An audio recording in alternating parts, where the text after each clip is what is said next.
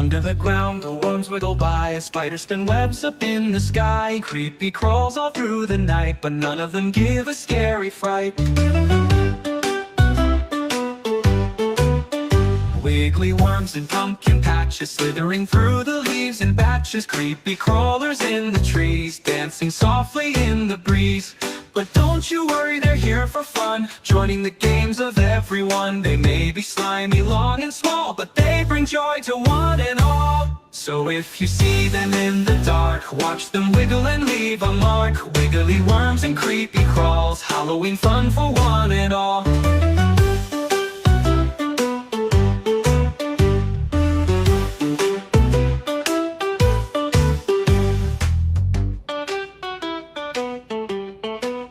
Under the ground, the worms wiggle by, a spider spin webs up in the sky. Creepy crawls all through the night, but none of them give a scary fright. Wiggly worms in pumpkin patches, slithering through the leaves in batches. Creepy crawlers in the trees, dancing softly in the breeze.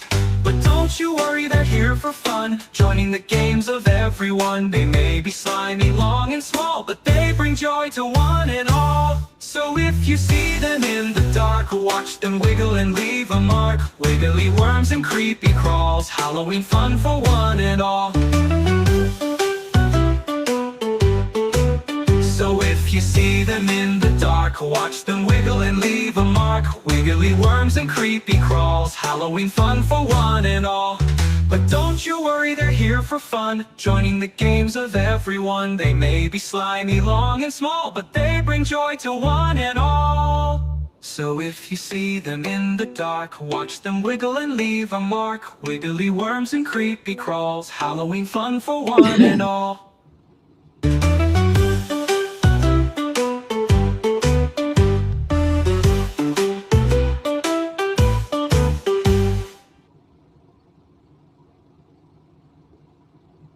All right, welcome to the show, everybody. We have a great show for you guys today. Obviously, you guys know Owen Wilson debate. It's going to break the internet today. Joining me as my guest host, we have a bunch of other people that are going to join as well, throughout the day. But as my guest host with me the whole time, it's going to be Mitchell Manley, which is Artifacts memoir on YouTube, or actually YouTube NX, right? Everywhere. YouTube, X, Instagram, artifactsmemoir.com. We got it all, bro. That's right. So he's going to join me, and so we're going to give you guys commentary and kind of go over it today, and it's going to be fun. I don't really know what. Oh shit! I was muted. Damn. Oh, you're good. I got you. All right, so welcome to the show. I'm Colin, Project Constitution. Today we have a great show for you guys today. Candace Owens, Owen Wilson debate. We are going to be giving good commentary. We got Mitchell Manley, Artifacts Memoir on all socials, YouTube, X, Instagram, whatever. He's going to be joining with me all day today as my guest host. And we also have other people that are going to be showing up throughout the day, popping in as well. So we have a good show for you guys today, and we'll see how this goes. I really don't know what to expect. I know Candace knows the most about this case than anybody, but so if it's about the facts, if it's actually about the evidence and the facts, like, she would win hands down.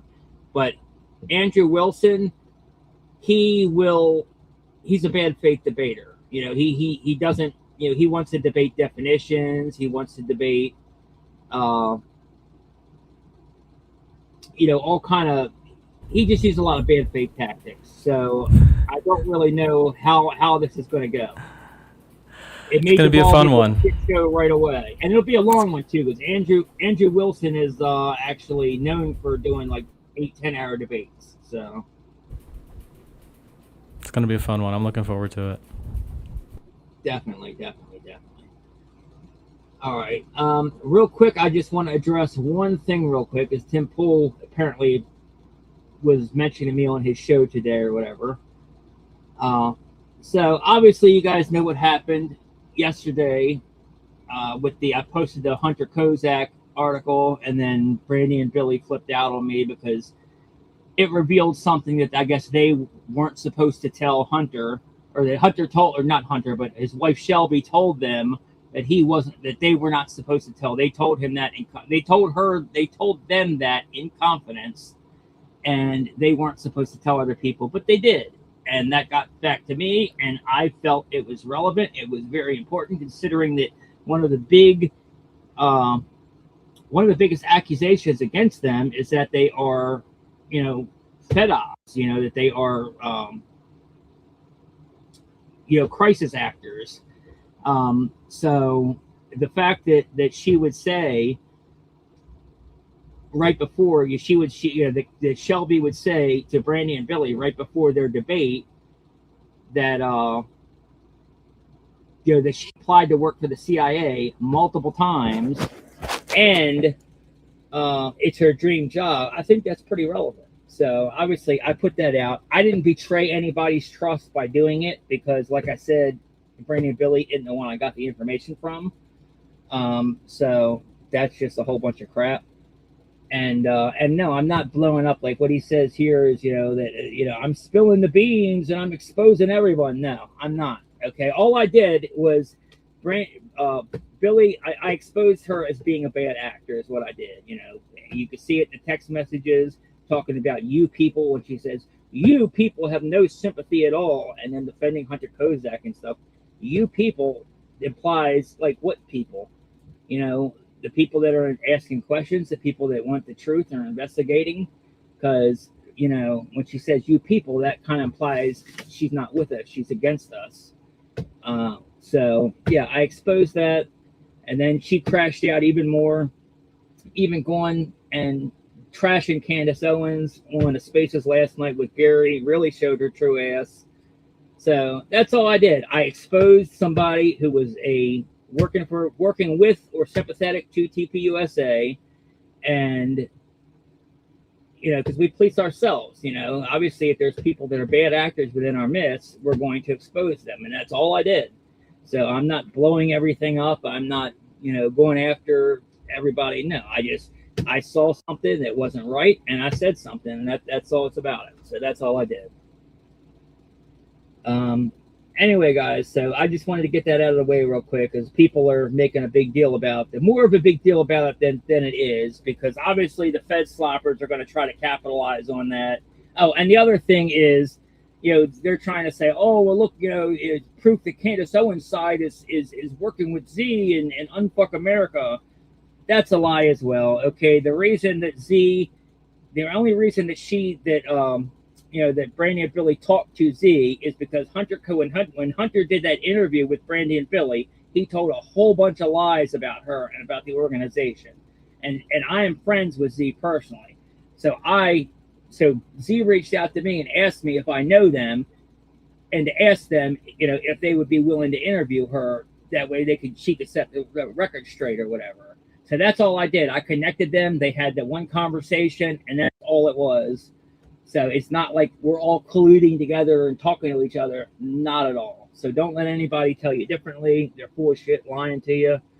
And that's basically all we got about that. All right. So with that being said, let's see what we got going on. Okay, it still has not started yet, but let's go ahead and get it up on the screen so we can get prepped. What's your prediction for this? How do you think it's going to go? How do you think it's going to open up? I think it's going to start out. I think it's going to start out with fireworks. Them being very adversarial. I think it's going to go. Honestly, I think it's going to go much like the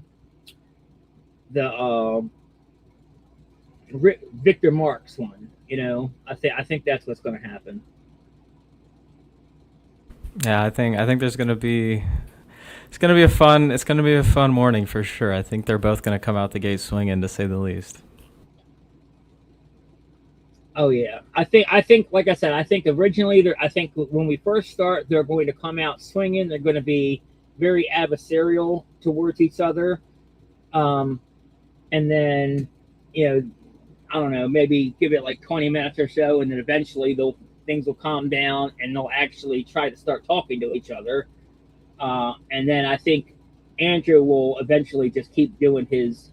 I think he will wear her down with his bad fake tactics and stuff. And at some point, I think it's just going to devolve into just a complete shit show. I don't know if he's gonna wear her down. I think you'll be impressed. I feel like she's gonna hold her own pretty well. Oh yeah, no, she's gonna don't get extreme. She's gonna destroy him, absolutely destroy him. But I just mean like his tactics. He's going to constantly use those tactics, and it's just going to devolve in a shit show to where, we're not going to be getting any debate back and forth whatsoever. It's just going to be basically just going at each other.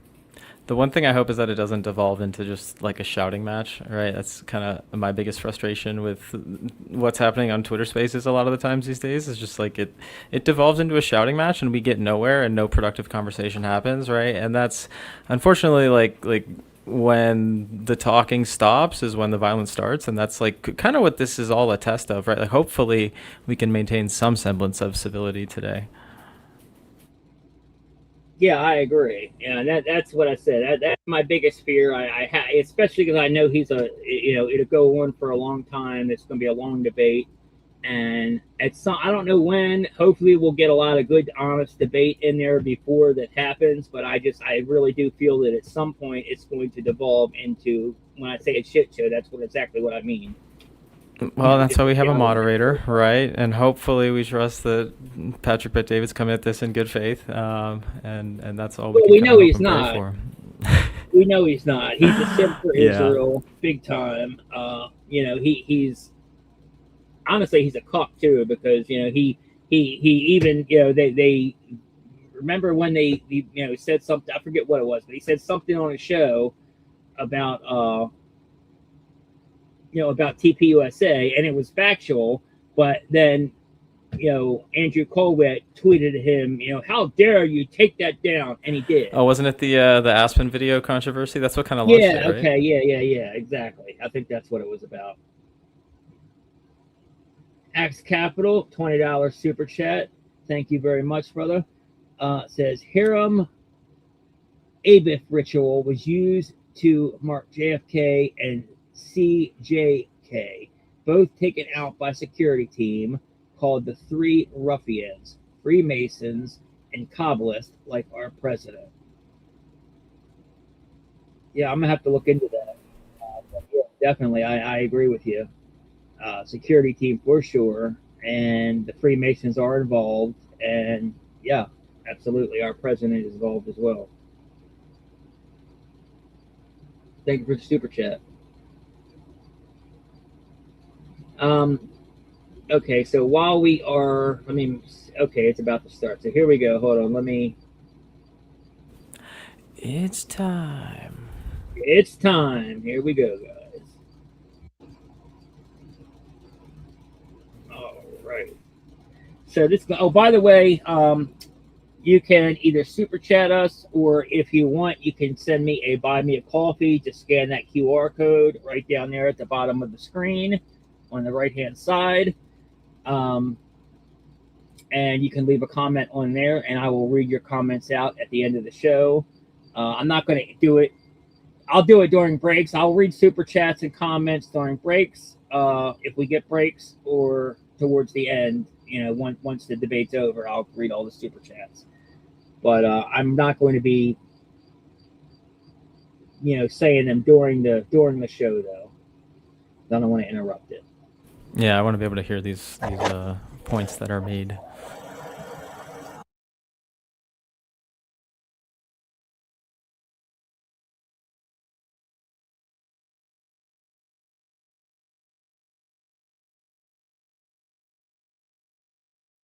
So,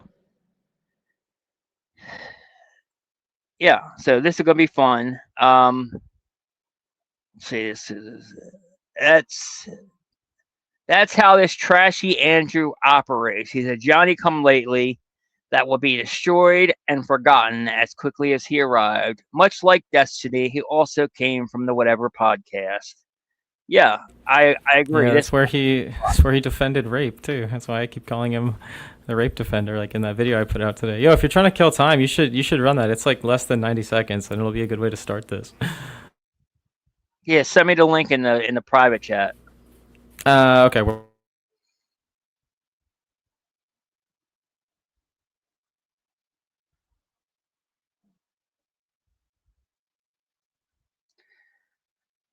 Yeah, I agree. So, yeah, Andrew is a nobody. Uh, I've never heard of him before prior to prior to him all of a sudden trying to interject himself after that meeting with Turning Point and constantly, trying to antagonize me into responding to him, try to antagonize others into responding to him. I got information from people inside Turning Point that actually, and I warned everybody. If you guys remember, I was the first one. I warned everybody early on that he was not here in good faith. He didn't want to actually answer any questions. He was paid by Turning Point. What his goal was to set us up and to get us to engage, to say actionable, for us to make actionable statements that they can then later come by and sue us for defamation about. That's his only goal. That's Turning Point's goal, and that's why they hired him, and that's the only reason why he's been trying to engage all of us creators and why he really wants Candace. That's why they're going so hard to try to get a hold of Candace. Yeah, this will be interesting. I don't know if they expected this. This feels like something that Candace called their bluff on almost, and like it kind of got ahead of them too quickly, and then they lost control of it. And now they kind of had to put both their money and reputations where their mouths were, right? But yeah, I made this last night. It was a lot of fun. Ladies and gentlemen, Goyim and Gunettes and bed sloppers around the world, this is the debate of the year. In the red corner with over 100,000 fact-check survivals, we have Candace Owens. In the blue corner, we have a rape defender and fed swamp cuck, Andrew Wilson. His main victim tends to be OnlyFans girls. The media does all the time to Republicans, to our... Oh, all right, we're on. She live? Oh, let's get it. You had her voice in it, didn't you? Yeah. President was conservative. Oh. You tried to manipulate what I said to fit your narrative. Is it logically possible that there's ever been a woman who's been SA'd who enjoyed it? I'm not going to. Can you answer my question? No. Is it logically possible? I'm not ascribing anything. Do you think there's ever been a single... What an insane statement. It's time!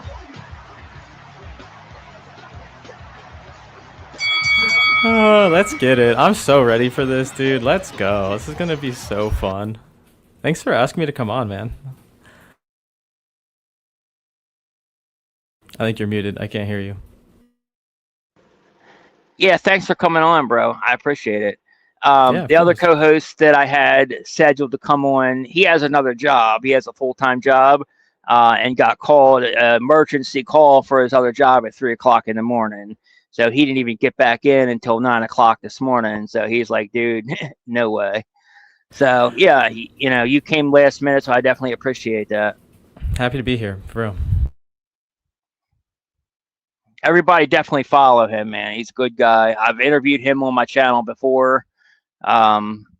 He's doing good work exposing them.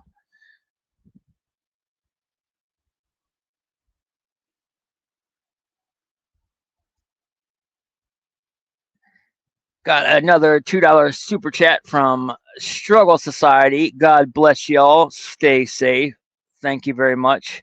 Candace is the one that needs all of our blessings and prayers right now, though, because she's basically, I know it's in her studio, but she's basically walking into Lion's Den.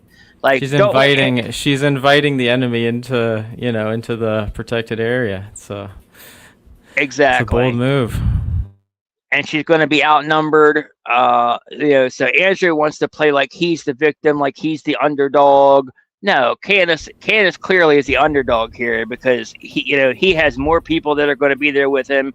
he's not going to get to control it. The moderator that's supposed to be a neutral moderator is not neutral. He's a simp for Israel and, best friends with Turning Point. I wonder if Candace is going to bring up the fact that, like, some of the comments that Charlie made that, in my and many people's opinions, inevitably got him killed were first made on Patrick Bet-David's show, Like, he was on his show when he asked the questions about the stand down order. So I'm interested if she's going to use that today as a kind of a weapon of debate, or it'll be interesting. Yeah, actually, good point. That'll be interesting to see for sure.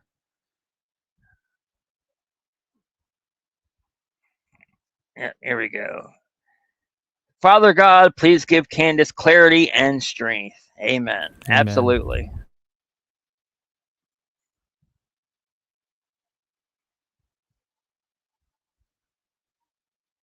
She was built for this. Absolutely. Amen. 100%. I mean, and again, like, if we're killing time, dude, I'll send it to you right now. We can go watch her and Kanye on 2018 and on TMZ. Like, it was just, she was built for this. She's been doing this for years. Like, and to your point, Colin, like, I had never heard of Andrew Wilson before kind of getting involved in this, and when I heard his name, I was like, who? Like, I don't know who that is. And people were hyping him up, and they were like, oh, this person debated Andrew Wilson. And I'm like, again, who are you talking about? Right. And now this is, again, the biggest debate of the year, arguably. And I think, in a way, for people to call Candace a grifter, again, Candace was established for years. She came up alongside Charlie in 2017, 2018, even earlier than that, probably. And I don't think many people knew of Andrew Wilson before this. I know I didn't, and I was inside the TPUSA ecosystem for over a decade. So I just think that, we all need to kind of reconsider what grifting actually is, because it's not searching for the truth when your friend gets publicly assassinated. It's, coming out of nowhere. Yeah, I completely agree. And by the way, Z had told me that Andrew Wilson actually has been trying to, he's been like, he's always wanted to be part of Turning Point USA. Charlie wanted nothing to do with him, but he like, they wouldn't let him into like Amfest and stuff. And I remember that Z said that, he was begging her to try to get him tickets and get him into Amfest and stuff. Sounds about right. Yeah, so clearly, Charlie had enough common sense to know, I don't want to be associated with this guy. He's a drunk. He's a, bad faith actor. He's just a nasty person.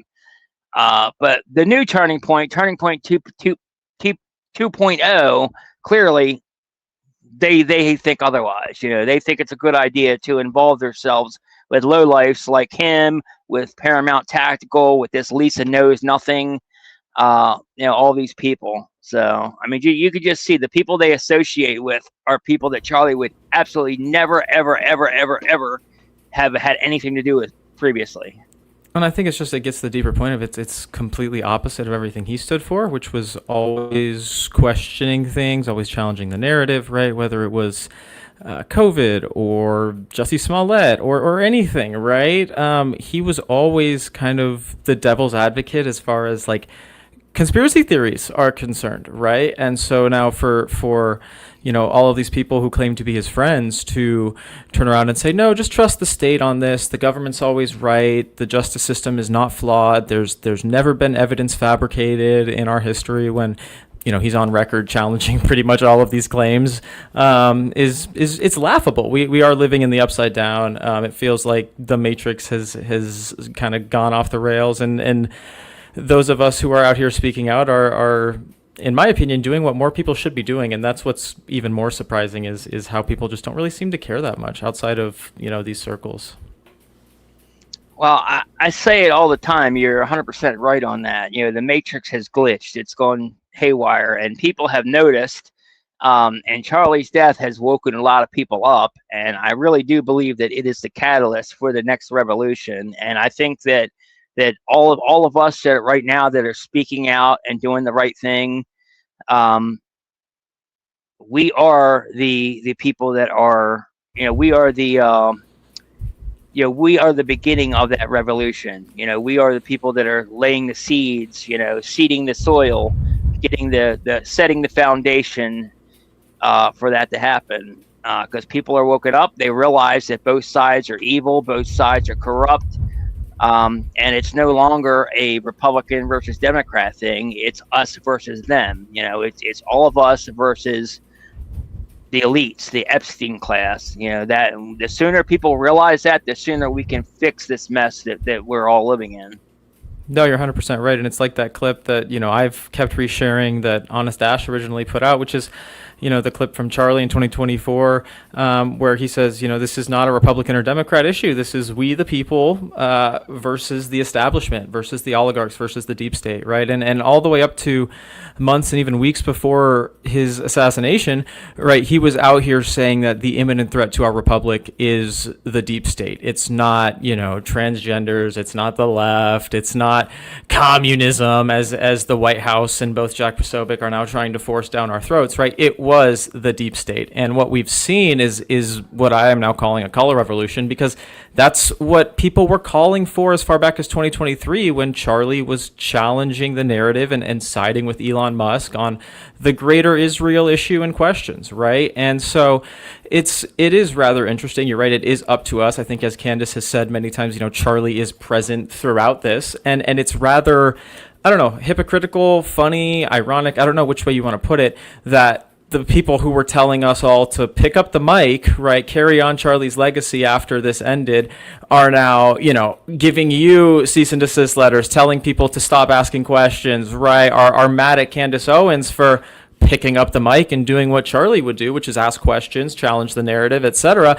Anyone who does that now is like an enemy of the state and an enemy of Turning Point and is a blacklist. Like it just, it doesn't make sense, right? Why are you like, it's a complete 180. It's so transparently obvious what's going on, and it goes back to what Charlie was about to pull the mask off of, which is, you know, the Israel issue and the Israel lobby. So, you know, for everyone who says we need to stop communism, I just repeat, we need to stop Zionism, right? It's I can use words too, and every propaganda that you throw our way about stopping communism that's, you know, as old as my father is, no offense, right, from the Cold War era, I'm going to just repackage and put Zionist in there, and it works the same way, right? Like the propaganda is not propaganding anymore. It's not propagating the same way, and it's up to people like us to continue calling it out. It's why I made that video this morning. It's why I made the video the other day, right? We're in a disinformation war, and the more that we can kind of point out the just lunacy of this whole situation, I think the more people will begin to kind of wake up and get to our perspective.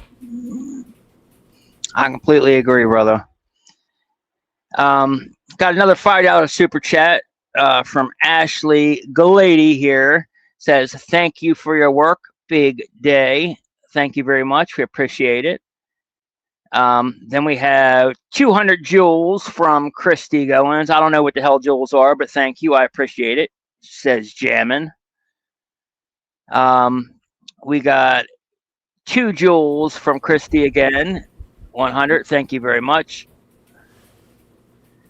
Yeah, so absolutely. I agree with you, man. And I got, hold on. Let me pull it up here. Let me find it. There it is. Yep. Okay. Oh, I hit the wrong button. Give me a second. My fat fingers accidentally hit stop sharing.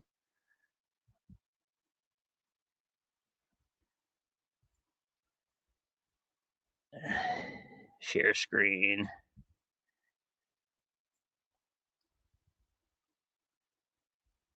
All right.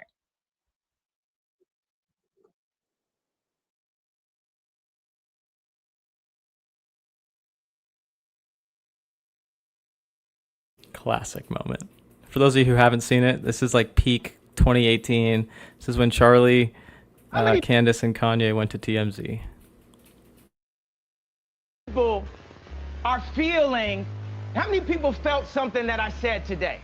Raise a hand if you felt something that I said today. Do you feel that I'm feeling? Do you feel that I'm being free and I'm thinking free? Point this upon you. Okay, this is a perfect example of what I'm talking about, because these are two different versions of somebody else's truth. This is two different versions of somebody else's truth. So he gets up and he's talking slavery, right? Okay, I'm not enslaved, so that it's like I don't mean to insult his reality. No, Kanye, come on over. I don't mean I to just wanted to give him a hug. right. Like I don't mean to. No, I think he might Bro, want to fight they me. cut her I wanna off give him so a hug. early, and I was Okay, but like, like- dude, God. that was Let's finish intentional. the You conversation. know? What Kanye? Yeah. I love you, and I want to give you a hug. I feel like you want to fight me right now, but I love you. I don't fight with my fist, man. I've been through that. This is what I'm saying. So if I come over there, you're not gonna fight me? No, I'm not gonna hit Kanye West and TMZ. How many It's like a people- whole 12-minute video. It's in the feel- replies. If you haven't seen it, definitely go watch it. It's I don't know, conservative lore that you should know if you're not aware of it, right? But it's a piece of the puzzle that we're all trying to piece together here, which is the larger motivation, the larger interests. Oh, are we starting? Oh, Here we Are we go. live? Okay, so we're officially live. let's go. Candace, Andrew, good to sit down here with you, talking to you guys about the conversation that I think started with you being on Joe Rogan when you said, hey, I'm offering $300,000. And for the audience watching this, you have to know when you see this final product, there's a lot of stuff that happens behind closed doors. There was still communication till midnight, even some of the stuff this morning. It's like you're trying to sell a company. It's the last 24 hours that the deal doesn't work out, but kudos to the both of you guys that you made it work. The topic of discussion today, how this got prompted is, Andrew, you said there's overwhelming evidence that Tyler Robinson shot and killed Charlie Kirk. And Candace, your position was he's a patsy. Tyler Robinson is a patsy. So, of course, we'll talk about a lot of different things, but that's kind of how the whole thing got started. For the audience watching, I think this is truly for three different people. Number one is anybody out there that loves Charlie, respects Charlie, his legacy, what he did. We have a lot of love and admiration for what he did. He changed the lives of many people, young men, young women. This is all about Charlie. He's right about that. This whole thing is nothing. It's all about Charlie. We have disagreed on something. We got a lot of respect for him. The second audience is the folks out there, you that's watching this. And so for you, you've been wanting something like this to take place. And kudos for Andrew for coming out and saying, hey, I want to have this conversation, and for Candace to accept it. So you have the ability to say, I agree, I disagree, comment, do all the stuff that you're doing online. And if you want to see more of these things, any of the three channels, subscribe to them, the Candace Show, the Crucible. I'm sure some of the people from Crucible are watching as well, and the PBD podcast. The more you subscribe to this, the more we're able to deliver these types of conversations to you. And last but not least, it's about the two of you. My goal is to speak as little as possible. 99% of the time, it'll be you guys speaking, and the audience will be able to see it. If I jump in, just so everybody knows on the back end, both have agreed. In the back, there's 3 people representing Andrew and 3 people representing Candace to do fact checking. So at any point, if somebody makes a claim, the other can say, can we fact check this? I can jump in and say, fact check this. Even the folks in the back can say, fact check this. So it is a very fair conversation that we're having here. And so with that being said, kudos to Michael Knowles. Your name was mentioned a lot. You missed out right now. The last 10 minutes, we talked about you. There's a lot of love and respect here mutually from both parties, all 3 of them here. And then, of course, the great Joe Rogan that started this conversation. And he also volunteered, but it ended up being this format that we have here today. So with that being said, Andrew, your claim is overwhelming evidence. You can tell he's that anxious. Tyler Robinson killed Charlie Kirk. Absolutely. Opening statements, opening comments. Sure. And what I mean by overwhelming is I just find it very convincing. That's I think Was that's his what hand most people shaking? Is he mean when nervous? They say overwhelming evidence. Yeah, he's So, totally brief nervous. opening statement. On September 10th, 2025, Charlie Kirk was murdered. Many of you already know a lot about the events which occurred after Kirk's death. You remember the ghoulish laughter, celebrations, and madness we saw from leftists all over, from TikTok invasions, debates, posts on social media, destruction of memorials, and things like this. Within weeks of Kirk's death, a cottage industry began to form, peddling various alternative theories on how he died. What special interest may have killed him, what nations were involved, and was our own government one of them? Because this was the first nationwide traumatic event in Gen Z's lifetime, the demand for answers was severe and palpable. The leading theory from the conspiracy verse is that Israel worked with the United States government to murder Charlie Kirk.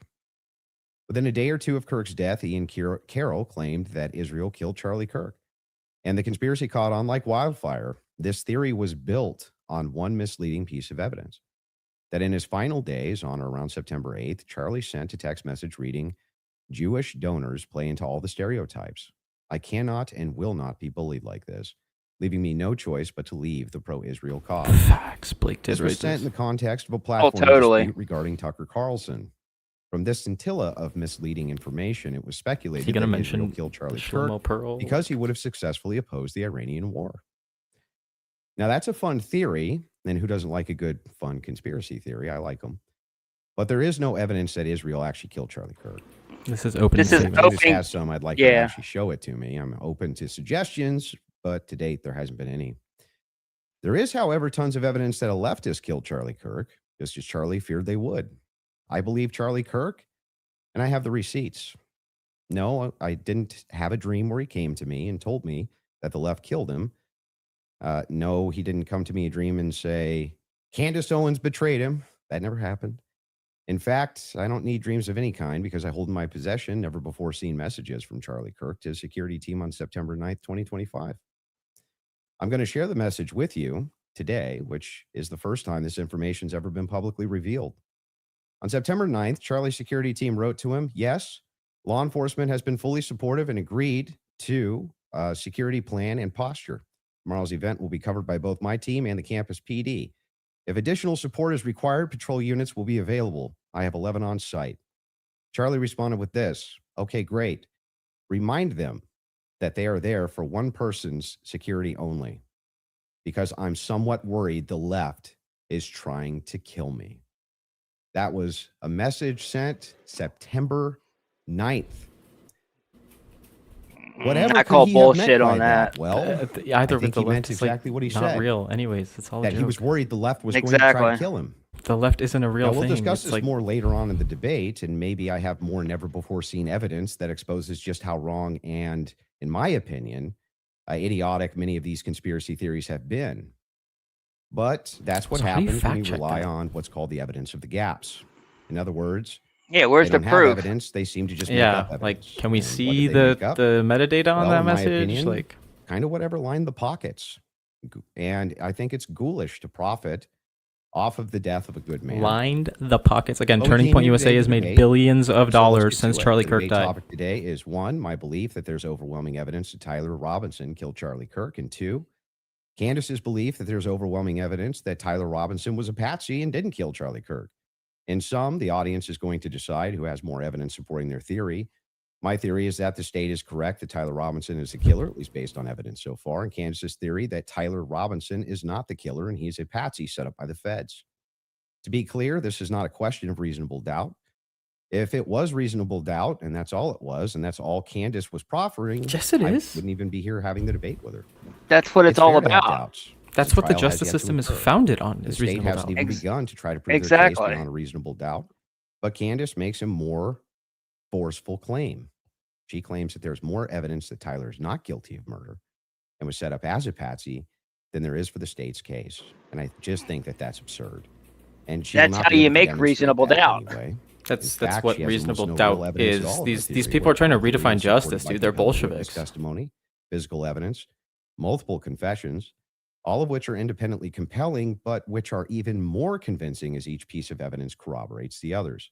You'll notice the term overwhelming was included in both theories. This is because Candace demanded I defend my use of that term, which I think is fair, in describing the evidence against Tyler Robinson. She, on the other hand, only wanted Totally to defend her subjective. theory as merely viable. That is, Yeah. until I showed her clips in which she said she believed the evidence of her theory, that Tyler Robinson's a patsy, was supported by overwhelming evidence. Only then did she agree to defend that position. Regardless, we're both defending the claim that there's overwhelming evidence on our side, so it's worth defining that term. When I say the evidence against Robinson is Wow, overwhelming, already all I'm defining saying terms. is that I mean that as of right now, I find it very convincing. I see almost no evidence at all, only speculation on verified claims and suggestions of things that could merely be hypothetically possible. Dreams, vibes, feelings, things like this. Almost done, by the way. I have no problem defending Kind the of state's discounts case all and of welcome Candace bringing up any faith if you challenges say she would that. like. No, I But don't know. if I'm Weird. honest, the reason I was willing to pay the Plus, $300,000 Candace has for this debate she's was to provided find more a chance evidence than for anybody someone else to demand has. Candace be held Actual accountable evidence. for the unbelievable theories and Yeah. claims she's been making. Candace's investigation is indistinguishable from a leftist operation.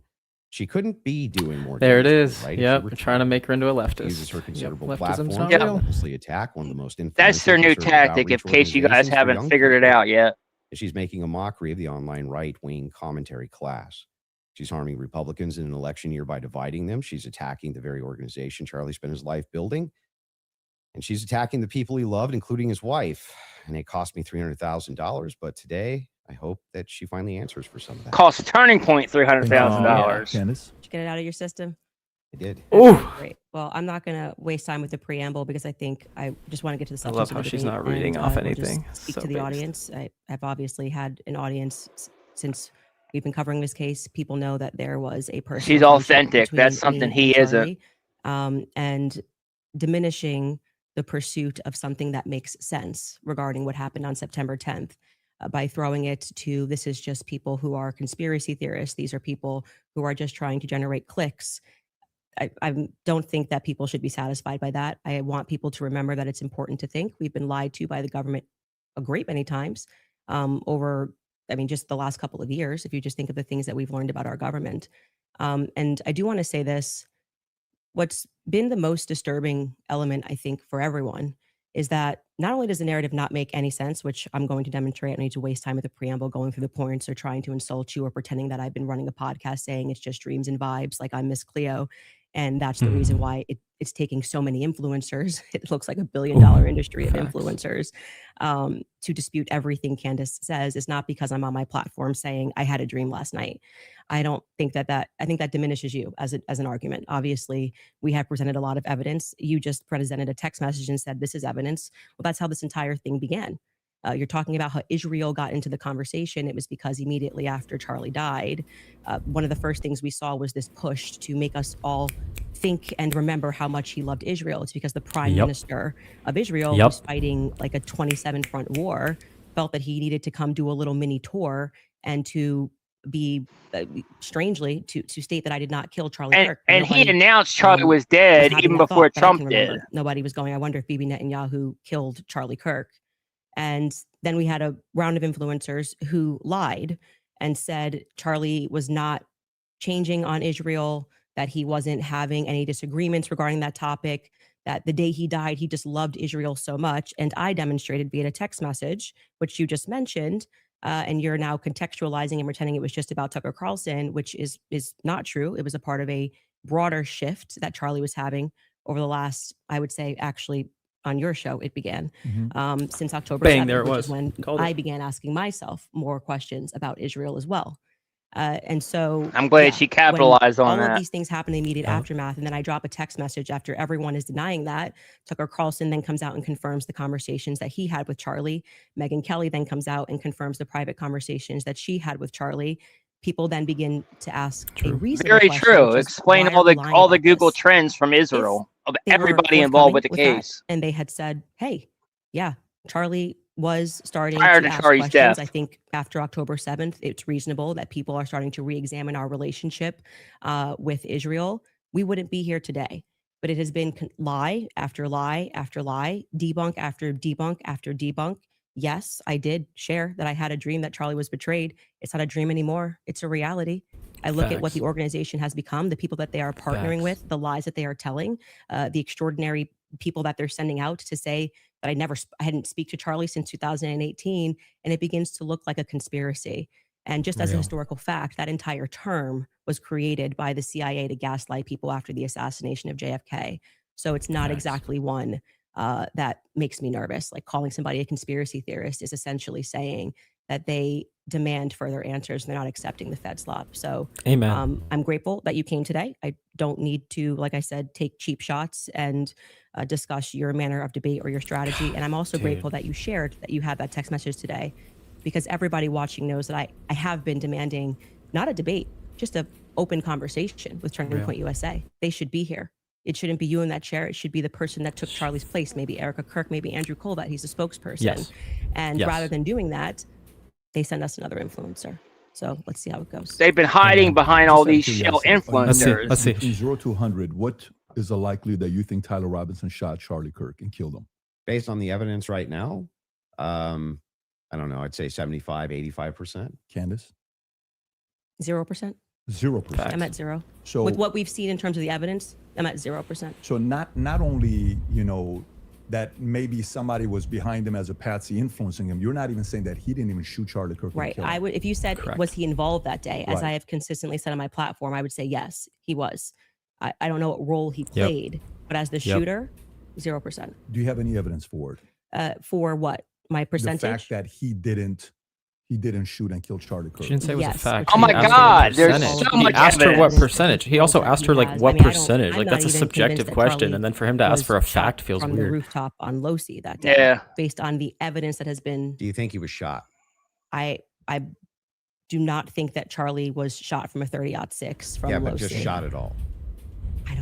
I don't know. I think that a projectile hit Charlie, and I'm open to other people's presentations, but I have not seen any compelling evidence that Charlie was shot by a 30-06. Can we see maybe if we're going to have an olive branch to each other, if maybe we can establish what we consider the facts of the case to be first? Yeah, sure. Okay.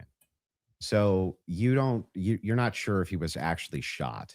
You're open to alternative theories. He was definitely hit with a projectile of some description. If we're shot from a gun, a 30-06, I would say definitively no. Okay. It defies common sense to think that he had a Superman neck, and even if he did have a Superman neck, which has been demonstrated, I think actually recently a YouTuber actually set up Valhalla steel cages and shot it, and it went through. So under no circumstance will I. So at least not a 30-06. Definitively not a 30-06 from Losi, 150 feet. No, but you're not necessarily closing off the avenue that he could have been shot at all with maybe a smaller caliber. Okay. And then there's some things that I'm going to make concessions on that I do think we need more answers on, and I'm fine with that. And we can get to those things as well. The other thing is in the timeline, one of the things that we dispute, I think, on the timeline is that you think that Robinson drove hours away to a steakhouse in the timeline. Is that correct? Yes. Okay. And what's the compelling evidence that you think you have there? I spoke to the owner of the restaurant, and I've seen the receipt. I know the conversation that I had, and I think it's enough that it will be presented. Obviously, the FBI admitted that. Yes, I do believe that he was in Panguitch, which is near his grandparents' home. Did he give you an unedited copy of that receipt? I have seen an unedited copy of that receipt. It was not given to me from the owner. But I want to, before we get into like all the timeline stuff, I want to address what you think is evidence so we can keep this on par with what your claim is. Well, I think that that's a piece of evidence that's in dispute. And that's why I'm. Yeah, but we're trying to get to whether there's overwhelming evidence that Tyler Robinson did this. Yeah, so whether then starting if you want to use the first part of that for the intro, he's really starting with we should go over the actual evidence that we feel. The first reason that I think it's compelling evidence is that Tyler Robinson's rifle was found near the crime scene. So he's just going to feed us Fed slop. It's like you don't realize that it was could planted, all be fabricated evidence by the deep state. Like this is so silly. I think that's absurd. 150 grain Remington core lock, and it wasn't found near the roof or on the roof. It was found in the woods in a neighborhood away from the thing, away from the campus. Why wouldn't a smaller caliber also go through bone? It could. I didn't say it can't. Right, oh exactly. My so if that's the case, then ammunition is going to be the critical key here. And if we have frangible ammunition, which we do in this case, a flex tip round. Well, I'm sorry, not a flex tip, a soft point round. From 150 grain Remington core lock, that's just a small jacket that goes around the actual lead piece. This thing could have split apart in air for all we know, but definitely upon bullets impact, don't split apart in air. What? Get the hell out of here! What? What a retard! Fact check that. What? Which means he would have to be a part of some kind of conspiracy as well. Okay, so just to start with your point about saying that the gun was found near him. Near Losi Center, or I guess off in the woods. That gun, did you watch the testimony? Did you watch the preliminary hearing? We covered it live. Yeah. Okay, so forgetting what the summary of the medical gun report wasn't fired, by the way. There was dust in the barrel. That was given by the Caitlin Oliver, the ATF woman, Samantha Carner, any of those people who went into the science of. Yes, I recall. You're talking about the bullet analysis. Yeah, when they went into the DNA. Okay, so that's kind of the most relevant part. Okay. I'm not denying, I've never denied on my platform or anywhere else that a gun owned by Tyler Robinson DNA was can found be near very the crime scene. Right. Okay. That doesn't There were remove 5 it. If you other think somebody people's set up as a DNA on it patsy, as well, you remember? could take a Or gun 4 out of other this room people, right 5 now, people and you total. could walk out and But plant it in the Tyler's was woods the near most a crime scene. degraded That's DNA not on the convincing evidence rifle. to me. I concur with the fact that that's a possibility. So you logically possible. you, I think, have said on a platform that you were a gunsmith. Mhm.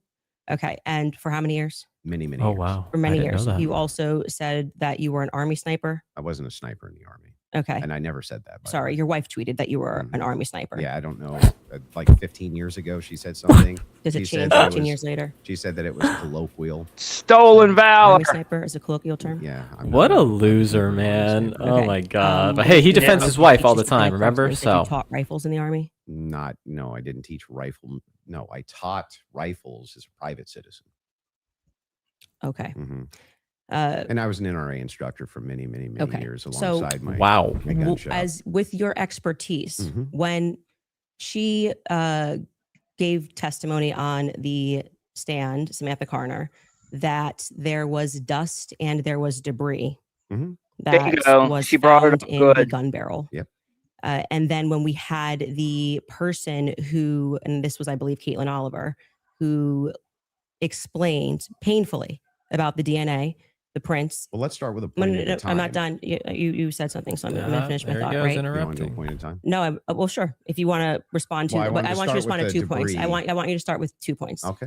Dust and Mhm. debris in the gun barrel. Yeah. Secondly, the fact that there were 5 sets of prints, 5 plus actually by the end of the testimony, 5 Mm-hmm. sets of prints for which we already had the woman who worked for the FBI forensics testify that above 2 prints, if you're taking a sample, it's no longer a science, right? She testified that when they took the sample of what was on the trigger, they saw 5 plus prints. And among those 5 plus prints, Tyler Robinson's was the most degraded. Mhm. So I would like you to Bingo. explain how Tyler Robinson's prints That's could be the most insane, degraded dude. when she said, What? actually, you could have DNA on something that you've touched. You could have DNA on something that you've never touched.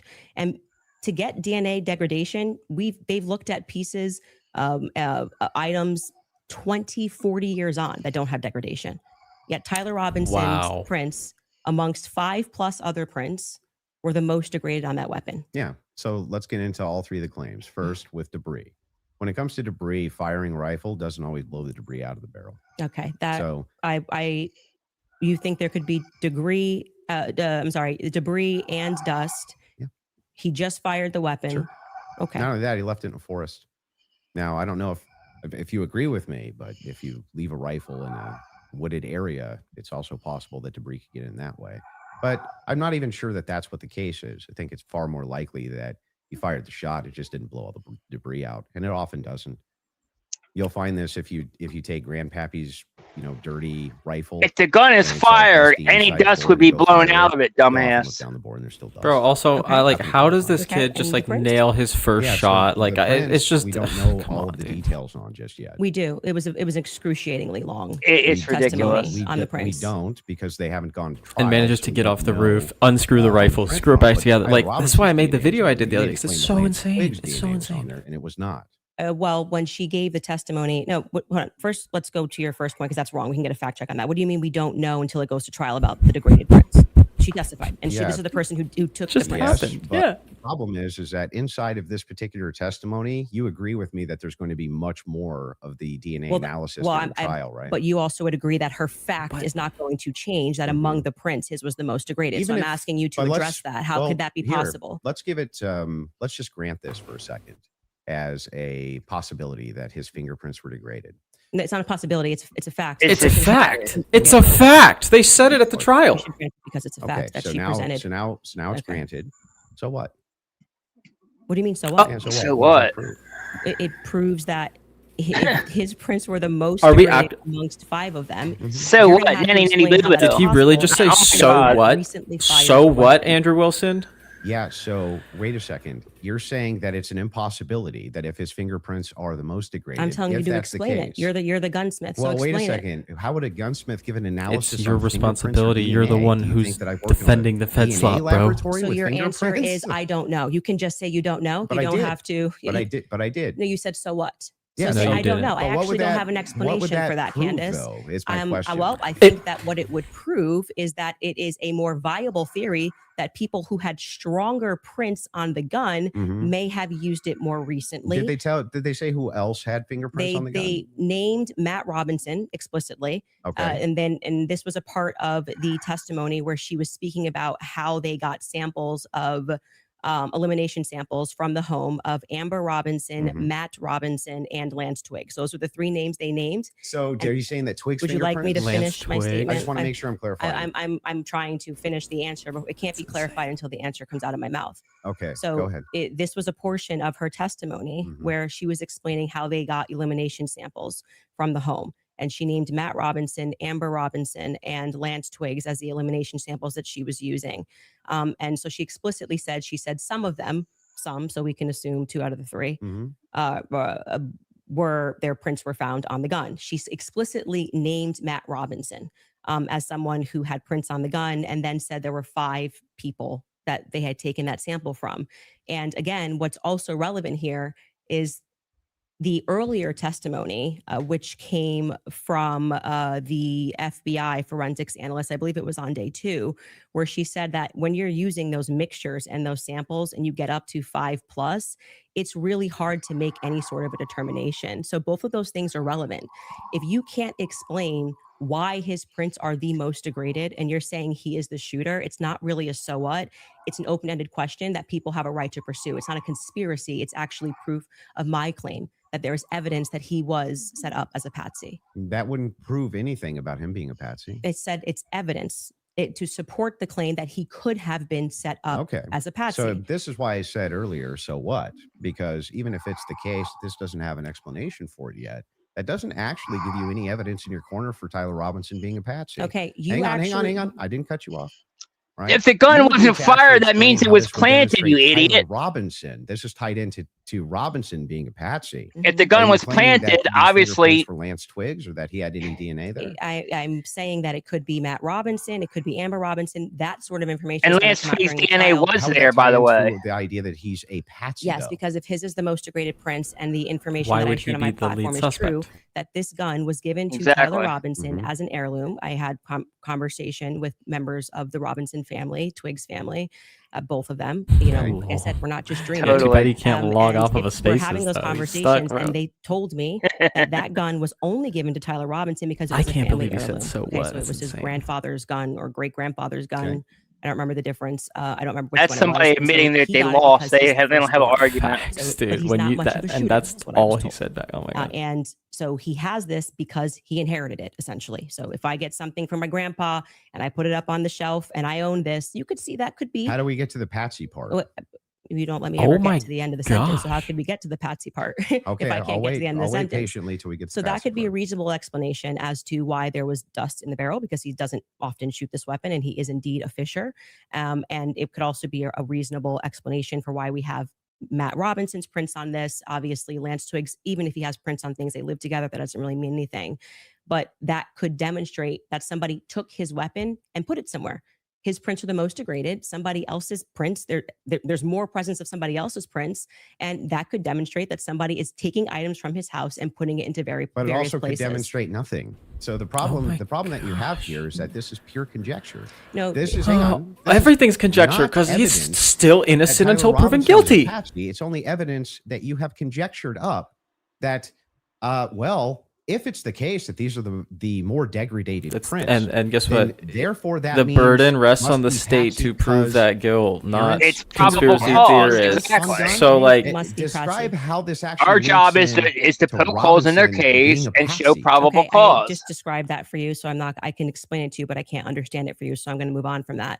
But can to just go explain back it, to your but I can't point about understand. I love that. evidence, you can't make that claim because the I entire love basis her. for why you think that there's evidence for Tyler We need an air Robinson being the horn person that took the react. shot Yeah. is based off of a hearing under Utah 1102 rules, meaning that they are doing the exact same thing that I am doing. This is the state. You said you're here to represent the state. Well, did you watch the Well, preliminary no, I hearing? didn't say I was here to represent the state. The state's position you think is strong and No, convincing. what I'm okay? here to do is represent my own opinion, You which said is in that your opening based on statement based on the evidence presented so far by the The state has that I find it presented convincing. evidence Mhm. under Utah's 1102 rule. But this doesn't demonstrate any patsy No, that's very behavior. important because that rule is hearsay. So you can't say at the same time, Great. Candace, you're not allowed to. And what that means under the Utah rule, which I'm sure you know, because I'm sure you watched the preliminary We hearing. put that on a and yourself t-shirt. Understand what that means is that the entire hearing was hearsay. It means none of that information that was presented is going to be allowed. The majority of it, the overwhelming majority of it, is not going to be allowed at the trial. They're allowed to present when it's just a probative I hearing. don't think all the evidence that was put in was hearsay. Okay, you didn't watch this case. But not only that, no. This is a huge point. This I is, want to. this is crazy that you don't know for this. a fact check. If Yes. all the evidence we need was more than a put fact in, check. This was every single The team day. in the back is Utah actually Rule saying They want to 1102. go there. So they said there's a medical examiner's explanation of the shooting that's in the back.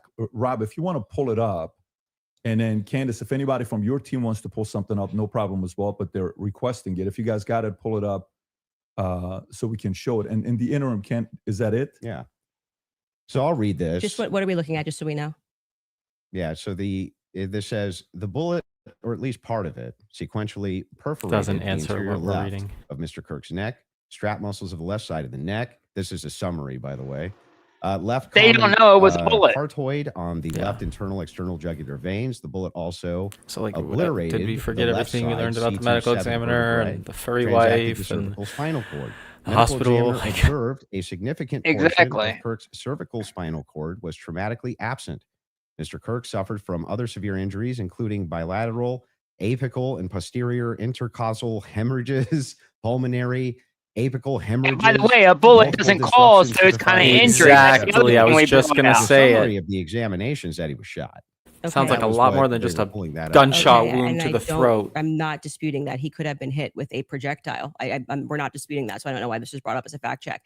Could you bring up 1102 Utah rule? Because this is an unbelievable point that you're making by saying that I am not allowed to infer off of evidence. You can The infer. I'm trying to follow the inference. But to no, but Patsy. your entire reason, like you asserted that Dude, you he's believe so there's hung up on this overwhelming Patsy evidence thing, bro. on the basis of what we saw in the Correct. preliminary hearing. The entire preliminary hearing was hearsay. Yeah, I'm fine with your No, inferences. but no, you just literally said I couldn't do that. Yes, I can. No, I didn't. I'm just saying from your inference, how do we get to Patsy?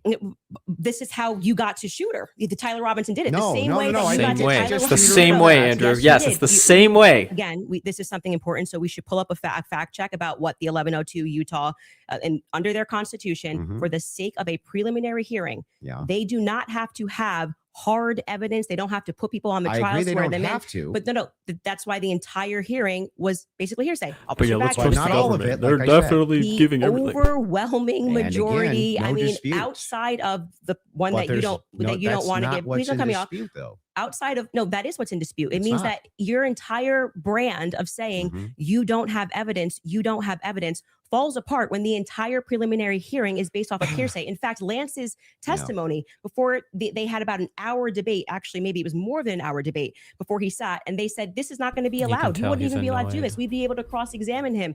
The questions that they're He knows asking he's Lance are getting all cooked, leading. bro. And what did he say? Well, I'm the How do you magistrate side under with the Utah state at Constitution. this point in time? 1102. Like, It is my what? job to allow all of this so we can see if the state has enough here that we can then move to a trial, which will then they would not allow this stuff. They would say we get to cross-examine Lance. Lance But just you're can't arguing willy-nilly things I'm not say, disputing. but the entire substance of your argument is that people can't infer off of evidence. No, That's what you're saying it's to not. me. When you say Candace, Here, you I'll can't give you talk the about the degraded argument. print. Dude, all he, facts. every Yeah, time I'm she not says saying something infer that he's off doing, of he's like, that. "No, I'm Say not. that. No, I'm not." I It's would like, have been "Yeah, a you Patsy. are, bro." You're just I am telling literally you- making He needs to stuff up. cigarette, bro. You're He's not tweaking making out. stuff He's up. tweaking I'm hard. asking Stuff up. this. I'm saying He's tweaking, bro. that I think you let's just pull it up. said- Let's pull it I up. love it. I am doing Oh, exactly we got what to the you said. shouting. I'm looking at a piece of evidence and I am saying, But you're not showing I me am- how you get there. Can you from the describe to the inference. Oh audience my what gosh, you're Andrew, doing? she's So explaining everybody it who's to watching you. this at home understands what I'm saying, even if he doesn't.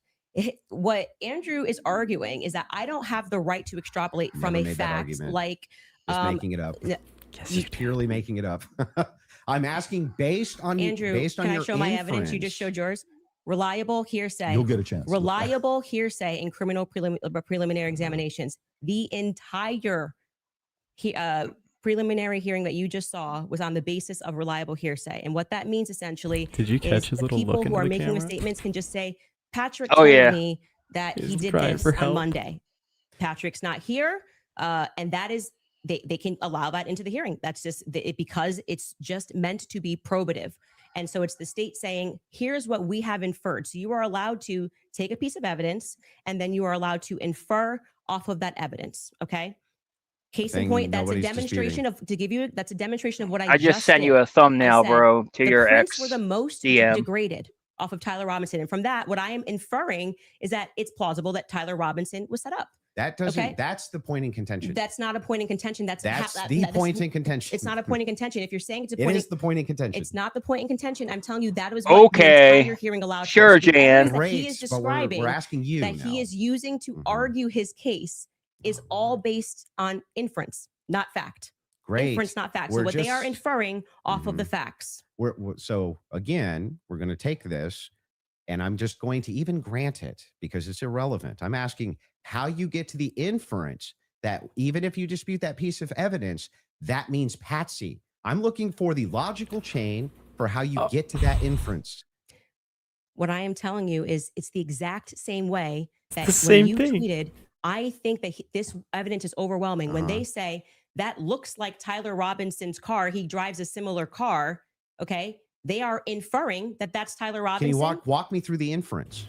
It's up to the state to prove it in the trial, you idiot. Blurry image, which you kept citing that we have I'm images. talking about your inference that the fingerprints, even if they're degraded, equals Patsy. How do you get? Oh my gosh, he knows he's lost. That's why he's so focused on the Patsy thing, dude. He's latching onto it for dear life. That's not in dispute. What's in dispute is when you said, I'm using this as Exactly. evidence that he could have been a Patsy. I'm asking, how do you get the inference to Patsy from that? Because what I am saying is that it shows that somebody else had more DNA presence on that gun than Tyler Robinson did. And So there it was dust in the barrel, so it was planted. The gun was planted. It was not fired. That somebody just took his gun and put it there. That's it. Is there equally That's how it works. and is there equally 100 other plausible explanations?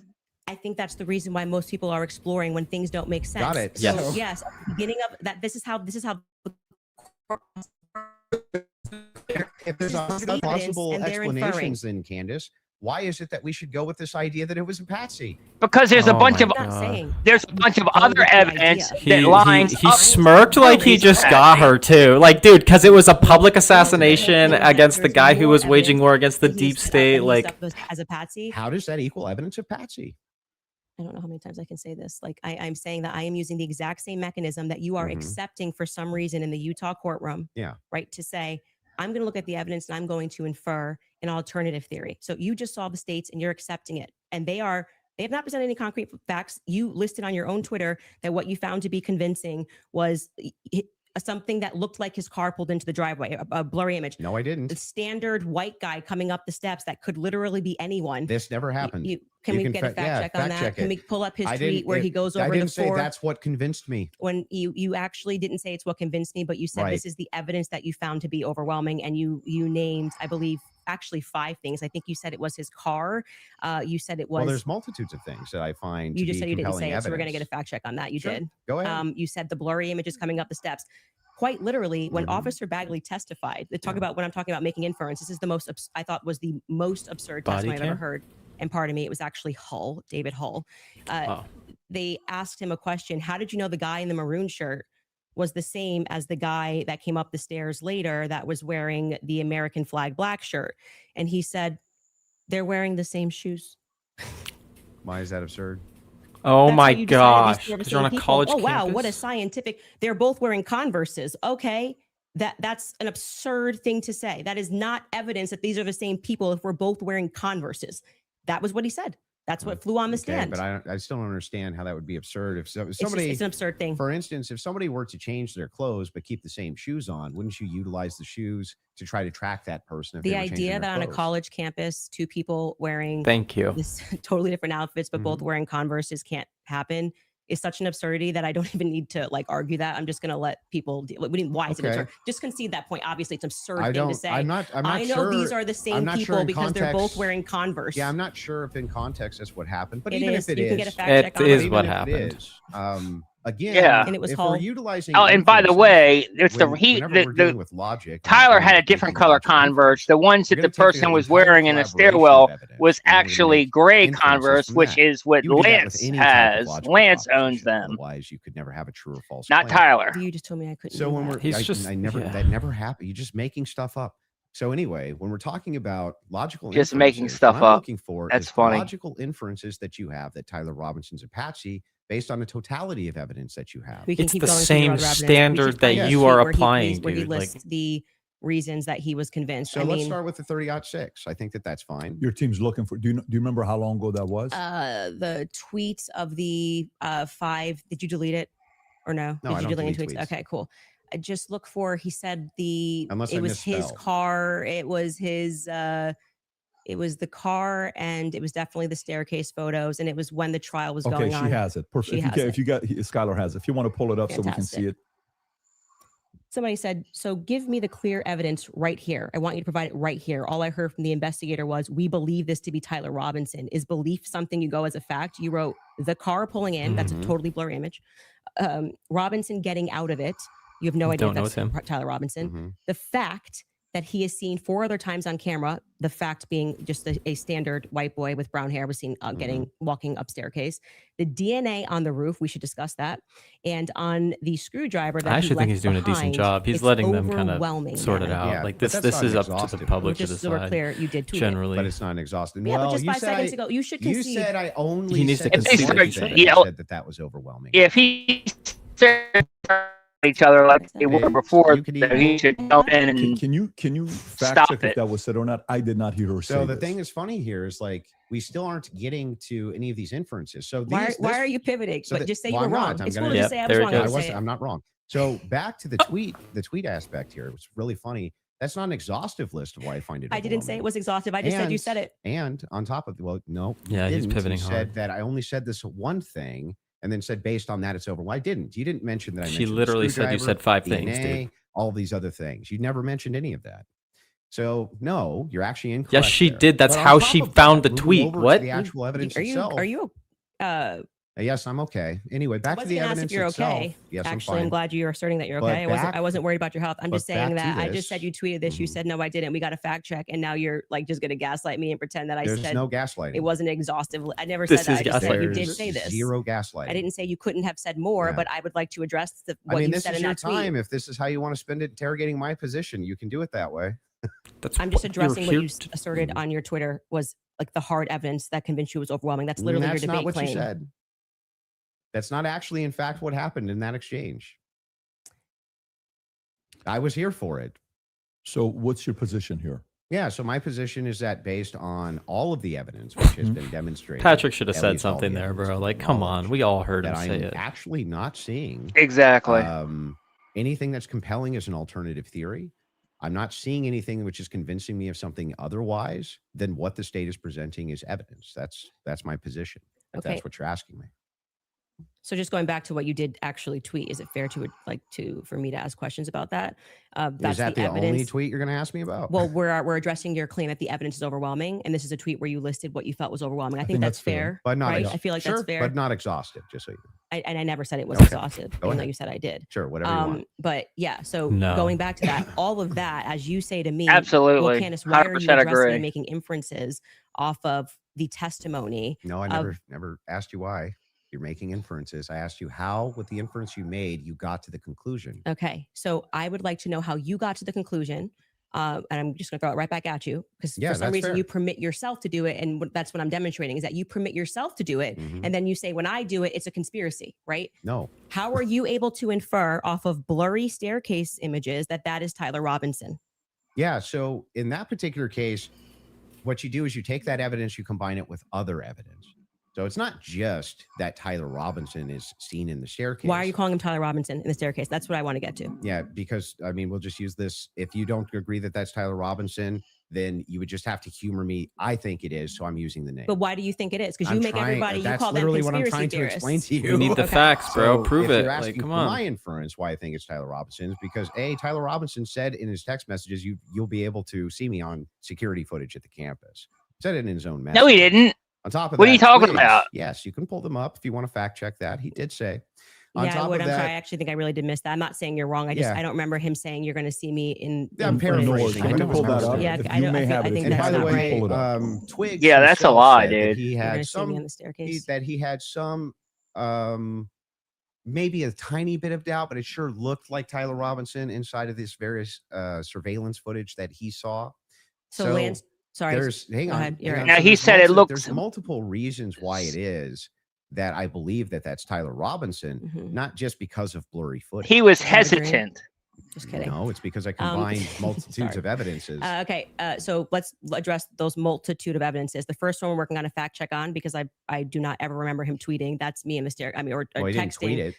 Texting that's me in the staircase. I think that I didn't say that. I said Said on security. I literally didn't. What I said is that he texted over, "You'll be able to see me in footage at UVU," and I'm paraphrasing, but that's what he said. Yeah, could we get a fact check on that? You The can find second it. thing you said was Lance's testimony, and actually what Lance says is, I'm not 100%. I agree. But in terms of what he wears, again, pointing out the absurdity, he wears Converses.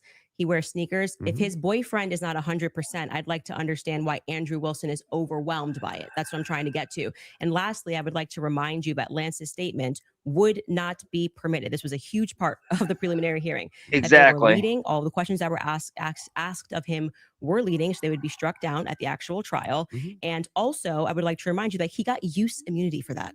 Use immunity. I understand. Which means that happens, by the way, all the time in these cases. And I'm wondering why it particularly happened for Lance in this testimony. And I would Yeah, also he like should to have point been out a that something suspect. That's remarkable about this, again, leaning to my Everyone perspective, that there Lance should has a have lot been a more, which I have suspect. said many times. Lance has a lot I know, more right? than the feds are letting us know. I think more Nobody is going to come disputes out that either. because they interviewed him on September 11th. And then for whatever reason, just ahead of what was supposed to be slated as the preliminary hearing, which was initially supposed to be in May, they bring him back to do this interview, which in my opinion should have never been allowed. And I actually agree with the defense that it's a violation of his constitutional rights not to allow them to have cross-examined him. But I understand Utah 1102, do what you do. It's all hearsay. But to allow it in that way for him to just be able to also have use immunity, knowing that he's not going to get in trouble. He could literally get up there and lie about anything, and he's not going to get in trouble because the use immunity was given to him in April, I believe. April 28th is when they gave that testimony to the defense. I think they shot it in like April 20th of 2026. That is not compelling to me for somebody who has use immunity to give a testimony and to say, I'm not really sure, but definitely like he wears jeans and stuff. That's not what he said. He did actually. You can get a Yes, fact it check on is. that. That's exactly what he said. Pretty much what he said, dude. So He a couple said, things we have. It We kind have of looks like Rule him. 801, Tyler wears Tyler's hats and messages Taylor that likes says to it's wear not hearsay. jeans or whatever. That's But what he first, said. Go to what Candace is asking about Skylar. I think you have it. You just text me if you want to pull it up. You said you have the text. If we can put that up on the screen. Thank you. It was me. Look at the pictures from the surveillance footage. It was me. Okay. I literally said to you, it's not an oof. I said I didn't remember this. And I'm happy to have a fact check on that. Okay. I didn't call for the fact check saying you're wrong. I literally said I don't remember that from the Well, text I'm just messages. saying to you, The like, text I'm trying to be messages concise are for you. fake then also anyway, bring though. The 801 that you just said. They were 801? authored the by 801. Lance, in my Tyler message opinion. is saying it's not here.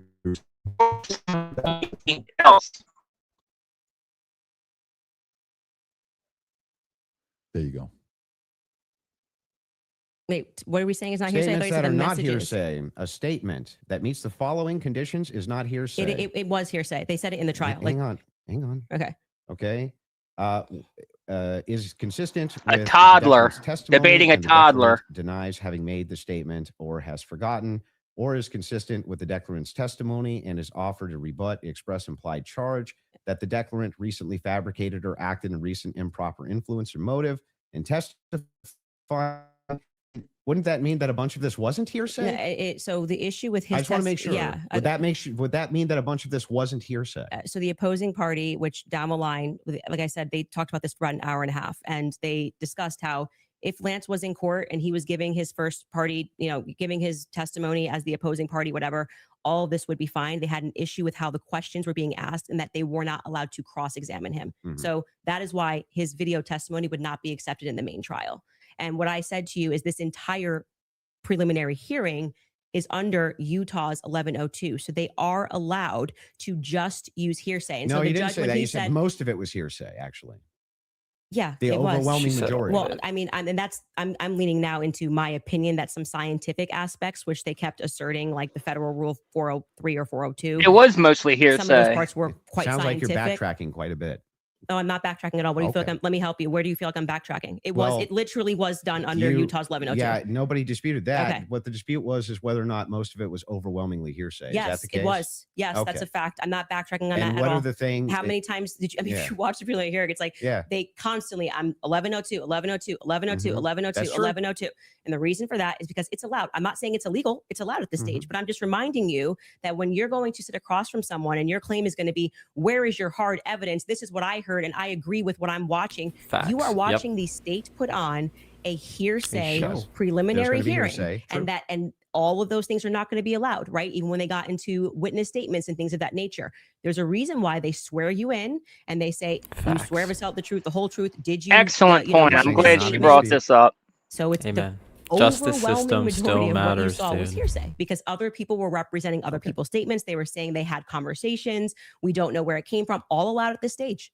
Okay, but it's hearsay. So it But doesn't. even a lot of that stuff may not fall under hearsay under what we just read, right? But the evidence that you're speaking about, like Mhm. when you're just when you say that we're going on It vibes, does you fall don't under know that hearsay, Tyler yep. Robinson. Okay, his boyfriend is not 100% it was him. So I'm going back to your points that you made that this was overwhelming evidence for you. Mhm. That doesn't make sense to me.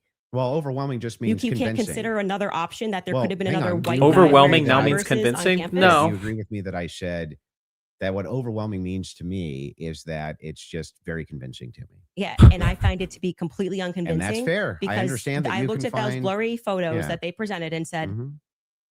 your statement on right now is that Yeah. he's wearing Converses and he also like, that's just But crazy these to aren't me. the evidences that I find the most convincing. Well, you said that in your Twitter, that's not the only thing I've ever said on my Twitter about this case. right? But the question that was asked of you was pretty Mhm. direct, Yeah. right? What And did the- you and find this to is be? not an exhaustive list of all the things Well, that that's I not find what you said in the convincing. tweet. You can tweet longer too. It's not like we're limited now to 240 So, characters anymore. wait, so anything that I tweet and all Got it. other tweets that I've ever made are now excluded because I used the word overwhelming in this one. Well, they even wanted- though all of this information I've said so publicly over and over and over again is what informs my position for why I'm convinced on the case. That's bizarre to me. I feel like this is Andrew versus Andrew. Somebody asked you a question. What are the points that you find to be the most overwhelming? And you answered. You mean and from that day, from that particular day of the hearing that I was Oh my responding gosh. okay, is there something you find to be more overwhelming? Let me answer that question. Yes, okay, that's what what I do you? was Okay, saying, go ahead. yes. Go on. What do you find to be more overwhelming? Yeah. Can we do this? Do we want to get into it, or do we want to do a quick ad break?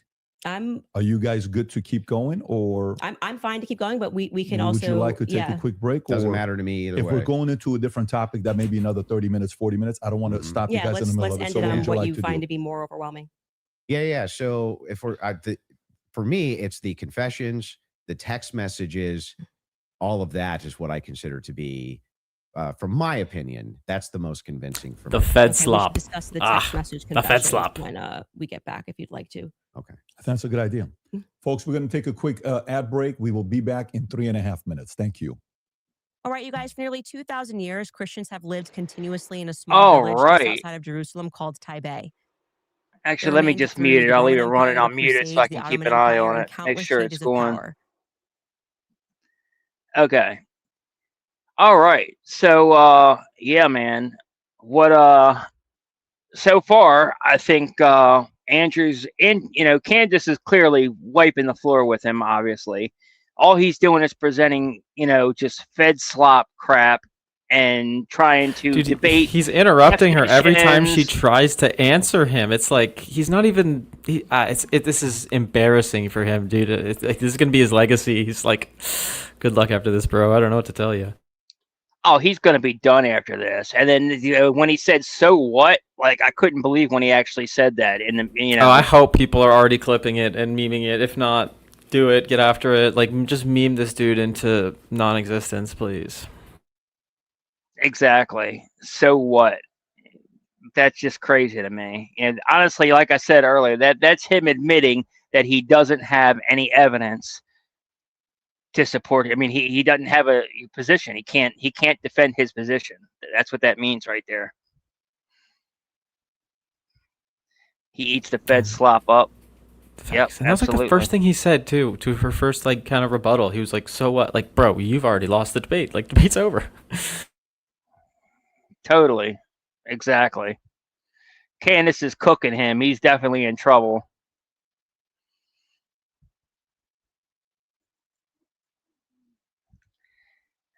All right. Let's see. Check, see if we got any more. No more super chats. Let me go ahead and pull up the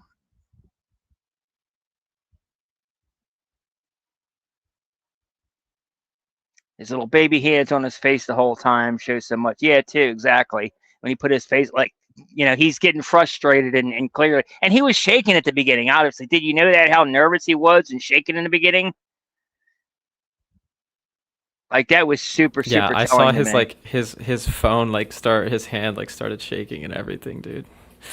Yeah, it was dude is sweating for sure. I think he knows his goose is cooked.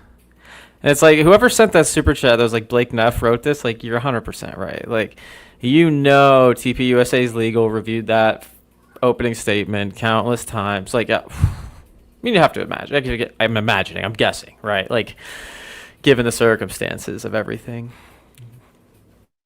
Oh, totally. This person said, "Bro, I'd be shaking if I had to debate Candace too." Absolutely. So true. Yep. She's a dragon, dude. She's a dragon. She will destroy your ass.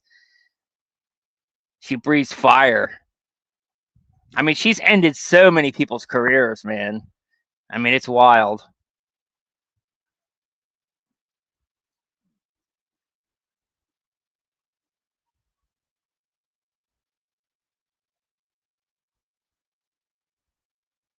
These people don't realize debating Candace, you're really just debating Charlie. Yeah, basically, And also, you're debating yourself. Like she just said, it's Andrew against Andrew. Like, bro, you're digging yourself a deeper hole, bro. You can just admit you're wrong. Yep. Yeah, and the point she was making, he kept saying, well, how does that make it a patsy? How does it make it a patsy or whatever? Okay, well, number one, you have this rifle and it's planted at the scene, clearly, and it's got dust in the barrel. So number one, that means it wasn't fired. So why would a rifle that belongs to Tyler Robinson be at the scene that wasn't fired if they weren't trying to set him up? No, so what? Exactly. Yeah, so what? So what? So what?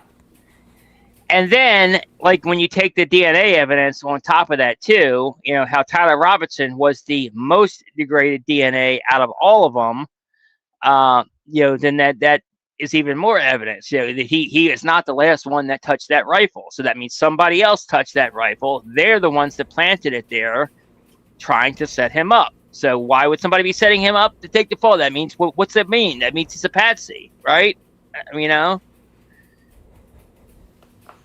It's going to be fun to see where they go from here. Yep. Definitely.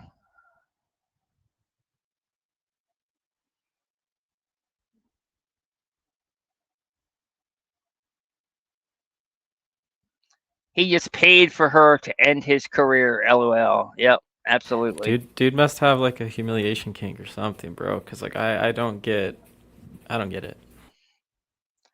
Yeah, I mean, it's a totally bad idea for him. Yeah, clear. Like, this will end his career. There's no doubt about it. He's going to be mocked for this for the rest of his life, man.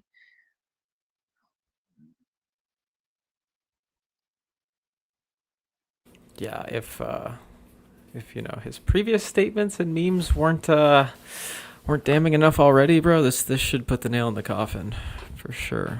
Oh yeah. And honestly, it's insane to me that Turning Point would even turn to a guy like that, because like I said, Charlie would have had nothing to do with him to begin with. But even regardless, even post Charlie's death, he's still been out there trashing Erica Kirk and Turning Point. So for them to just welcome him with open arms is like really blows my mind. Yeah, Andrew's smoke break time, absolutely. Inferences stacking. Yeah, I mean, well, that's how you get to probable. I mean, not probable cause. That's how you get to reasonable doubt. You have to show. Well, this evidence and this evidence. You have to make those inferences to show that reasonable doubt. But it's Yeah, based like off of the whatever the evidence burden is on there. the state to prove guilt, and if there is doubt in that evidence and timeline and everything else that is reasonable, then it is reasonable to assume that Tyler Robinson is not guilty and that there is something larger happening. And it's just like again, it's like she can't make him understand or comprehend, right? Like she can make him listen, but she can't make him understand. I thought that was brilliant too. Yeah, that was a great comment. I love that. Like I said, we need to make a T-shirt with that. I can tell you or something. What did he say again? What was it? Do you remember what it was again? It was like, I can make you listen, but I can't make you understand, or something like that. Somebody commented actually. Let's see if I can find what it was. But it was epic.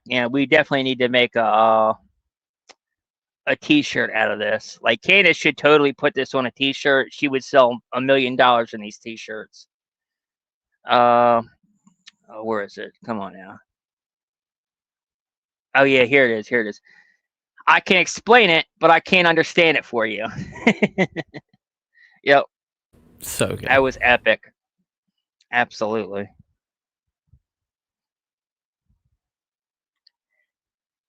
We got another super chat, 10 joules, thumbs up. I don't know what joules are again, but I appreciate it. Thank you guys very much. Yeah, great comment. 100%. Yep. They're all putting it now.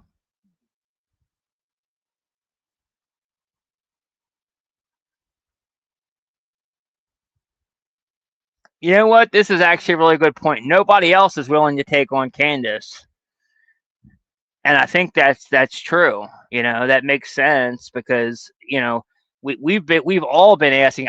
Even myself, I publicly challenged like Blake Neff and Tyler Boyer and all that. I did challenge them to come on my show and debate me.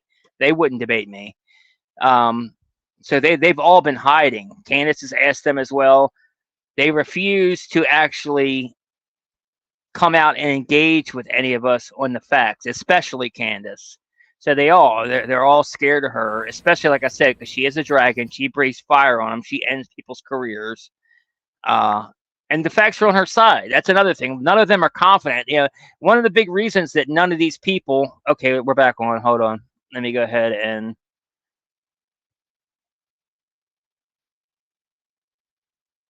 250,000 concurrent right now. We'd like to see that 300, 400,000 number on there. Click that button as well to subscribe and share it with your friends and family. And if you're watching it on PBD Podcast, do the same there as well. This allows us to have more conversations like this. The mainstream media hates the fact that we're having these conversations right now. Just so you know, they want to control it. This is free for all. This is what's best for the audience. That's why we like freedom of speech. Having said that, let's go back into the text conversation you were having, right? Okay. Let's stay, and then we'll go into the cross-examination stuff in about 30 minutes. Okay. That sounds fair. Okay. So yeah, I used basically three pillars for the totality of the evidence. Okay. So if you want to know exactly what those three pillars are, this is going to be the testimony with the text messages and the confessions. This is going to be the physical evidence. And this is going to be the totality of the summary of the case. Okay. Mm-hmm. So right now we're focusing on one of these pillars in my defense, which is fine. I understand that I have to defend my claims as well. So when we're talking about the messages themselves, they seem totally valid. I have no idea why they wouldn't be valid. And I have not heard any good explanation for why it is that these messages should even be questioned. The defense hasn't questioned them, as far as I'm aware. Nobody has actually questioned that these messages came from Robinson to date, except perhaps you and other people who are kind of in that camp. Mm. But why should I question these exactly? I'm not sure. Okay, so first let's just go over legally what the point is of a probative hearing. The defense is not they're not there to say or to argue or to defend themselves at all. They have to address what is being presented by the state. Okay. So they're not here to then say, let me give you an explanation for these text messages. Agreed. The relevant portion of what the defense did do was actually before we got to the preliminary hearing. I had mentioned that it was initially supposed to be scheduled for some time in May. They asked for an extension. That reading through those filings of why they were requesting an extension and why I actually believe their extension should have been granted, because they did not receive discovery on their text messages. That was one of the reasons. There were many reasons why they wanted to have an extension, but this was crucial, right? So forget just the general sense that these messages feel off. And yes, you are allowed to have an intuition. You are allowed to have a sense and just go, this is very weird. We're being told this kid had like above a 4.0, Tyler Robinson. He wanted to get away. I mean, the text messages almost run head to head with themselves. Like he wanted to get away with it. So he thought the best thing to do would be to text a full confession of what he did, down to what I didn't even remember, saying, yeah, and that's also me in the surveillance footage. It felt a little too on the nose. People have common sense. You just don't text message. But then we're also supposed to believe that he put a note under and burn this and get rid of the evidence. But don't worry about that because I'm about to text you a full confession. That it felt off. It felt weird off the bat. The manner in which they were texting, we're told he's like a gamer who's using a Dremel to carve expressions, catch fascists. But then suddenly he's writing like a 1700 also, as a Helldivers novelist player, he did actually get the 500K code correct. Yeah, I'm not a gamer, so we'll say that if we start debating that, you'll be way over my head. But yes, but my point being is just that first, it's a general sense of why people had a reaction to these messages that seemed like they were written by Jane Austen rather than like a kid who games and they were written by a foreign country, and we proved that, by the way, because just parking aside the intuition of just something feels wrong here, which you should. The capitalization, actually, the letter, all his sentences start with lowercase letters, which is a Jewish thing. I'd like to take a pause. That's good. You are allowed to do that. I believe in intuition. But hang on. Let me aside, respond a little bit here because you've been going for a minute. Let me at least respond to a little bit of this. So the first thing is like when people bring up the COVID vaccine, not trusting the COVID vaccine en masse was the science. That wasn't just intuition. That was the science. There was tons of competing science. Now they tried to suppress it. That's true. But there was tons of competing science for why you shouldn't take a risky mRNA vaccine. Large generalization and mass and things like this. Kept telling us was now, when you're talking about intuition, though, when you say trust your intuition, I'm actually giving a different message. You actually should be very wary about trusting just your intuition. It is true that intuition can be useful, but it has to be tempered with logic, reason, explanatory power, and evidence, not just intuition. That's why we're parking it aside. Intuition is the first step. Something feels off, right? Okay. That was my first step with COVID. I don't like the way it's being pushed. It shouldn't require a celebrity campaign, by the way. Another element of that is why people don't feel good about the Charlie thing. Why do we have so many influencers saying things? It's over. Why are you guys all using the same adjective? Can you switch it up? I'm overwhelmed. Like, chill. Like, you could say.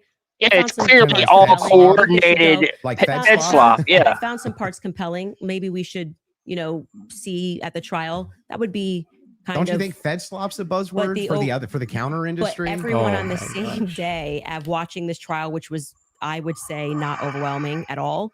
Nobody came in medium, right? No one came in like there were some interesting aspects. This was a little suspect. But I do think it's enough to go to trial. They all came in like they were passing away and we're going to die from being overwhelmed. Well, they're trusting their intuition. Okay. Well, actually, in that scenario, they're looking at the preliminary hearing and have a reaction to it. It wasn't their intuition. But like I said, how do you know that? It wasn't their reaction. They were paid to say that clearly.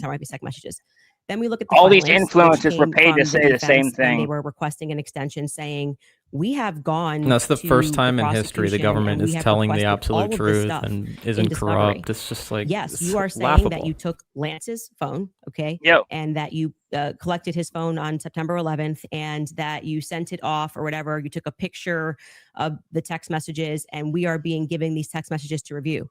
Crucially, Kathy Nestor said, I have not even been given access to my client's phone during this hearing. She said, I haven't even been given access to my client's phone.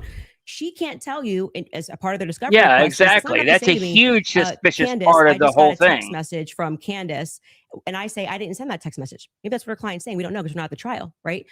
Maybe he didn't send those messages. Could there be someone who logged into his Discord? Could there be someone who logged in to his Apple? George could be sending text messages right now. We are married. He has every login that I have. And remember, he's up for a death sentence.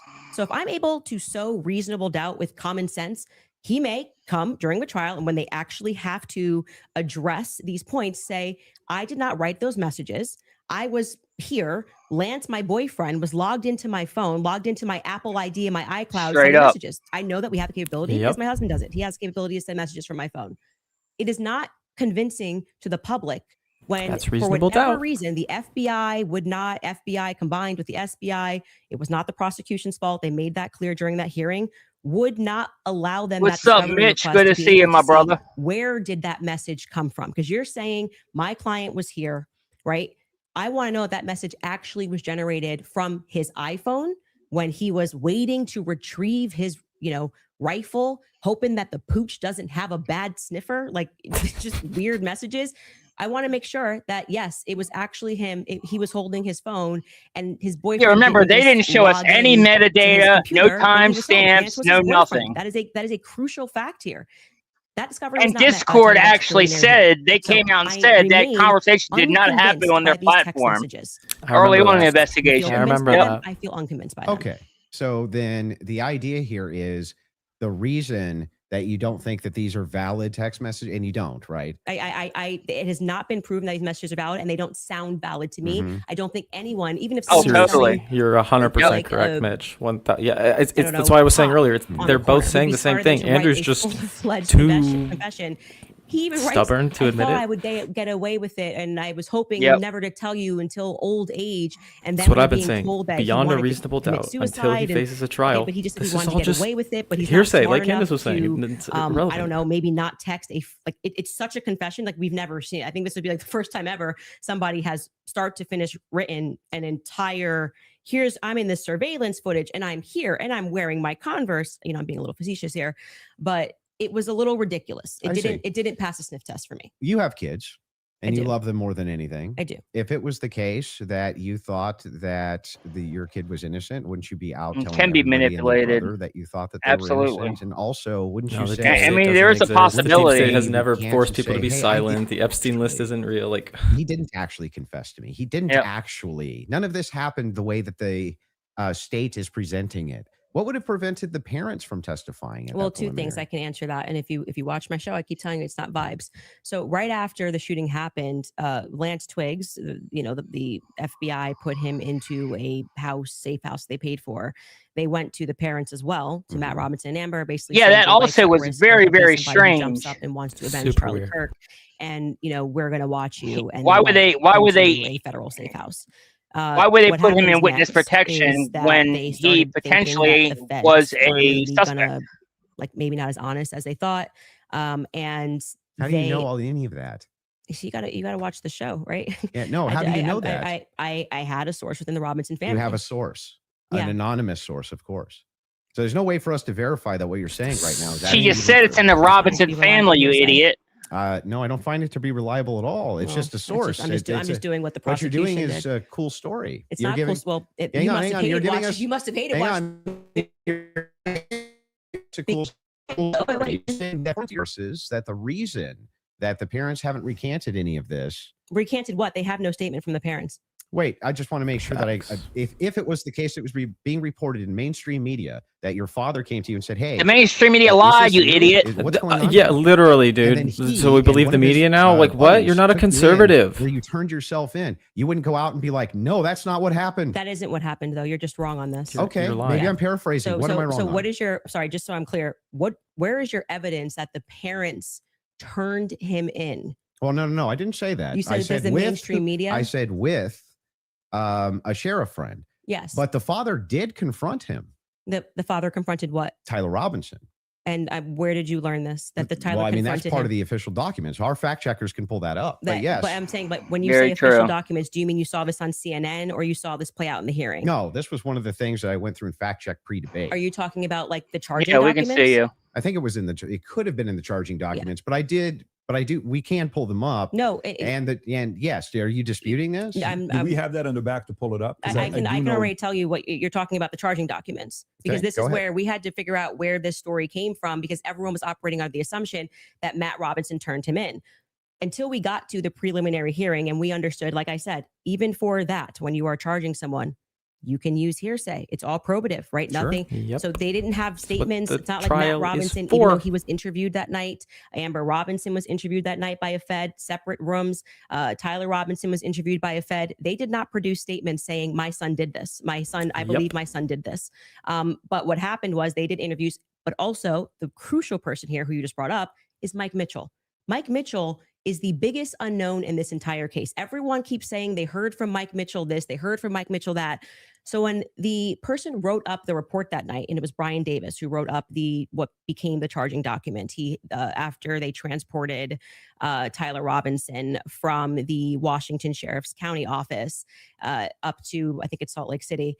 I think it was 4 Mike Mitchell is the one that said that Tyler Robinson's parents charging what becomes and Tyler so he's basically saying confessed we to all him. spoke to a bunch of people and here's the information that we got, right? We've not seen that.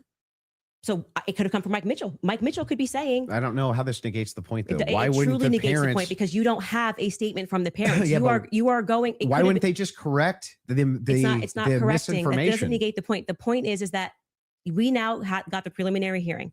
If the parents were the ones who said, I'm turning my son in because he's guilty. I didn't say they turned him in. I think you're talking about the over. You said it's been the narrative. Everybody's known this. The narrative initially, which I think you agree with, was that, Matt Robinson knew his kid was guilty and turned him into the police station. What actually happened in terms of Sheriff Brooksby, who was present there and gave a press conference, what happened was this Mike Mitchell character essentially peer pressured him. And we can get a fact check on this. We can find Sheriff Brooksby's press conference.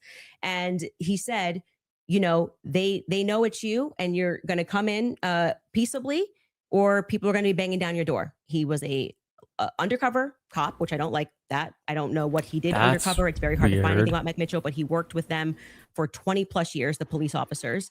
The reason why Tyler Robinson knew him was because he lived nearby. And there's also barely any information online about him too. We tried to look into his background. That screams deep state. That the parents did this. Yeah. We don't know that the parents. I didn't say that they did ever. Well, you're quoting the parents as having said. You said that Matt Robinson said that his kid was. You say involved. I don't want to misquote you. Confronted him about it. Confronted him. Yes. And I'm telling you that we have not seen any evidence that is true. We can fact check that. Okay. Because we do have evidence. And I'm saying it's the charging doc, which could have been derived from a statement Mike Mitchell said. Two things I have ready in the back. One is the charging doc, and the other one is the video of Kathy Nestor saying she hasn't seen Tyler's phone. Okay, we can run Kathy to go back and then just to go backwards to Kathy first in court saying she didn't get her client's phone.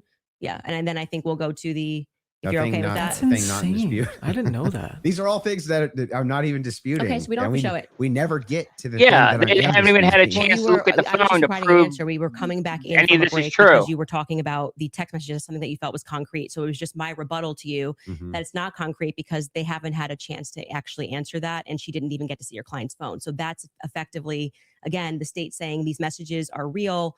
You don't get the discovery on these messages just yet. She will during trial. They will actually get discovery on messages. That would make their case fall apart if it was the case that they weren't able to actually pull the data off the text messages? Do you think the prosecution would go to court with fabricated text messages? It's called winners and losers. They may not be fabricated, but by the way, as what they are saying, like I said, if there was somebody logged into his phone, they may not be fabricated. That's the point. So let's get to the they just could be somebody else. The parents fact check. So I was saying, right? I believe what you're talking about was derived from the charging doc, which was signed off by Brian Davis. Let's see if that's correct.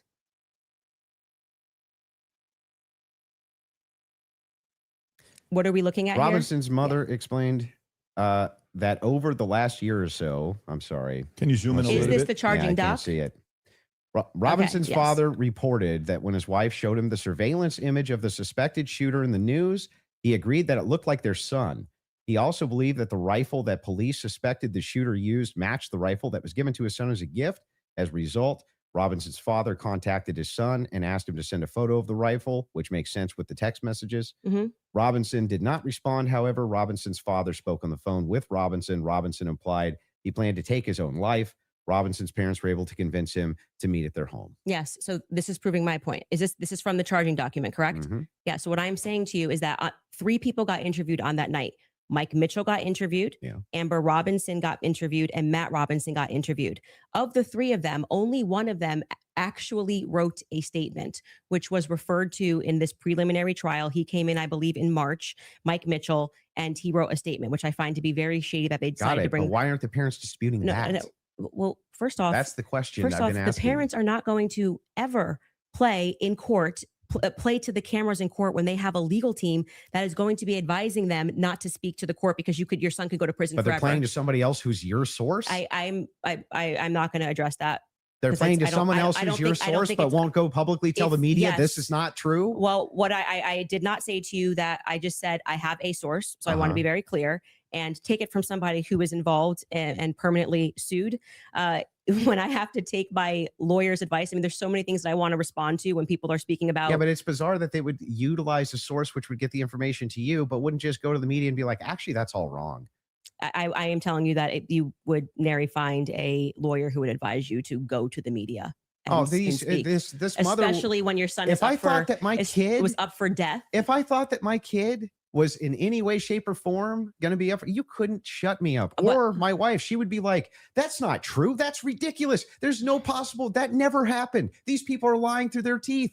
They'd be public whether you like it or not." Yeah, that's for you and your wife. But when a judge issues a gag order in a case and your son is up for death and your lawyers could be advising you that if you say anything, you could blow the case, you would have a more responsible consideration. I see. Oh, without a And doubt, we're Tommy. speaking opinion here. You're like, well, I wouldn't care. I'd violate it and I'd violate the judge's orders and see But what would happen. if you have a source, it seems like they're violating it with them. I'm not speaking to a source, but what I am saying to you is speaking just relevant to what this is. We have not seen any proof that statement that is included in this charging document. I think it is highly likely on the basis of the preliminary hearing that all came from Mike Mitchell.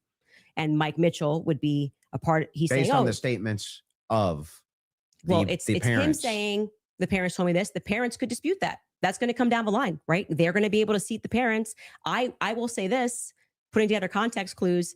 If the state had it on, 100% certainty that Matt Robinson and Amber Robinson said it, a 5-day preliminary hearing would be a good time to say we have enough evidence. And I can tell you why Matt Robinson made this statement. And here is his statement that he signed. That would have been a good time to present that evidence. That would also be a good time for the defense to say that's just totally fabricated. No, it's not. It's the wrong time. Why couldn't they? That is completely the wrong time. Why couldn't they? Because what they're doing is they already said they didn't receive discovery. They literally can't. They literally can't because they can't. They did not You're receive saying that discovery. they didn't receive that information? No, they just received the text messages. But in order to That's not the text messages. The probative information. Yeah, we're talking about the information that we just reviewed. That's not the text messages. They never presented it. The state never put it on. Yeah, they didn't. The defense could easily still have presented this. Yeah, no, they could have said they're no, they're not allowed to. Are you sure? In a preliminary hearing, yeah, the defense is engaging with whatever evidence the state decides to put on. They did not put this on as evidence. Brian Davis was up there. So they're not allowed to present anything? They're responding to the state's evidence. I'm asking, are they allowed to present anything? They are allowed to say, like, if there was a conspiracy that they could prove right then and there, would they present that in one of these hearings? No, preliminary hearing is not the place to do it. It's not disagreement. Well, you can disagree all you want. That's not how the law works, moron. I talked in depth with my attorney. They said that's preliminary hearing is not the place to do that. By the feds. That's exactly when you would introduce that. So when in the document that they filed yesterday or a couple of days ago, the appropriate, like what you're doing at this stage of the hearing is the state is saying we have enough evidence that we think this needs to go forth the trial. Hence the reason that there's this extraordinary, we allow hearsay because it doesn't really need to be perfect. It can be enough that we feel like we can move forward. Right. And okay, I disagree with that in general when somebody's rotting in prison, but whatever.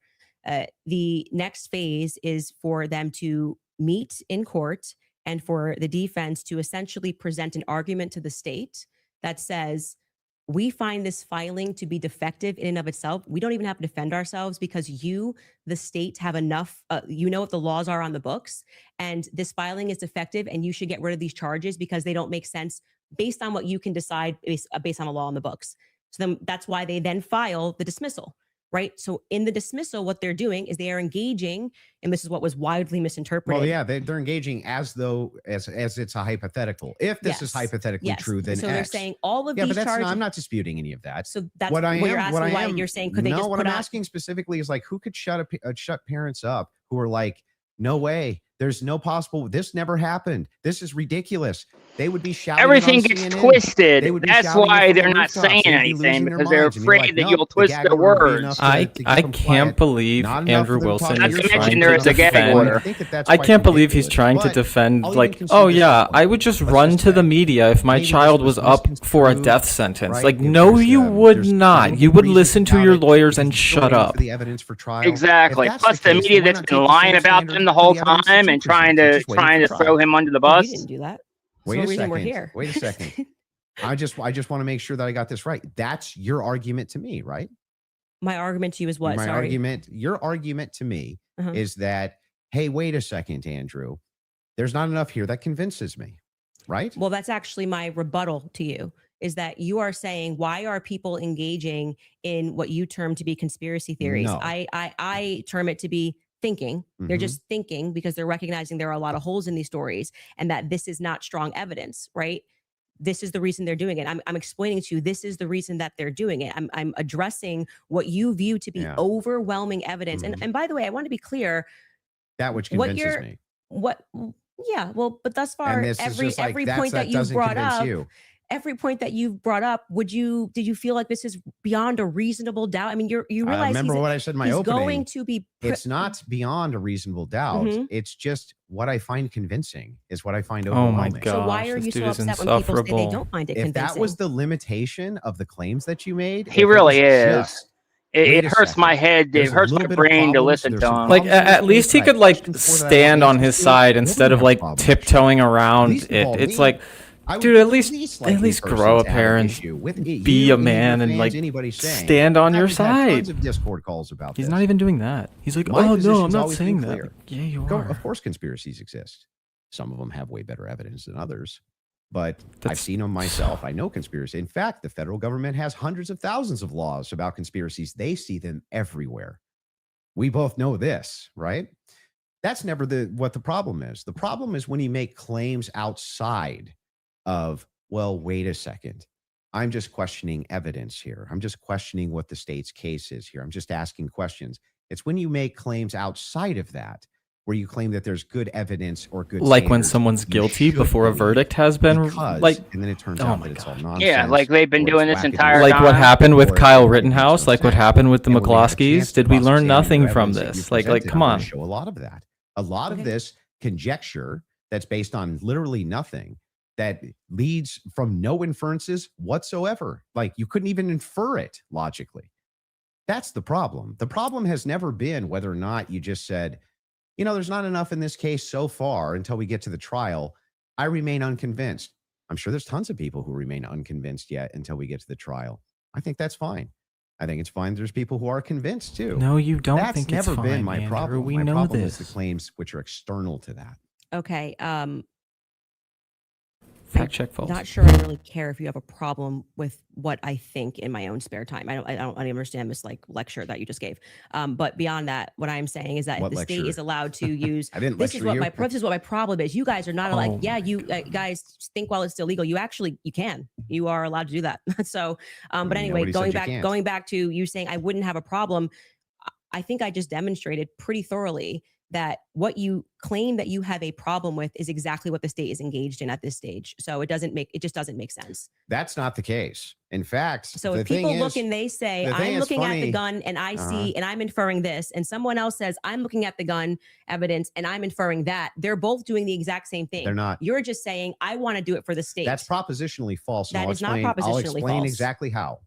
It is the case that every proposition is going to have a true or false conclusion, period. That's just logic, right? It's the law of excluded middle. All propositions are going to be true or they're going to be false. When we get into when we're making inferences based on propositions. We can actually come to true conclusions with false premises inside of a proposition. In fact, what we're talking about here is not whether or not you feel that you're convinced by this evidence. But you felt like you were Right? convinced. Sure. But here's the thing. When you ask me my reason, Andrew, why are you convinced by this? I can give you my reasons why I'm convinced by it, why it seems reasonable and rational to me to be convinced. You could even say, but Andrew, I'm just not convinced by it. If that was the limitation of your claims, we wouldn't even be having this conversation. That's why I wanted to have the conversation, in fact. was so that we could move into your actual claims that you've made, which transcend the idea of I'm just asking questions. Before we get into that, your team has one thing they want to show before you go into that. Okay. So if you want to pull that up, this is the prosecution filing showing defense had full discovery by April 1st. Oof. They did not. That's not true. Wait a second. Yeah. To date, the state's prosecutors have disclosed all evidence that is presently and reasonably available to them as required under Rule 16. Reasonably available. Utah It's like R reasonable criminal, doubt. To be guys. more precise, as of April 1st. Yeah, that was not 100%. That's why they're caging that by saying what's reasonable. There was entire, and we can pull this up. Like, we should now play the Kathy Nestor clip because that's from there. So, and they were basically saying you don't need it at this stage, meaning it's not reasonable that you're asking for this when we're going into a hearing that's just going to be based on hearsay and stuff, things of that nature. But of course, by the time a trial comes, you're going to get all the Where it's discovery just show documents. cause. Yes. Yeah. So that's what they're saying. Yeah, there. I understand. Okay. So that's I'm even fine with yeah, it. that we all know. And then, by the way, just now that the hearing is over, and you can also fact check this, they now at the end of the preliminary hearing dropped like an insane amount of the discovery stuff they gave to them like the week after. You guys can give me the exact amount. I don't want to say because I don't know my I don't remember how much it was. It was an absurd amount of stuff that they gave to them right after the preliminary hearing that they had been asking for. Because that was one of the things that I kept saying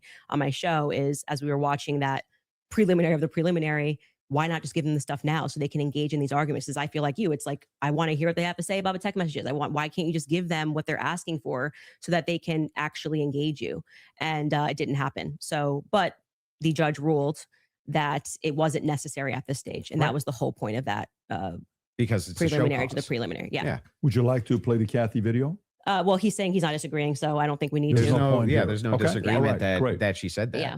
So so I guess Yeah. the I'd like to disagreement also- would move into would you bring up evidences the April that you document then? have stated Yeah. on the record, which transcend elements of reason. Why are we in regards having to this a case.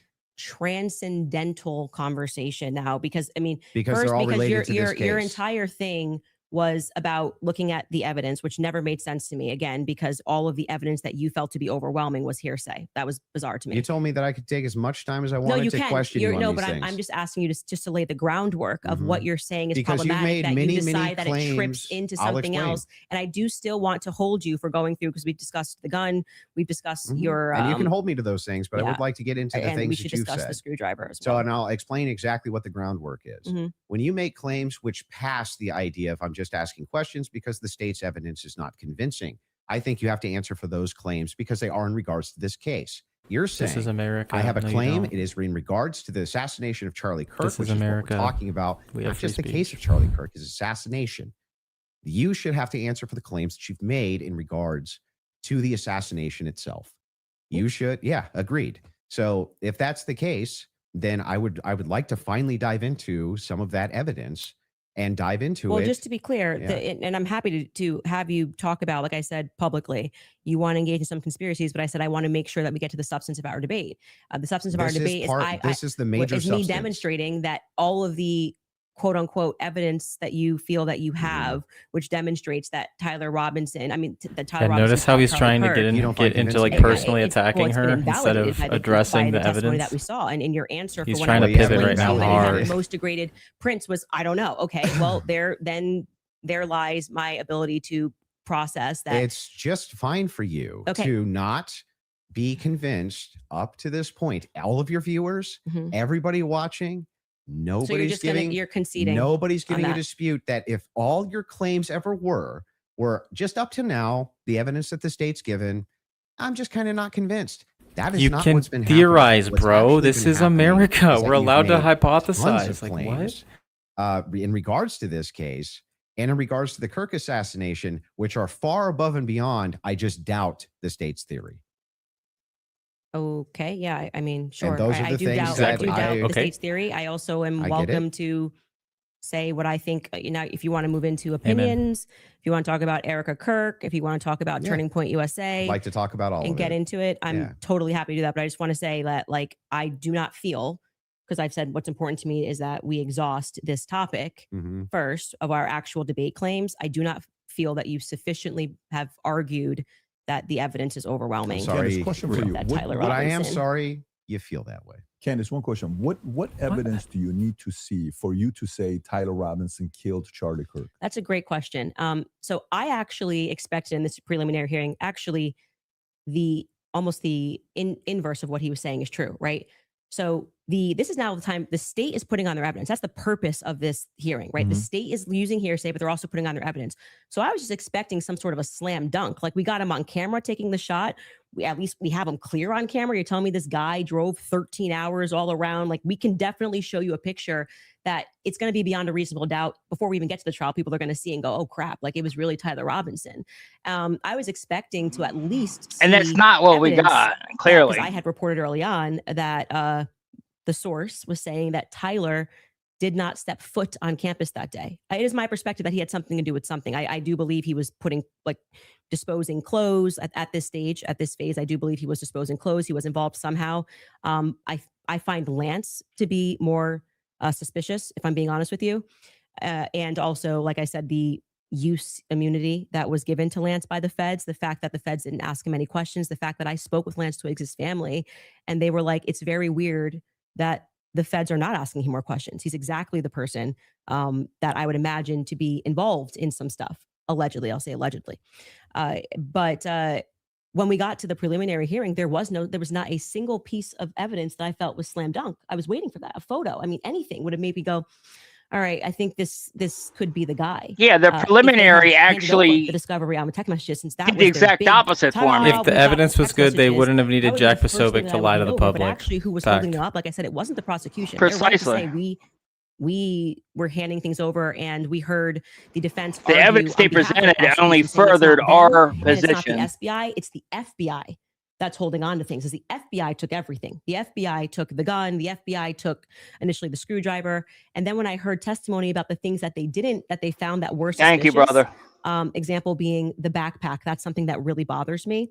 That they say they traced the shooter, they traced the route that he went on, and then there was an abandoned. We know it looks like he's wearing some sort of a backpack.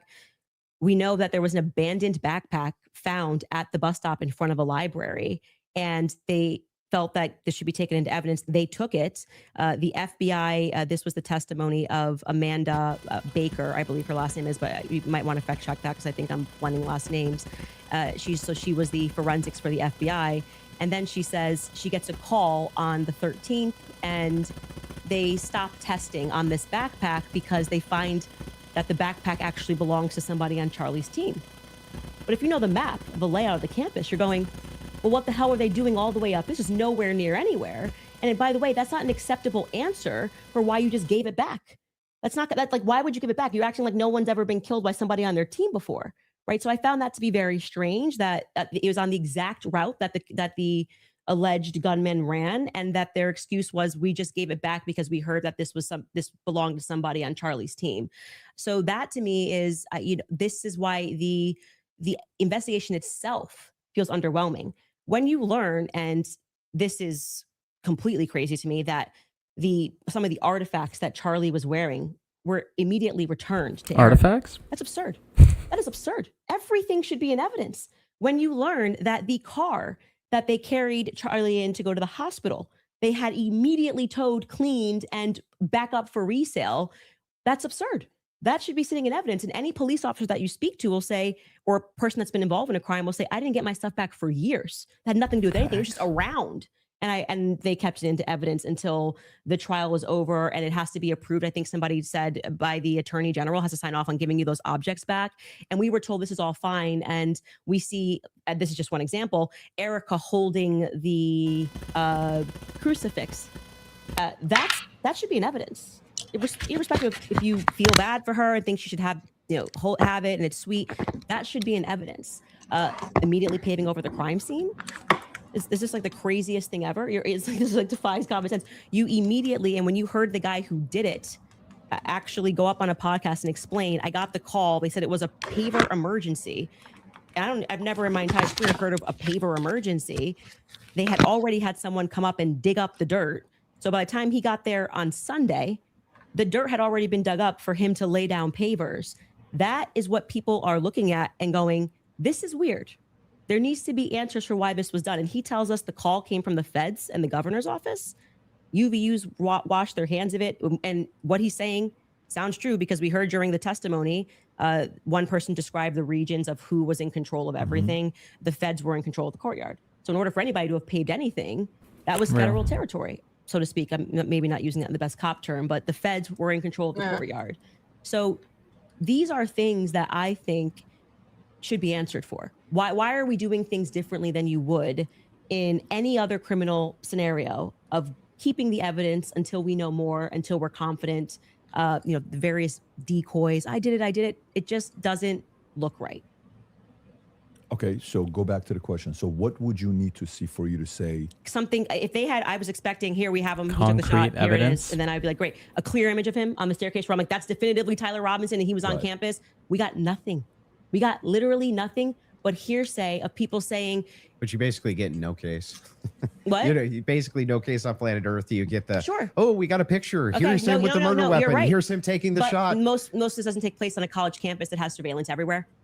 Yeah, one clear image of his. But I don't understand when 4,000 iPhones. You're asked the question, what would it take to convince? It'd be the same question be asked to me, Andrew. What would it take to convince you that the oppositional is true, right? That he's a patsy or something like that.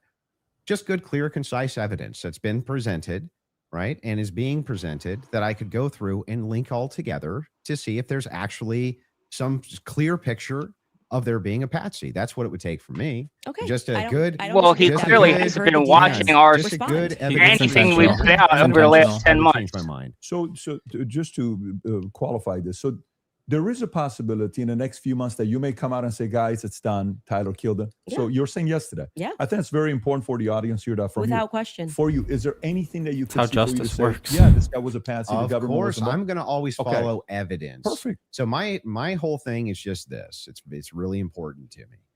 I don't mind people being truth seekers and justice searchers, and the internet has helped solve tons of crimes. Yeah, it seems like that's a lie, right? However, there's also people who, they not only don't solve crimes, but they just come up with conjecture and what's called flooding the zone. You flood the zone with tons and tons of conspiracy-based ideas, and they go nowhere, right? And in fact, they actually take away from legitimate investigation. Now, I'm not even saying anybody here is purposely flooding the zone. That's not even the claim. All I'm saying is that the claims made. He's true to a point on that, but at the same time, you have to investigate every aspect of it in order to rule out. Claims have to be defended. That this is Jack Posobiec and Benny Johnson, and all of them didn't flood the zone with disinformation the day of the preliminary. No, literally. Would you guys like to take an ad break? This is double speak. And then we'll talk Erica Kirk and TPUS. Totally. And Erica Kirk conspiracies that have been conjectured by Candace Owens in regards to this case in the Charlie Kirk assassination. Folks, we'll take a 3.5 minute break and we'll be back soon. All right, you guys, you have probably seen all the buzz around red light lately. But what's even more compelling are the stories from people who say it completely changed their lives. One example starts with a woman named Natalia. Come on. Okay. All right. Welcome to the show, Lauren. Everybody, Lauren joined us here. Lauren Pretra. Make sure you're following her on all her socials. At Lauren P, right? Except for X, correct? Except for Twitter, yeah. Yeah. The trolls got that one before me, or the catfishes, I should say. But yeah, I've been covering a lot of your coverage, Colin, for the past, I guess, 11 months now? Soon to be 12. Because I was talking about Charlie the day before he got, and then I was like, well, here I am, having to acknowledge this terrible act of violence and also talk about what this represents. And then it's just transpired into this like crazy Vegas style residency tour from his wife. And it's just left us all feeling some sort of way. And then the more I dug into Turning Point USA, I was like, wow, this is like some major mega church fuck shit. And been diving in ever since. Yeah, I mean, even besides what actually happened to Charlie, you have all the stuff that Turning Point 2.0 under Erica Kirk have been doing since. with the, especially like you said, the faith-based stuff with constantly, all the people they're aligning himself with, all these pastors are all pastors that have been involved in, child trafficking crimes and child trafficking stuff. Greg Laurie. Like Greg Laurie. Yep, exactly. Mhm. And it's just, it's disgusting, and she clearly has not grieved even a single second since his death, going out there with the sparklers everywhere and the shiny pants and the hot Insane. leather pants and stuff. I can't. And the head palming of JD Vance, like of basketball, like she had done that before. So it's just a lot of weird stuff. And then like for me, I really have a problem with Erica Kirk going to the schools. And like it's one thing if you want to indoctrinate like your fellow adults, but going to the schools and telling young women and selling tickets to an event for 13-year-olds and 12-year-olds and having them come to you and you guys push Project 2025 BS, telling these women that like your purpose in life is to be a vessel for birthing and to submit to a man. It just like puts young women in bad positions, makes things dangerous for them. And nobody should be listening to Erica Kirk for life advice. She's on this like gospel pastor kick and it's just weird. Oh, totally. I agree with you. I've been one of the people probably going hardest against her for her inappropriate behavior with children. And like a lot of that stems from just like, you should not leave your kids and take your kids to these events. And you should definitely not attended without parental supervision. But what they're doing is they are indoctrinating. That's what they're doing. They're indoctrinating our kids. They're trying to feed them this Christian fed slop, support Israel stuff. The women's are just a vessel for birthing. That's all they're trying to do, and it's disgusting to me. Well, and I think it's interesting.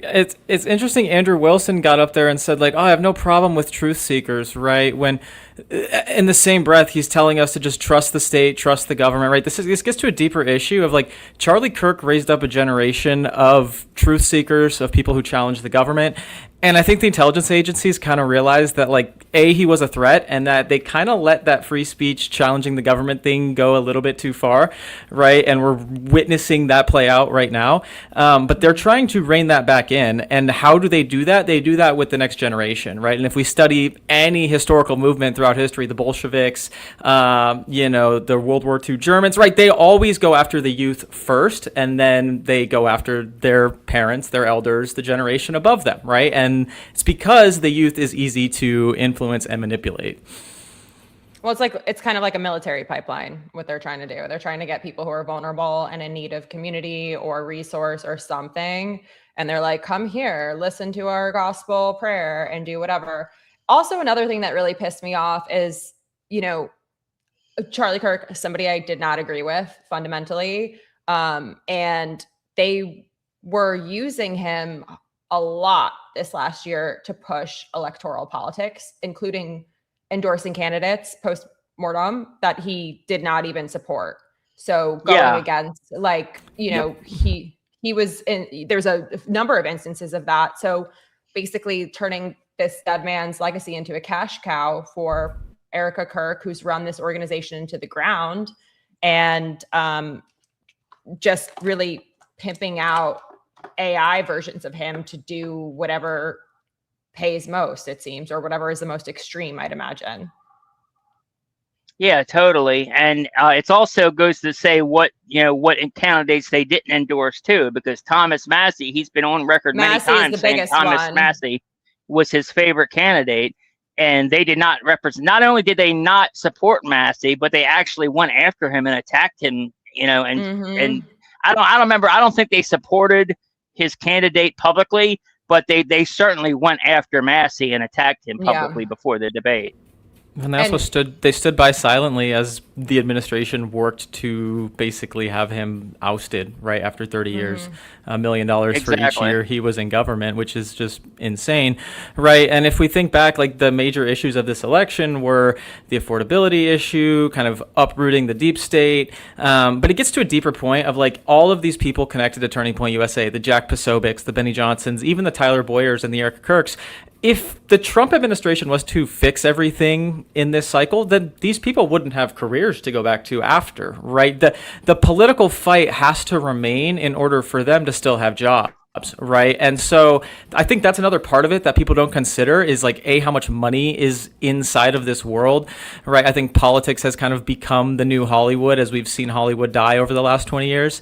And so with that, right, we all need to just kind of be mindful of these sorts of things. Right. Like if everything was to get fixed in this country, then the political ecosystem and all the money there would vanish. And there are people who don't want that to happen. And I think that's another motivation that hasn't really been talked about too much.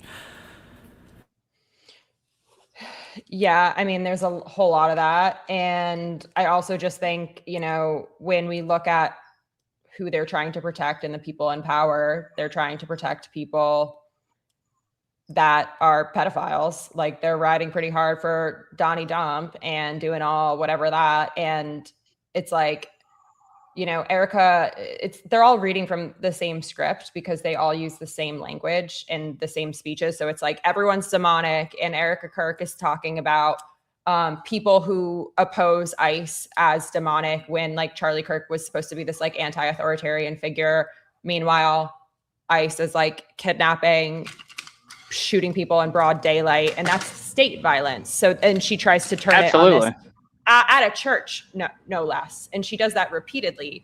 And then pretty much everyone she brings in to her little Make Heaven Crowded shit, which is a weird name to begin with. Let's like kind of acknowledge that too. It's like, whoa, like y'all trying to die. It feels very cult, sacrificial. It feels intentional. Yeah. Everything they're doing is intentional. I think assigning them ignorance or like stupidity is actually giving them too much, like, I don't know, like too much devil's advocate. Like these people aren't stupid. They're good at what they're doing. They know what they're doing. They're well aware of it. And although to us it feels idiotic at times, I think that with how stupid and again, if you knew Charlie and the things that he stood for, like you're saying, right, authoritarianism, like mass surveillance, like all of these sorts of things, these people are just blindly encouraging, going along with. Blake Neff wrote a puff piece on Lindsey Graham, right? And it's like, if you know the man that Charlie was, the things that he lived out every day, these things are in direct contrast to that life. And it's not enough to say, oh, these people are just stupid, they're not thinking hard enough. No, it's an intentional pacification and a restructuring and a destruction of, you know, what Charlie was fighting for, because it became too much of a threat to the powers that be, at least in my opinion. I do think that somebody is strategic in puppeteering, but I do think a lot of the forward-facing characters are probably dumb or spineless at best, where they're willing to kind of bend and break. Spineless is more into it, absolutely. Spineless is definitely more it, for sure. Where they're just like a bunch of sheep. They'll just kind of go wherever they're herded and wherever the money is flowing or whatever they can. The money, it gets back to the money thing. They're all in contracts too. And like I feel like a sense of responsibility to really be loud and mouthy in this space, because it's a lot of women saying like, we don't need to vote. We don't need our own credit cards. We don't need a mortgage. It's like, you don't actually benefit from that. And there's no gain for you to be the master's favorite dog. Look what's happening in the administration. One by one, every woman booted. And all they did was like give their all to be the master's favorite dog. And I think that's kind of like the affirmation that seems to be the key theme across these Turning Point USA women. And also like Blake Neff and Andrew Colbert, like I didn't know who either of them were before I started covering this. And I'm like, who are these like constipated men that are just like being all weird? Because like, also I think about the first couple videos that they came out with after Charlie died. It was like, whoa, read the room, guys. Like, why are you acting so excited? And then they made all these loud promises about, we're going to be giving you footage. We're going to be doing this razzle dazzle and it's going to be the best ever. And then what do they do? They ended up just selling shit out to the highest bidder. Well, and it gets the deeper point too. Like, for them? Yeah, for a very long time. I know almost all of these people pretty personally in various different degrees of relation. But your stuff. Say that again? I've watched your videos. And thank you. I appreciate it. But like it again, Erica was sitting in the studio, the Charlie Kirk studio, a couple days after, right, with Blake Neff and Andrew Colbert, right? So she knows these people. She's the CEO of this ecosystem, as I like to call it. she stood by while Blake Neff has launched multiple racist attacks against Candace Owens, right? Public racist attacks that he's yet to take back or issue any apology Horrible for. ones. Right? Blatant, just disgusting. And with that, hundreds of conservatives have ignorance is bliss to their way around that one. But it's like, guys, what are we doing here? This is so much bigger than Charlie and the assassination. This is one little piece of a much larger puzzle that people aren't really paying enough attention to. Again, and one of the big things that really bothered me too is after Charlie's death, they were not at all concerned about the investigation, what happened to him, trying to get to the truth. They were more concerned about keeping the coalition together for the midterms. They were more concerned about the midterms. It's all about the midterms. Who cares what happened to Charlie? You care about the midterms. I mean, that just that blew my mind. Like, these people are supposedly Charlie's friends. Another thing that really kind of struck me is in all the speeches that were designed to be honoring Charlie Kirk after the initial memorial cella, it became very clear that, especially at the pastor summits, and because they do dedicated pastor summits where they bring all the pastors together, they give them the Erica Kirk gospel, and then they expect them to go back into their parishes, I believe, and kind of spread the good word of Erica Kirk. And so much of those sessions, because they're streamed, are focused on, if you criticize Erica Kirk, you are the devil. You are going to be slain at the stake. And they say these crazy things. The widow. It's so focused on her and nothing on honoring their boy or being a good person. Nothing. It's all focused on defending Erica Kirk, which is clear that that's top of mind. And that's the message that they want to go back with, which is just is this a crisis comms campaign for somebody, or what's going on? I was just about to say, I think we're back. Yep. We're back, guys. Let's go. I just directly ask them. I'm hoping that you'll just give me a direct answer.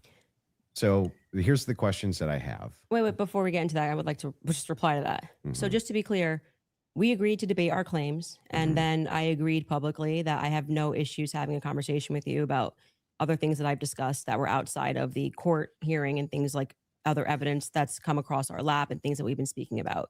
But I just do want to make it clear to viewers that for whatever reason you think that you have a right to sort of depose me. I'm not deposing you. I just want to ask you some questions. You literally said that I want to be able to question you. This is a meta conversation. Right, we're having but a meta okay, so debate. now we're transcending. Let's use a word to use a word that you're saying. But this is what you're doing, right? Okay. So this part to me feels like a bit of am I allowed to ask the questions? I've already said you can ask questions, but I made it very clear to you via email and with you in conversation that we should be speaking. This isn't you get to say, I want to ask if you want to depose me, you should join Brigitte Macron's defense team. But you're I'm just going to ask questions. Can you answer it? Blah, blah, blah. It's I don't know what you're going to ask. I know. And if you have issues with it, I'm not. I get it. Yeah. Okay. I get it. Just so we're clear. Usually in the debate, if something's not loaded, I'm just direct. Because you kept saying I'm Joe Rogan. They have no evidence. They have no evidence. And now you're let's move away from the evidence. Let's talk about transcendentals. Okay. Anyway. Yeah, he's pivoting. He's pivoting hard. He's pivoting hard. And the rifles. Yeah, exactly. You can't say that for certainty. As far as you know. I already answered that in the first part. We can't say that for certainty. I told you the context of which they spoke about those things. So no, as far as you know. We can't say that for certainty until we know what other the 5 sets of prints were on. So that would be no as far as you know. This is the same thing he did with the essay clip, dude. Oh my gosh. As far as you know for certain. Yeah, this guy's annoying. This is literally the essay clip, just packaged differently. If your energy here is going to be like you're my dad and you can tell me how to speak or what I'm supposed to say, you're just going to come against the wall. I'm familiar with this debate strategy. But I am just yes or no, yes or no, yes or no. We're not debating anymore. We're having a conversation. So I already addressed that in the first half of this about why. No, we're still definitely debating. This is still no, it's not a debate. Now this is you saying I want to probe things that sit outside of the evidence. I actually already addressed this. You asked me. You're not going to go like you're sitting and I'm on trial. I'm not on trial. Okay, great. So let's you talk can about have a conversation as we've agreed to. Let's talk about the Foreign Legion. Sure. Was the Foreign Legion, do you believe, trying to kill you? Yes, that's why I reported it to the correct officials in government. That's what I was told, and I handed over that information to Tulsi Gabbard's office. What's your best piece of evidence for that? A jerk. Well, The money. It was Positive evidence. He's such a jerk. It was told to me by somebody who is high up in the French government. I passed off that information to Tulsi Gabbard's office. I also passed it off to Trump's office, Donald Trump's office. And that's all I can tell you. I wouldn't be able to probe any evidence because I don't have the power to do that. I'm not the federal government. And I would also like to say that this becomes this other piece of what you do, which is when people say, I was told this, and this is the evidence that I have, and I'm willing to have that conversation and write the email to the correct government body that deals with this. Like, I can't hack into Emmanuel Macron's bank accounts and say whether or not the information. I agree. But then you go, well, where's your evidence? It's like, well, my evidence is that I reported it. I did the right thing that you're going to do. So if somebody calls and says, hey, Andrew, there's a viable death threat against you, and that person definitively has the rank to be able to tell you this, and you say, well, what I'm going to do now is I'm going to report that to the feds. Then I go, what's your evidence? It's like, well, I got the information, and I gave the information that I got from who I got it to the right body of people. And that's what I did. Got it. I just want to make sure. So I'm not trying to trap you. I just want to make sure I got it clear. And that's why I say I want to know what you're doing. And I love he doesn't care Look about at his death foot, threats dude. against He candidates. does care. He knows. We're just going to go He's and so bring up interested. everything that I think can try to embarrass her. I reported I'm exactly not as I trying to received embarrass it. you. I just want to make sure that I get your Yes, positions I clear. have They not care about said- death threats yeah, against yeah, Erica, go but ahead. not Now, you have Candace, stated though, multiple apparently, times that too. you believe that Israel's involved in the death of Charlie Kirk. Can you give Yes, look you at can him. pull up the clip. Comforting himself. Here we Sorry, go. I'm just saying. Yeah. Here Go we ahead. go. Can you give me the context for what are you talking about? Like when I say, generally speaking, why people think that Israel's involved?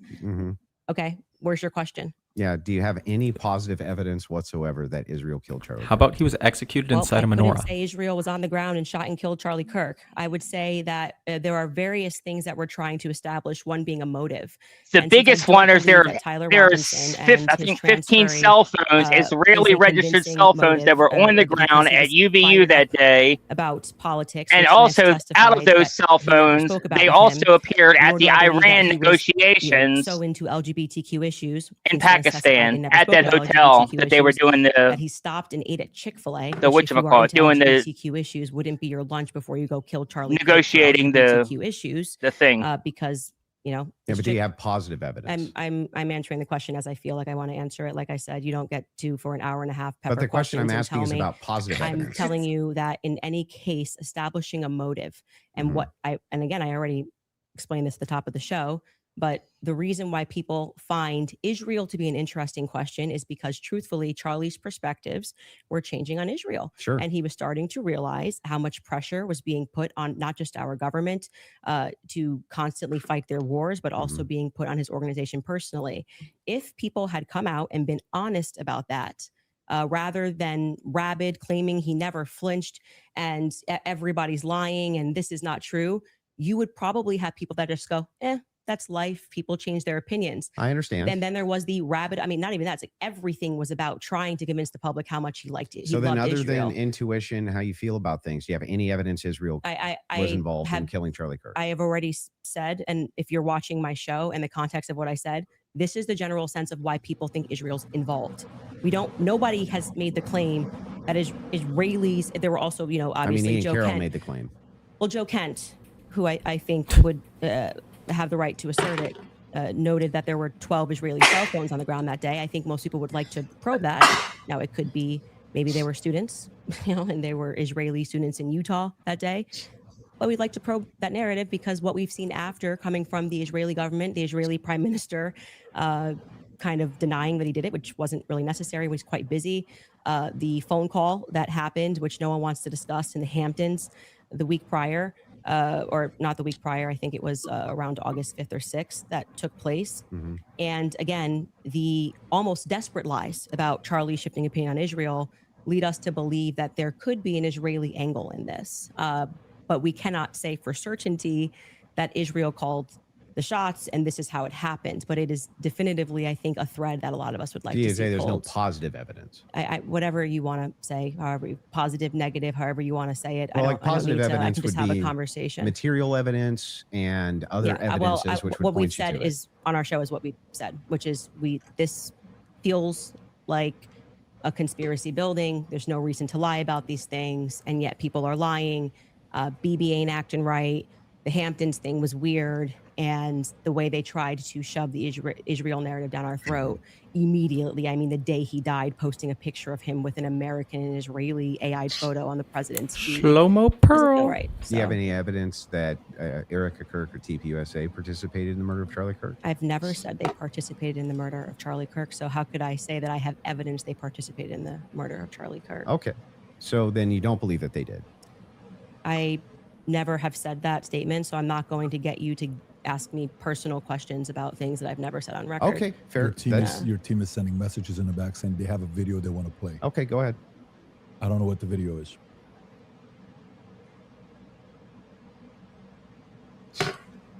If you... Yes, you said that there's a video you want to play that Candace said she has full confidence Israel was involved? Yep. Yeah. He said evidence that they killed him. I said this is why people think they're involvement. So if they have the clip, they can play the clip. Yeah. They're referring to a clip. Yeah. I thought the question was Turning Point USA or Erica. Yahoo. My guess is Pierre. Erica. I think that there's a reason Pierre knew that Charlie was dead first. I think there's a reason he was a priority. How? Why? I think France and Israel are involved in Charlie Kirk's assassination. And I'm going to put that out there with full confidence. Involved. I also involvement. I understand. Yeah. So you think exactly with full confidence? You think that? Yeah, I think Israel's France involved. Yeah. Yeah. I mean, the person that gave me that thing that I reported said involved that, is the word. French Foreign Legion were on the ground that day. Again, this would be at a professional limitation for me to then go and probe that information that I handed over.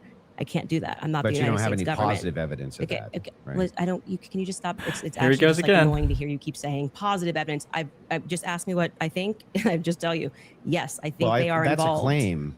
No, I said here's what I think. I have every right think, to ask you about your claim. Yeah, but and if there's positive evidence in for this your statement, claim. I literally just That said, wasn't a claim. That was her opinion. And I am allowed to think. And Yeah, you you're keep allowed to saying, think, do you have but you're positive making a evidence? claim. I have tons of positive evidence that I'm allowed to think.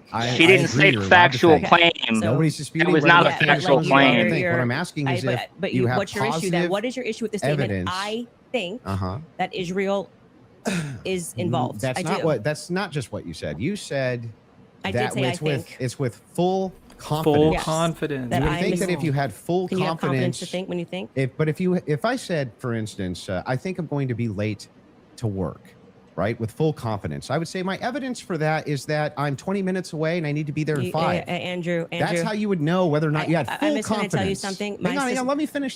Sure. If it was the case that I said I have full confidence I'm going to be late to work, I would say my evidence that I'm going to be is that work is 20 minutes away, right? And I have He's to be so there in full of 5. himself. So I have full confidence. That's why I would think that.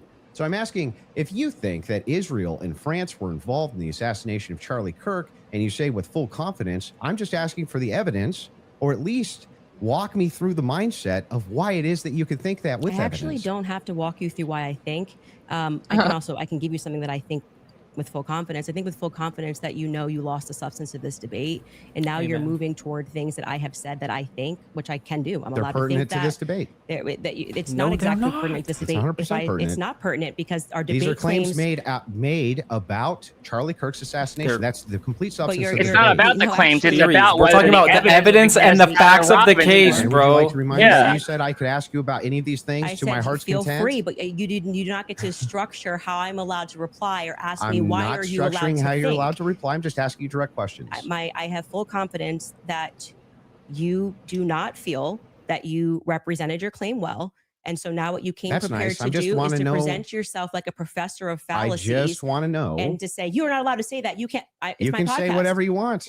Well, Nobody's I said disputing that. I'm It asking. seems like you are disputing I'm it. asking I think that specifically when this why is you all think said that. and done, I've already explained to you. I explained at the beginning of this Mhm. why I think Israel is ultimately going France. to be proven to have involvement in this. Mhm. I just explained to you in the middle, and now you're wanting me to structure the sentence or provide evidence. You don't have to. You're just allowed to think. And I've explained to you my thought process. I don't need to structure it in a sentence. If you feel like a professor today, you picked the wrong day. Don't you think that like tens of thousands or hundreds Oof. of thousands of people would want to know what Candace Owens' positive evidence for why it is No, I that don't- Israel and It's France not- were involved? And the most traumatic public assassination of Gen Z's lifetime You're allowed to is? just feel and think That's why they things, watch my bro. podcast. This is So you're America. just going to Yeah, no drip shit, to them? dumbass. Like, here's why It's I not think dripping. that? Every time we come across Oh my any of gosh. these discussions, they're watching this in context and they know why I'm saying it. So, for example, when you're bringing up, well, Candace, where's your evidence for France doing this? I just told you someone who was high ranking in the French government,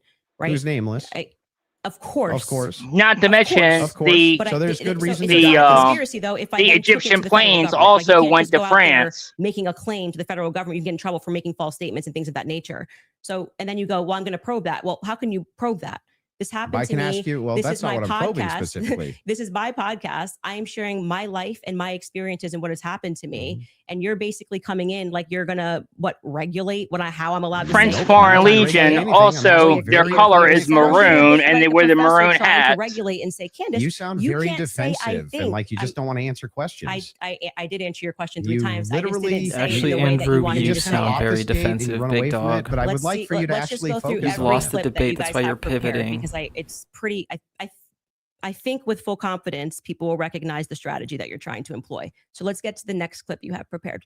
Sure. They can pull up whatever clips whatever they want. it is yeah. that you guys have prepared. So But let's go. there, Notice how he's like, would "Oh, yeah, still- sure. No, like, I on don't this care, point, dude. I just You're want to make so sure that pressed. you have full confidence that France and Israel are involved in the assassination of Charlie She Kirk. said it. She stood You by have it. no evidence for it at all that you'll give us. Well, I already did tell you where it came from. Like I said, I can explain it to you. I can't understand Did it that for same you. So if higher you up need to, tell you if that need he was to- going to kill? Oh, we or got that it France killed twice. Charlie Kirk, or just that you were in danger? They said that the French Foreign Legion was involved and on the ground that day. I've already said that. You just don't like hearing it. No, Candace, just out of curiosity, Yes. when you pass down that message to a Tulsi or Trump, Tulsi's office, yes. Tulsi's office, are you giving them who told you that, or you're just saying, here's what I heard from And somebody? I have this information. Sure. And of course, if they wanted to open a file on it, which I thought was quite mysterious, that Trump's office never got back to us. It was kind of weird about maybe they're not the correct office too. I did receive a response from Tulsi Gabbard's office, but I don't think there was ever any investigation into what I Got said. it. So the call was, hey, I've been Emailed. told It's- the email. Yes. Email was, I've been told I have somebody is- information, that the French Foreign Legion was on the ground during Charlie's assassination, and that it was a lot of information, but Well, you didn't give specifics who it was from. not in the first email because I figured they would Perfect. Yeah, So if they do contact you, 100. are you yes, comfortable giving 100% who it is? I would absolutely give them as much And information can I as ask a possible. question? If whoever's the U.S. government, why are you not? Yes, it's very strange to me. You know, so if Thank that's you, the case, now PBD. they Thank may you. respond back and say, we did. You know, that's their position. I did. I'm That's not why I involved. did it in writing. And so I'm glad that's the case Yes. because so if they And do right ask away in you- Trump's office, Margot got right back to me. She said it was on his desk, so he has that. There's no. And if you do say that and they Mhm. contact that individual, obviously you don't have to leak your sources here. Mhm. Is there enough credibility where that person would be willing to talk to them and explain to them exactly what their sources Yes, are? Okay. I mean, that's, it seems reasonable. And so why he's asking me to defend that is I'm not. Never I did. think those are two different things. That's more Two something I'm totally asking different to say, claims. why are they not reaching out to you? I've asked that many times on my podcast. What do you think about that, Andrew? What? The fact that she emailed, she gave it, and nobody reached out to want to contact the They source that she's probably willing didn't think to it was share. actionable, is my guess. But even if they did think it was actionable, great. Every lead should be followed up on within the confines of what's rational and reasonable. Is it fair to say that this is maybe a different individual because this is a person that was involved? Well, it's funny how Turning Point doesn't want to follow up on any of these credible leads whatsoever. Neither does the Trump administration. This isn't just anybody. So if an average person sends it, yes. Yeah, but I mean, we don't know who the source is. We don't know any Well, of then, this.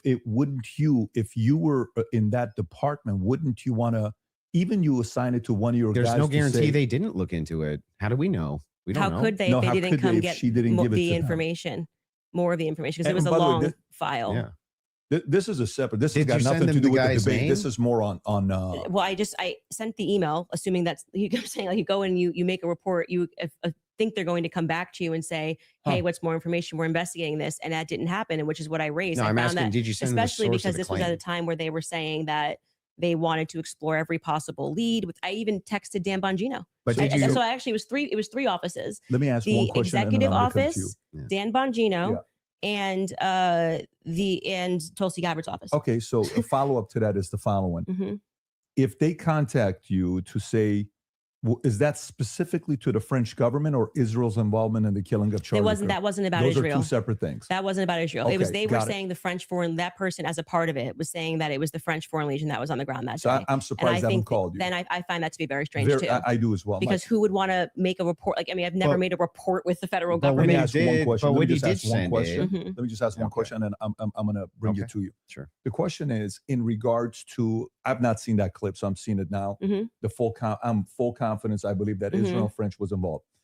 Is that also based on a source that somebody told you that Israel was involved in the assassination of Charlie Kirk, or is that a gut feeling?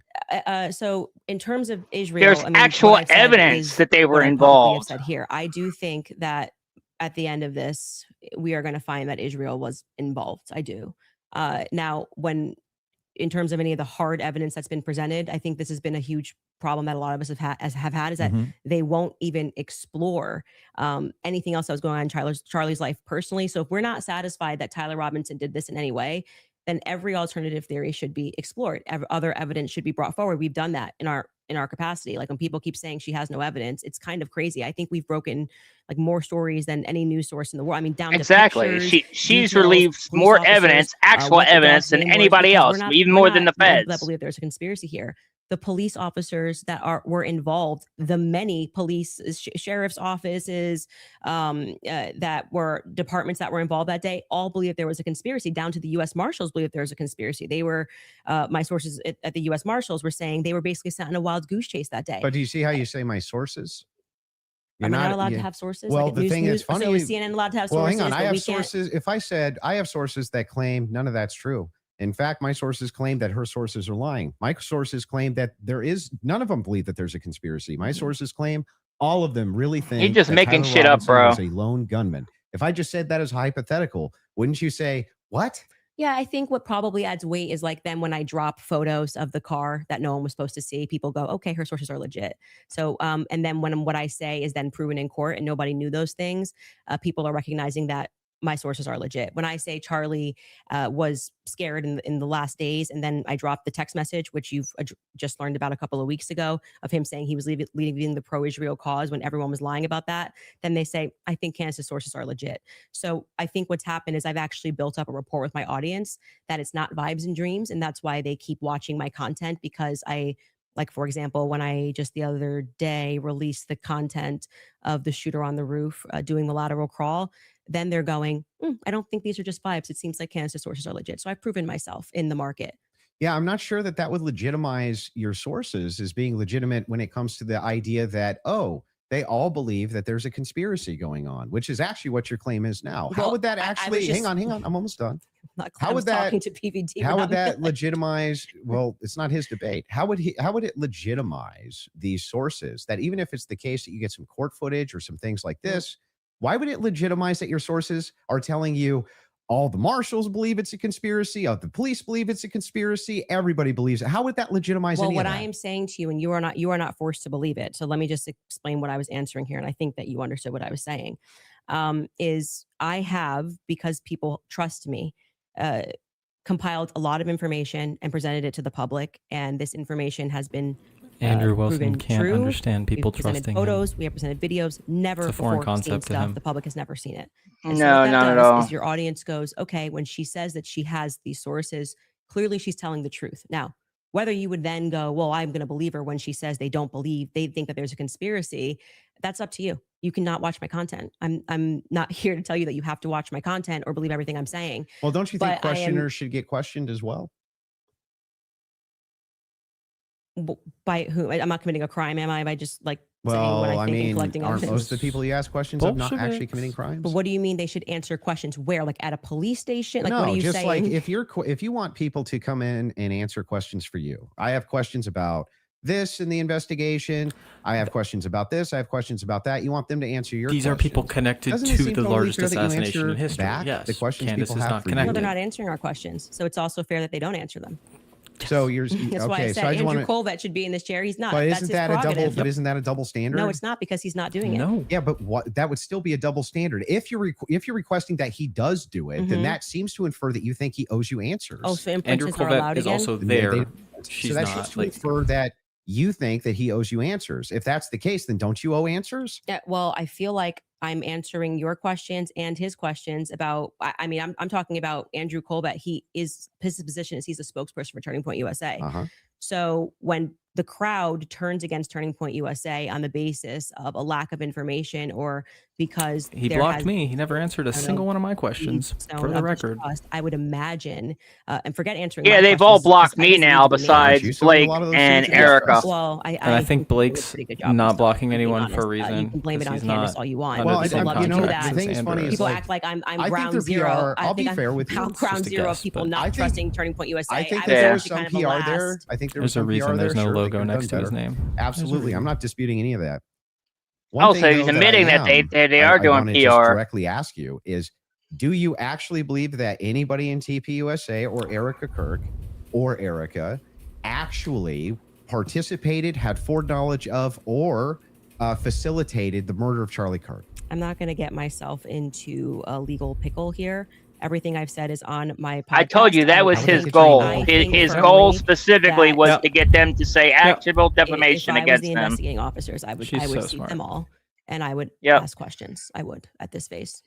I would. Okay, So, what does using that mean? What a good hypothetical, answer. What, uh, what does that mean? You think so? She I can't think make it you was not understand, bro. sufficient investigation into what is. That's what we her know to be basically true of saying yes 80% without of, actually saying it. homicides. It's usually conducted by someone you know, right? And the Yep. fact that that was never I've made even that point so considered, many that the, like I times. said earlier, the backpack So was true. returned How do you know that that- was never considered? because they gave back the backpack as just one example. Because Erica They gave flew back the backpack, home they on gave back Air the, Force Two, like That doesn't 2 days show later. conspiracy. Well, I Yeah. mean, it shows that the police trusted. And honestly, I don't even think the everybody and didn't autopsy just hold happened. things I up think for the a They second. autopsy's ruled fake. them out as suspects. That In a could be, day? I'm not comfortable. In a with that day, they investigation. ruled out Are the you doing an entire investigation with a staff $100 million that was present in a day. Well, this is What $100 million Exactly. incentive? what That I'm is saying the is most an organization illogical like that thing had budget, ever. it was 100 million. Plus per year. Yeah, per year. If that's something you want to fact Yeah, check, but that's what was fine. the- Your what- team wants to play video, if you don't mind. Yeah, There's a video they want to play of Candace said it's impossible to not believe Erica's complicit. If you guys want to play that video. Could also just ask them, And but so right sure. now, their guys are going out and they're going to look for evidence. And then by May, which is fortunately around the corner, then she'll see what they found. So what the F is that performance? How could you sit up there and say, yes, I 100% believe Tyler Robinson did it. That right there is why it is impossible for me to think that Erica Kirk is not complicit somehow. Because what? Those two thoughts actually don't even follow. How would it be the case that even if Erica Kirk did believe that Tyler Robinson was 100% responsible for the death of Charlie Kirk, let's say she believed it with every fiber of her being. Because he there's knows what been he's no doing. Again, evidence. this is She- all she came out and intentional, said dude. it. This is Yep. all It doesn't follow intentional. that somehow she's complicit. She came out and said in it with his no death? evidence. Erica said that before there didn't was say any complicit evidence in on the death. table. She didn't need to see Yeah, any of those it. two words. She's like, Okay. nope, so what's I she fully complicit trust in? the Yes, FBI. So sowing this narrative that Tyler Robinson is guilty. So you're chopping up clips. Like I said, you didn't have the confidence to Okay, come well, in tell debate. me, So what now does you're that mean? chopping What it does up. complicit mean? We are showing a clip of her on Barry Weiss, which I can't remember the date that she did that interview. Mhm. And Erica, when she is asked, "Are you one? You know, do you feel with 100% certainty that Tyler Robinson did this?" And she says, "I do."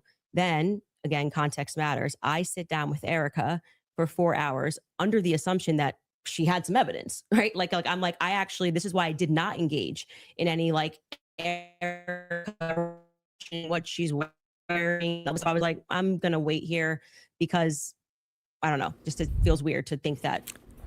Did I think that some of her mannerisms were weird and stuff like that? Yeah, but that's not, you can't convict somebody on weird mannerisms.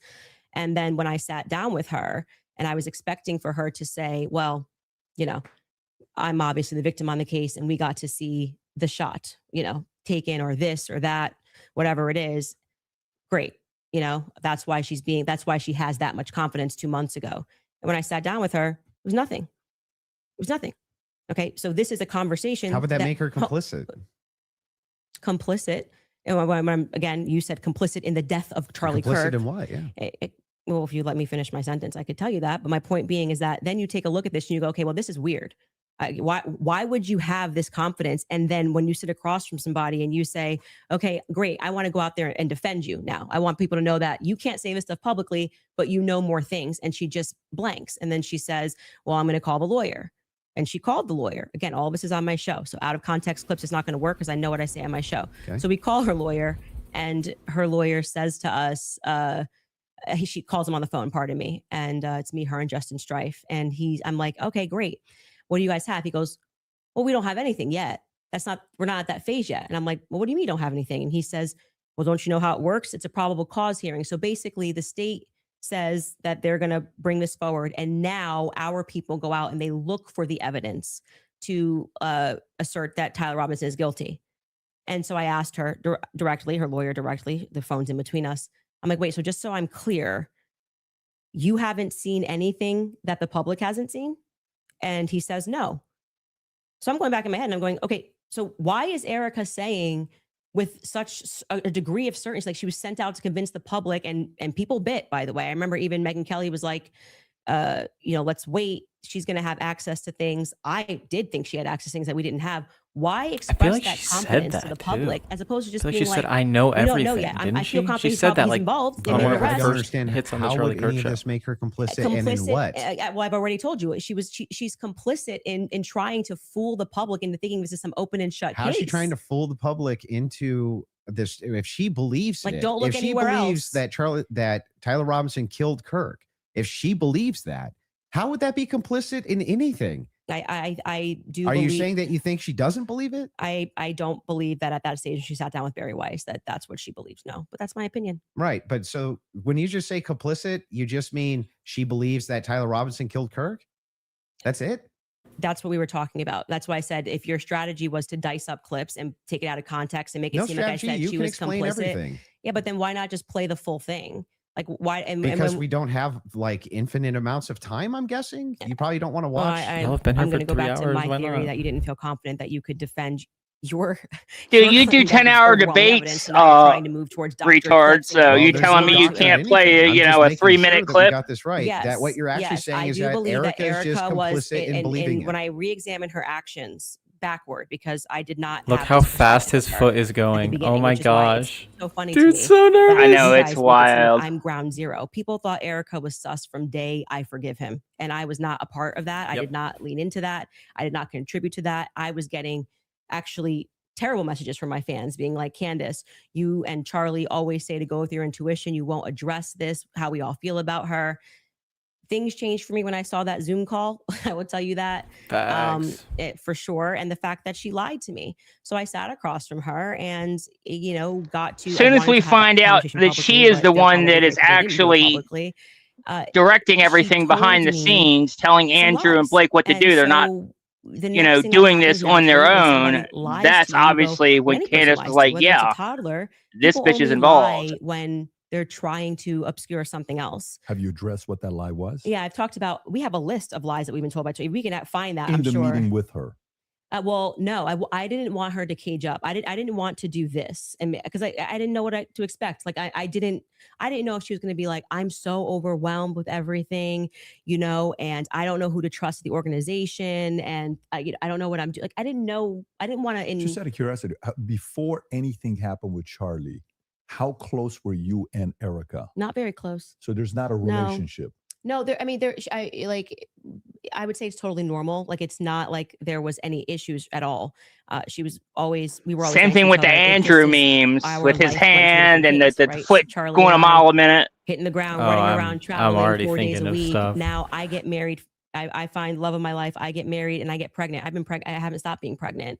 And what you want out of life changes. You don't want to be running around for 4 days a week and traveling on a plane nonstop. You suddenly want to start building at home and live. I was desiring that suburban life. Did you guys exactly, ever do double Katie? Dates, you, George, her, and Charlie. Was there ever double dates between the four of you? I was engaged to George quickly. We were planning our wedding. I was kind of in my bubble with George. George traveled with me and Charlie, but Erica and him were just starting to date at the beginning of 2019. George and I were planning our marriage. So George really got to know Charlie. I wouldn't say that I really got to know Erica. I was just rooting for them because I knew how much Charlie wanted to, find love. And so I was kind of his wing woman throughout that phase. And I was just happy. And I never was under the impression, obviously, that they were going to get married when they were dating. So it wasn't like I was conscious that I really need to get to know this person. And so it was just kind of normal that by that time, because of where I was in my life, that I wasn't spending any time getting to know Erica per se. So the That's complicit Andrew part about Wilson. Erica to you, is that a He's gut basically feeling? a nobody. It transformed when she lied. He's been on can Joe take it Rogan away. a I'm couple just asking times. questions. Yes. You want to rough go That's for his it. claim to actually fame. I still don't understand what you think she's complicit in. Yeah. So when I say Erica's complicit, that's my opinion. When you tweeted Erica's too retarded to kill her husband, Yeah. would you like to explain how you developed your evidence, your positive evidence for the fact that Erica was retarded? Yeah, sure. So Yeah. I just think all women are I retarded. love that. Oh my I'm allowed to God. just say stuff. Who knew? So and You what just and by asked the way, me. and Like, what and what dramatically Don't we need evidence for that, transformed your Andrew? opinion of Erica after going to the headquarters, because you were pretty hostile about. I wasn't hostile towards them. He called it like a calling fem. somebody too retarded He No. called Come on. it. I That's posted like the tweets of normal what he's tongue-in-cheek called it, stuff to me dude. online. Oh, you're being Exactly. He's been totally hostile to Usually when I them. call He someone was so retarded, mad that it's Charlie would not let him Like, in for his inner instance, circle. You got supporters. I mean, if you want to use the same exact argument, you would take a supporter like Owen Benjamin. He called you bad names and Oh my gosh! and called your dude. husband. This is getting into Are the you point. just- Can we you get just back to like the about- actual? No biggie. I've never answered him on anything that he said. I'm saying that you now are her biggest defender. So do you still think I'm she's not her too, biggest defender. Do you think I she's actually Yes, agree you are. with You're that, debating Paloma. on her behalf, No, bro. Erica Kirk. I'd never met her before. okay? But you had an issue with Turning Point Someone should being fact led check by a bunch of fembots talking about the Still There it feminist was. angle. Fembots. Still And do. then suddenly you go to the Still think it's headquarters. a terrible idea. You go into the headquarters. Mhm. Now all of a sudden you've got text messages that you're sharing with them. You say Playing that poker, you and your wife are Venmoing getting Blake Neff involved for poker. with management. No. I'm not involved in any management at Turning Point. Well, USA. I'm pretty sure there is a clip of you where you say that your wife went to their recent conference and sat down, and then when you were on Joe Rogan, No. Hang on. I'll explain what happened just so that you understand. Yeah. So I was invited there to do some debate training. That's literally what I was invited there to do on recommendation. So I went down and did some debate. That's the first time I ever met anybody at TPUSA. okay, and then you said you sat down with. That's so I'm I'm glad he weird. admitted I didn't sit that down because That's Charlie so did not weird. want him No, anywhere near that's the also organization. that's just No, I didn't weird. have Like, that who are they conversation. training? Why are they using Andrew Wilson to train them? Okay. That's It's not weird. normal at all for Turning No. Point. That's My weird. wife did too. We were No, both very and sorry. I don't know if you Okay, so at noticed, what but they're point did using a you bunch of start receiving nobody text influencers, and they're from- trying to that get you these brainless, cited in dumb your opening young statement? Well, I kids just that reached they out can to TPUSA and brainwash said I'm to prepping for a repeat their debate. Is there talking anything points that's for these pertinent debates. that I can use Yeah. here? Do you find it? And I think it's interesting because that a lot of the people have bigger been names that they asking for, used to have basic won't answers to attach their questions, and names to Turning you're saying Point that you anymore. walked into their headquarters and reached out, and they It's instantly. amazing, isn't it? If you reach out in good faith and you're not demonizing them and saying that they're complicit in the murder of people's deaths, that perhaps they're actually willing to release things to you that are pertinent, other than thinking that, perhaps you're diabolical. Well, I don't know. I, and just don't think, have the I best feel like if I was intentions. going to release that information, I didn't demand that it be released to me. I actually never demanded that it be released. I just simply said that this is what was going on in the last 48 hours. Maybe to the media, they could release it. They could release it to PBD. They decided to release it to a guy that called Erica too retarded in June. So what? Yeah, I just think it kind of shows that Turning Point is not sending Turning you Point as their anymore. horse. Well, I don't They know just where you, don't have I the don't know where courage to you- have the conversation. like, I don't If they see were this- just releasing something in Let good me ask you faith a to answer question. questions, Do you have any I've never evidence of that demanded. claim?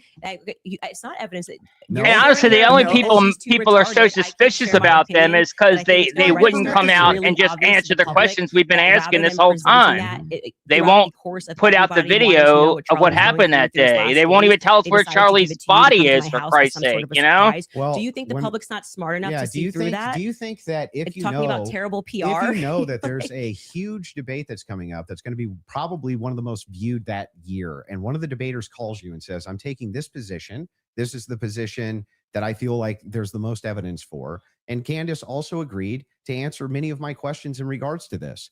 So if you got pertinent evidence here that I can use, I definitely like take a But look. what is the- It was actually amazing to me. It really was He's- actually amazing he's- to me how if you approach people in good faith Wow. and just say, hey, actually Dude, like you're to know not exactly good what those faith. are You're a around. douchebag. Yeah. You're an asshole. Exactly. You're a prick, dude. You're not a good faith actor. Believe that Stop, And like, second- dude. in good faith. I don't believe that anything. And you have even when done it has comes to demonstrated turning in good faith. point, It demonstrates that you walk. we've approached them in Hang good on, I want to hear what faith she says. Hang originally. on, hang on. I want to hear what she's saying. You Still am. were critical of Erica, and now you're sitting here going, Well, Candace, first I of want to all, interrogate you for have an you hour ever and a half been? about everything Hang on, you've hang on. ever Have said you ever about been Erica. critical of somebody that you hadn't met, and then you meet them, and you're less critical of them? And the inverse has happened too. I was You're less right, critical about exactly. Erica, and now I'm more But I'm critical asking about her. you. But I'm asking you. Isn't it the case that there's people you've been critical of, and then Mhm. you've met them, and you're less critical after you meet them?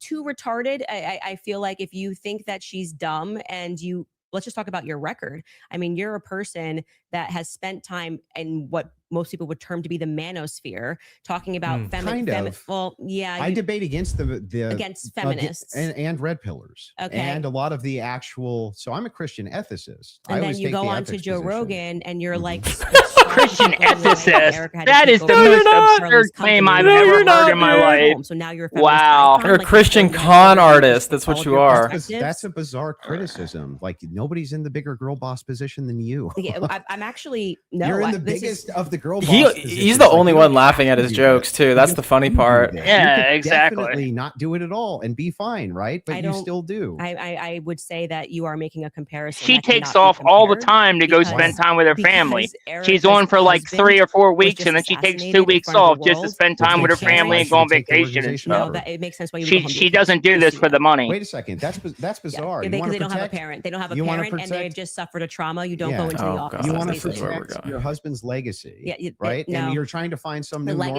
normal. is his.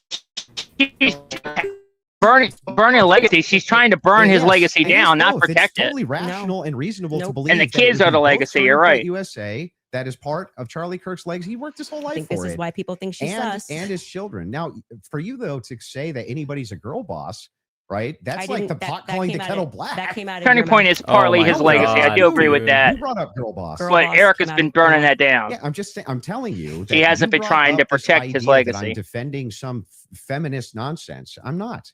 I'm pointing out that they're. By the way, She's not qualified always to take over objective- his company. There's always objective outliers to each situation. In fact, it's the exception that proves the rule. And the interesting thing here is like, I'm still just as critical of feminism inside of TPUSA as I've always been. Dude, And I'm you're not just as vocal about critical it. Of any pro-Zionist position as I've ever been. None of that's Okay. ever Exactly. changed.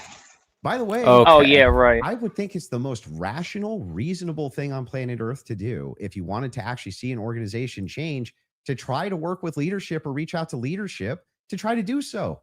Doesn't that? We make the all most have amount of done sense? that. Dude, I've tweeted at every one of them, and all they do is block me or ignore me. So this You is block us. gaslighting.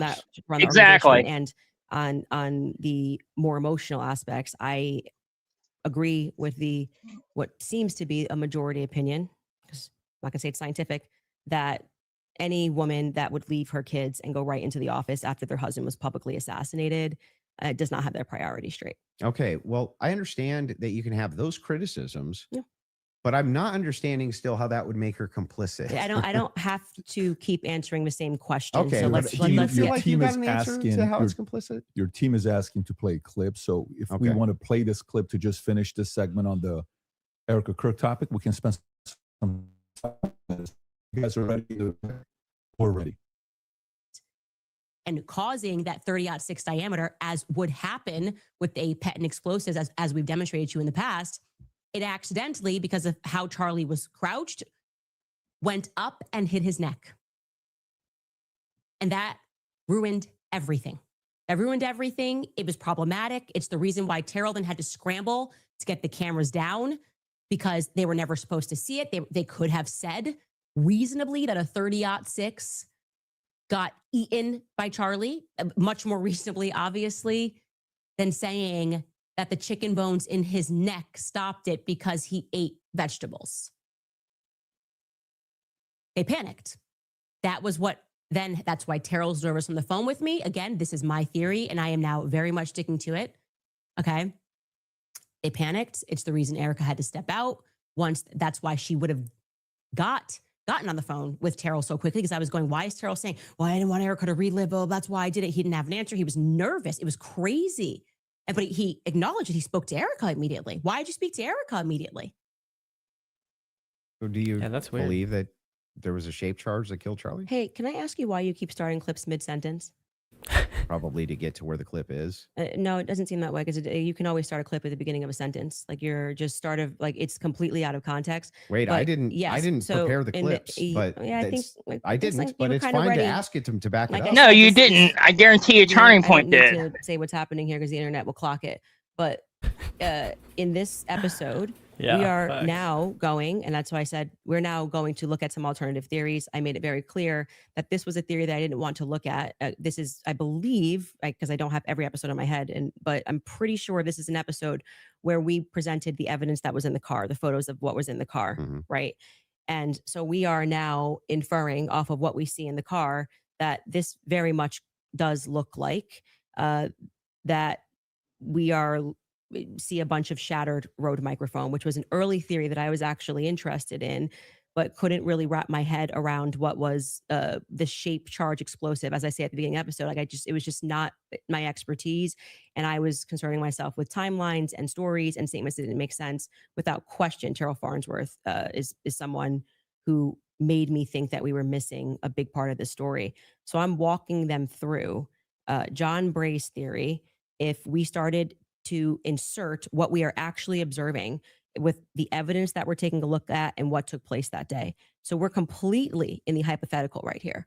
And you're now introducing this. If that's the case, if you're just hypothetically exploring it, and that's why I'm just asking directly. Yes, but that's obvious when you watch this episode. So that's why it feels like I'm in the middle of an interview with CNN when they like pull up random clips and they're like, just making "What's sure. this? What's this?" You watch the episode, you I'm know just what it trying is. to make sure. Do you think that your alternative theory?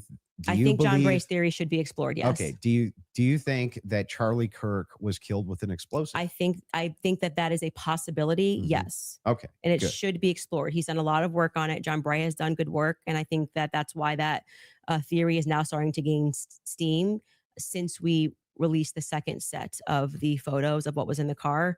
I think it's viable. So this was the big thing I wanted to get into with you on the explosives too. Mm-hmm. What is it about that theory that's actually compelling to you? So I looked into the explosive mic theory multiple times, and the biggest thing that stood out to me is there's no explosion. There's literally no explosion. In fact, there's videos when the shot rings out. The shirt moves. The shirt literally goes up, dude. The bullets don't do that. Like, oh my gosh. The gun is being fired. Yeah, you don't try not to yell on the mic, but yeah, the shirt moves before there's even a entry wound, before there's a wound in his neck. There's going to be a person that was looking forward. We have former Marines that have gotten on and said, it looks to me like there's an explosion under his shirt, right? You obviously saw Rob O'Neill go on to, I'm forgetting which platform it was, where he said, it's the first thing I thought was it looked Rob like. O'Neill is the man that killed Osama bin Laden. Yeah, and I think he's qualified to say what he believes he saw. We should in that clip of Rob O'Neill and what he said and what he observed and his experience. Yeah. So I'm going to take that. And also there were people who immediately spoke to the media that day who said the same thing, that they thought that something happened under his shirt. That was actually, if you go back to like my first episode, when I was just observing what I saw with my eyes, I was asking the serious question. I was seriously saying, why is it like somebody shot him from underneath? Why is his shirt moving first? That doesn't make sense to me. And That's because of air dispersal from the bullet. So whenever a bullet is that's full of shit. You can actually literally how could it make the shirt take like an ridiculous? Makes no sense. And put it on the table and then fire it near the muzzle, and that box will actually blow off the table. Okay, so yeah, near the muzzle. That's not near the muzzle, idiot. It can. It can. Yeah, you can. It depends on the dispersal. You 3,000 pounds of energy or 2,000 pounds of energy coming at you. That's how much it carries. Well, it's not 2,000 pounds of energy. Well, we can fact check that. How many pounds of energy is it? A 30-6 being shot 150 yards away. That's a great question for Grok. I'm going to say when we looked at it, it was between 1,500 and 2,000. I'm pretty sure pounds of energy coming at you, and you just go upward and to the side. I don't really buy that. I'm going to just say think that that's not but possible. It doesn't go through on top of that. So there's another miracle. You didn't get blown backwards. It didn't go through. But I also want to say that you're saying this can happen, and Rob O'Neill is infinitely more qualified, I think, to speak on that. Why? And well, because he's actually shot and killed people. Why would that have anything to do with anything? Because he's got way more experience, dude. To see if their clothes moved. Well, why are you able to assert your position as a fact? Because I'm gonna tell you how projectiles work. He's not even gonna I guarantee you, this guy's not even gonna disagree with what I'm about to say. If it is the case that you have energy and you have mass, and the mass is moving in the air has to go somewhere. It doesn't have a choice. I think you're totally BSing right now, man. Not only am I not BSing, I'm telling you the truth. If a bullet is moving in air has to move out of way of bullet. But maybe not at the bottom of a shirt here. I don't know. I disagree with that. Yeah, the shirt wasn't anywhere even near the path of the bullet. You know, where you assert something with a lot of confidence, and you can fact check it. Your check if bullets displace air. Not about whether it displaced air; it's where it dispersed the air. Underneath his shirt. Yeah, it's not underneath the shirt. A bullet's this big, and you're telling me it's going to hit his neck. Should play that top-down angle. His shirt starts up here, and the collar's moving, and then you see the wave here as he's moving backwards. No. Yeah, that's not true. It's not. The collar was not moving. You could tell there was an event that happened underneath his shirt because you could see the puff of air from underneath his shirt. We don't need to debate it. Whether or not it was the first thing I said was, why is his shirt moving first? That didn't make sense to me. It almost looks just like this. It goes across. His necklace breaks first before Charlie even reacts. If you watch it in slow, his necklace breaks first. I know. A lot of money. And then you see a puff here, and then the next thing you know, there's the entry wound on his neck. I would not confidently assert that I see smoke. I've never said it on my platform. Do you think that an explosion generally has smoke? I don't think that there's any quality version of video that would get Pettin does not have smoke. Question other than Terrell's 4K footage. Pettin has very, very little smoke. Pettin explosions burn so hot that they have very, very little smoke. That it's a similar, if not the same type of explosive that was used inside the pagers that would have been used inside of this road mic. I think that you should, since you love debating, you should debate someone like John Bray, who's worked on that theory for 11 months, and ask those sorts of questions of how a shaped charge would work. I presented the evidence of what was in the car. And I also, at that episode that you're clipping, said John Bray has done an unbelievable amount of work on this. Mm-hmm. And I think he has debated a ton of people actually regarding this topic. So that's the route that I would send you on. For the purposes of my show, mm-hmm. I do believe, to answer your question, that it is a hypothetical. I mean, that it is a theory that should be thoroughly explored. There's two clips your team wants to show. One of them is the Rob O'Neill clip, since we're on it. So if you guys are ready in the back before we go to ad break, if you want to pull it up, this is a good time to do so.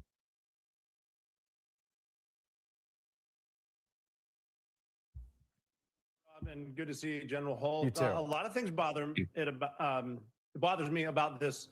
Nothing in particular. And it's not like I'm out there saying big lie or conspiracy or someone did it. I'm just saying, I've been in a lot of shootings. I've killed more than a handful of people, and this thing looked shady off the bat. I mean, I've killed people closer than I saw the camera, and I've never seen a shirt move like that. That looks like an explosion to me.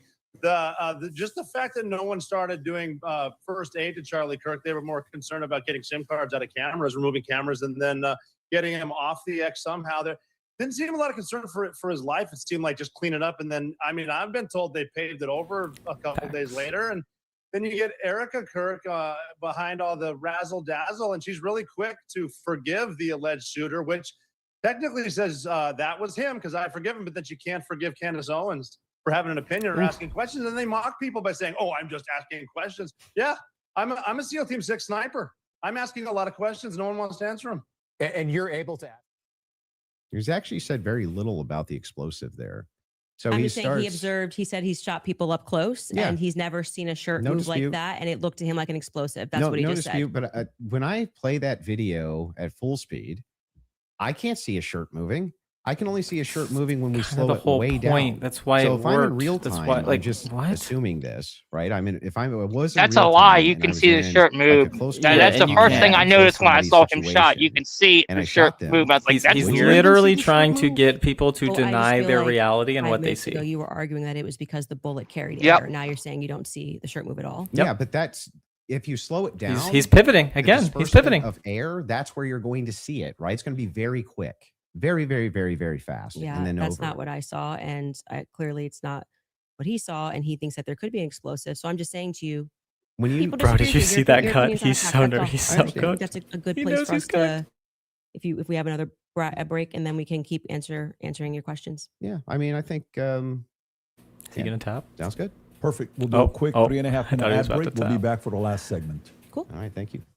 All right, you guys, I want to tell you about Ethos, because life has a way of. Okay. Well, clearly he's just wrecking it. He's losing this debate big time. He's pivoting constantly. He can't even keep on topic. Can't remember what he said 5 minutes before. It's insane. It's absolutely wild. And I just want to address one. Well, actually, let me go ahead. We got some super chats real quick, so let me go through them real quick here. Okay, so Anton said 1,000 joules loot box. Thank you very much. Appreciate that. Then we got Snake Venom sent 10 joules. Happy poop. Absolutely. Everything Andrew Wilson is a part of is definitely poop. I agree with that. Axe Capital sent 200 joules. Jamming. Thank you guys. I appreciate it. And one of the things that I really want to address is at the beginning of the part of this interview, they specifically were like, well, what evidence do you have Israel is involved? What evidence do you have Israel's involved? Okay, well, first off, one of the very things that made Israel suspicious was that Bibi Netanyahu was one of the first people that came out, even before Trump, and said that Charlie was dead, confirming Charlie was dead. Outside of like Victor Marx, who was part of Turning Point's orbit, he was the first one that was not in Turning Point orbit that said Charlie was dead. So that's suspicious by itself. Then you have the fact that then he came out like a day or two later and was like, we did not kill Charlie Kirk, before anybody was even really suggesting that. That was really suspicious. And then you had the post that Trump tweeted about Charlie Kirk, where he had the Israeli flag in the background, and then in Hebrew written in the back of it, it was like it was an insult. I forget exactly what it said, but it was an insult. If you guys remember it, maybe you can remind me. It had Shlomo Pearl. It wasn't in Hebrew. It was written in English underneath. It was a Getty Images photo. You can go to Getty Images and see it, which means like useful idiot essentially. And it was exactly Trump and Charlie hugging, and Trump put that on his Truth Social. Exactly. So, useful idiot. So that's another thing that clearly that was intentional. Once again, that gave us a lot of suspicion right there. Then you have all of the Google Trends results that we were coming out very early on in the investigation, where every single aspect of that case, every person involved, from the prosecutor to the doctors at the hospital, to the surgeon that worked on Charlie, to the police officers that were there that day, to the president of UVU, to Tyler Robinson, to Lance Twiggs, to Phil Lime, all these people were all Google searched according to Google Trends from Israel prior to Charlie's death, and they were all around the same window, around I think it was either June or July window, for the most part, which is like when they were planning it. They started the planning phase, we believe. So that's suspicious. And then it come to find out that there were 12 Israeli cell phones that were on the ground at UVU that day. And I actually have a video about that. And when I say 12 Israeli cell phones, I don't mean like they're using an Israeli VPN or something like, no. These cell phones were actually registered. Someone walked into a store, a phone store in Israel, and that's where these phones were turned on and registered while they were in Israel. But yeah, so I want to go ahead and show that real quick. It's only a 3-minute clip, so let me go ahead and share that.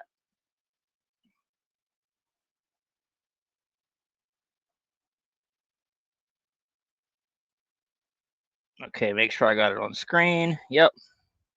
Okay, here we go. Here's some explosive news for you that I can now, beyond a shadow of a doubt, confirm. Putting my name on this. Not only can I confirm this, but I can publicly challenge the very Zionist occupied Trump administration, who is aware of this, to deny it, to come out and say, no, that's not true. Okay. And if Kash Patel is done crying about the mean tweets on the internet regarding his sensational singing girlfriend, he can also certainly make the time of day to deny what I am saying if it is untrue, right? Because this is pretty relevant. Now, I should say that some people had actually reported this earlier. Like Mel, I've been telling you to follow her, Village Crazy Lady over on X. She was actually very early with this reporting, and I had heard rumors and rumblings, but I wanted to make sure that I had verifiable proof, enough proof that I would go out on a limb, as I'm doing right now, and asserting that it is authentic and it is real. Ladies and gentlemen, there were, for whatever reason, 12 Israeli cell phones on the ground at Utah Valley University the day that Charlie Kirk was assassinated. This has completely spooked the people that are very high up in government. Now, to be clear, I don't mean that there were 12 VPNs that were switched and routed through Israel on that day. I mean that there were 12 personal cell phone accounts that were opened in Israel, okay? Like you go into Verizon in Tennessee or in Connecticut and you open your phone. I am saying that they opened their phones in Israel, those accounts in Israel, and they were on the ground on September 10th at Utah Valley University when Charlie was shot. Now, the NSA knows this. Kash Patel knows this. People in the current administration know this, and they are desperate for some reason to stop that information from being released to the public. Why? Because they're the most transparent administration ever? Is that why?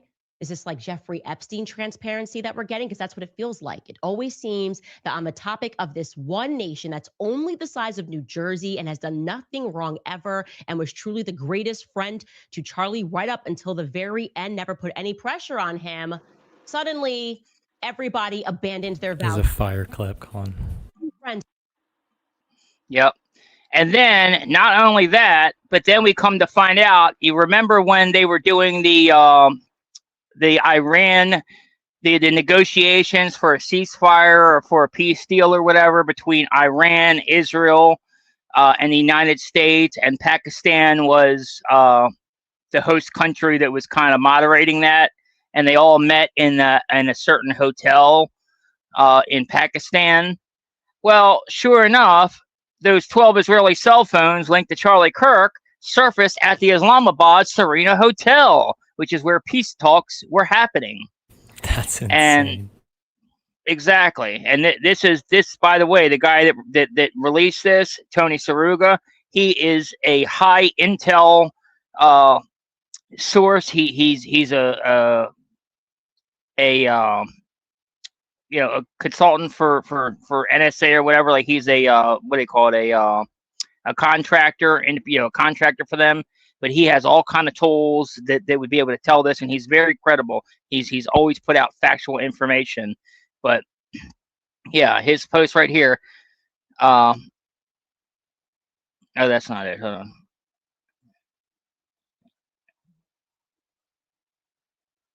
Let me see if I can find his original post real quick. Oh, there it is. Yeah.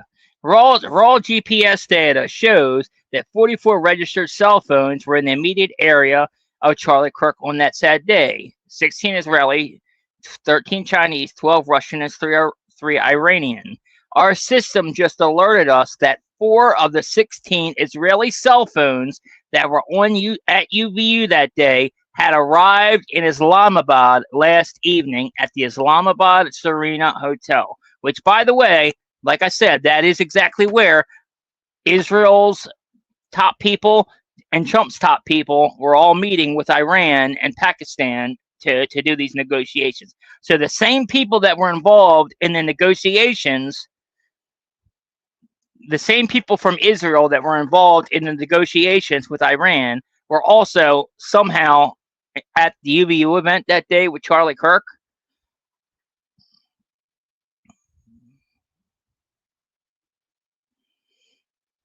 So yeah.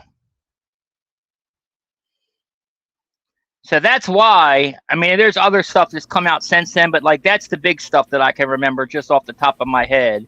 That is why so many people think Israel did it, you know?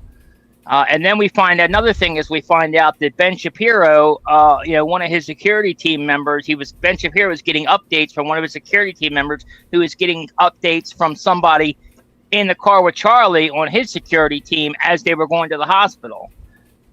And we know that Ben Shapiro is very close to Israel and is one of their attack dogs, and is, you know, constantly talks to Bibi.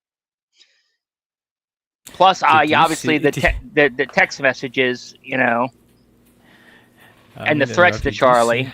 How crazy her chat is going right now, dude. This is insane. You mean Candace's? Yeah, dude. There's still 200,000 people watching, but the chat is just going mental. It's. Let me pull up the chat. I haven't looked. I'm in awe. I'm just stunned. And I'm wondering if they're like hashing something out behind the scenes right now, because I feel like it's been a pretty long break.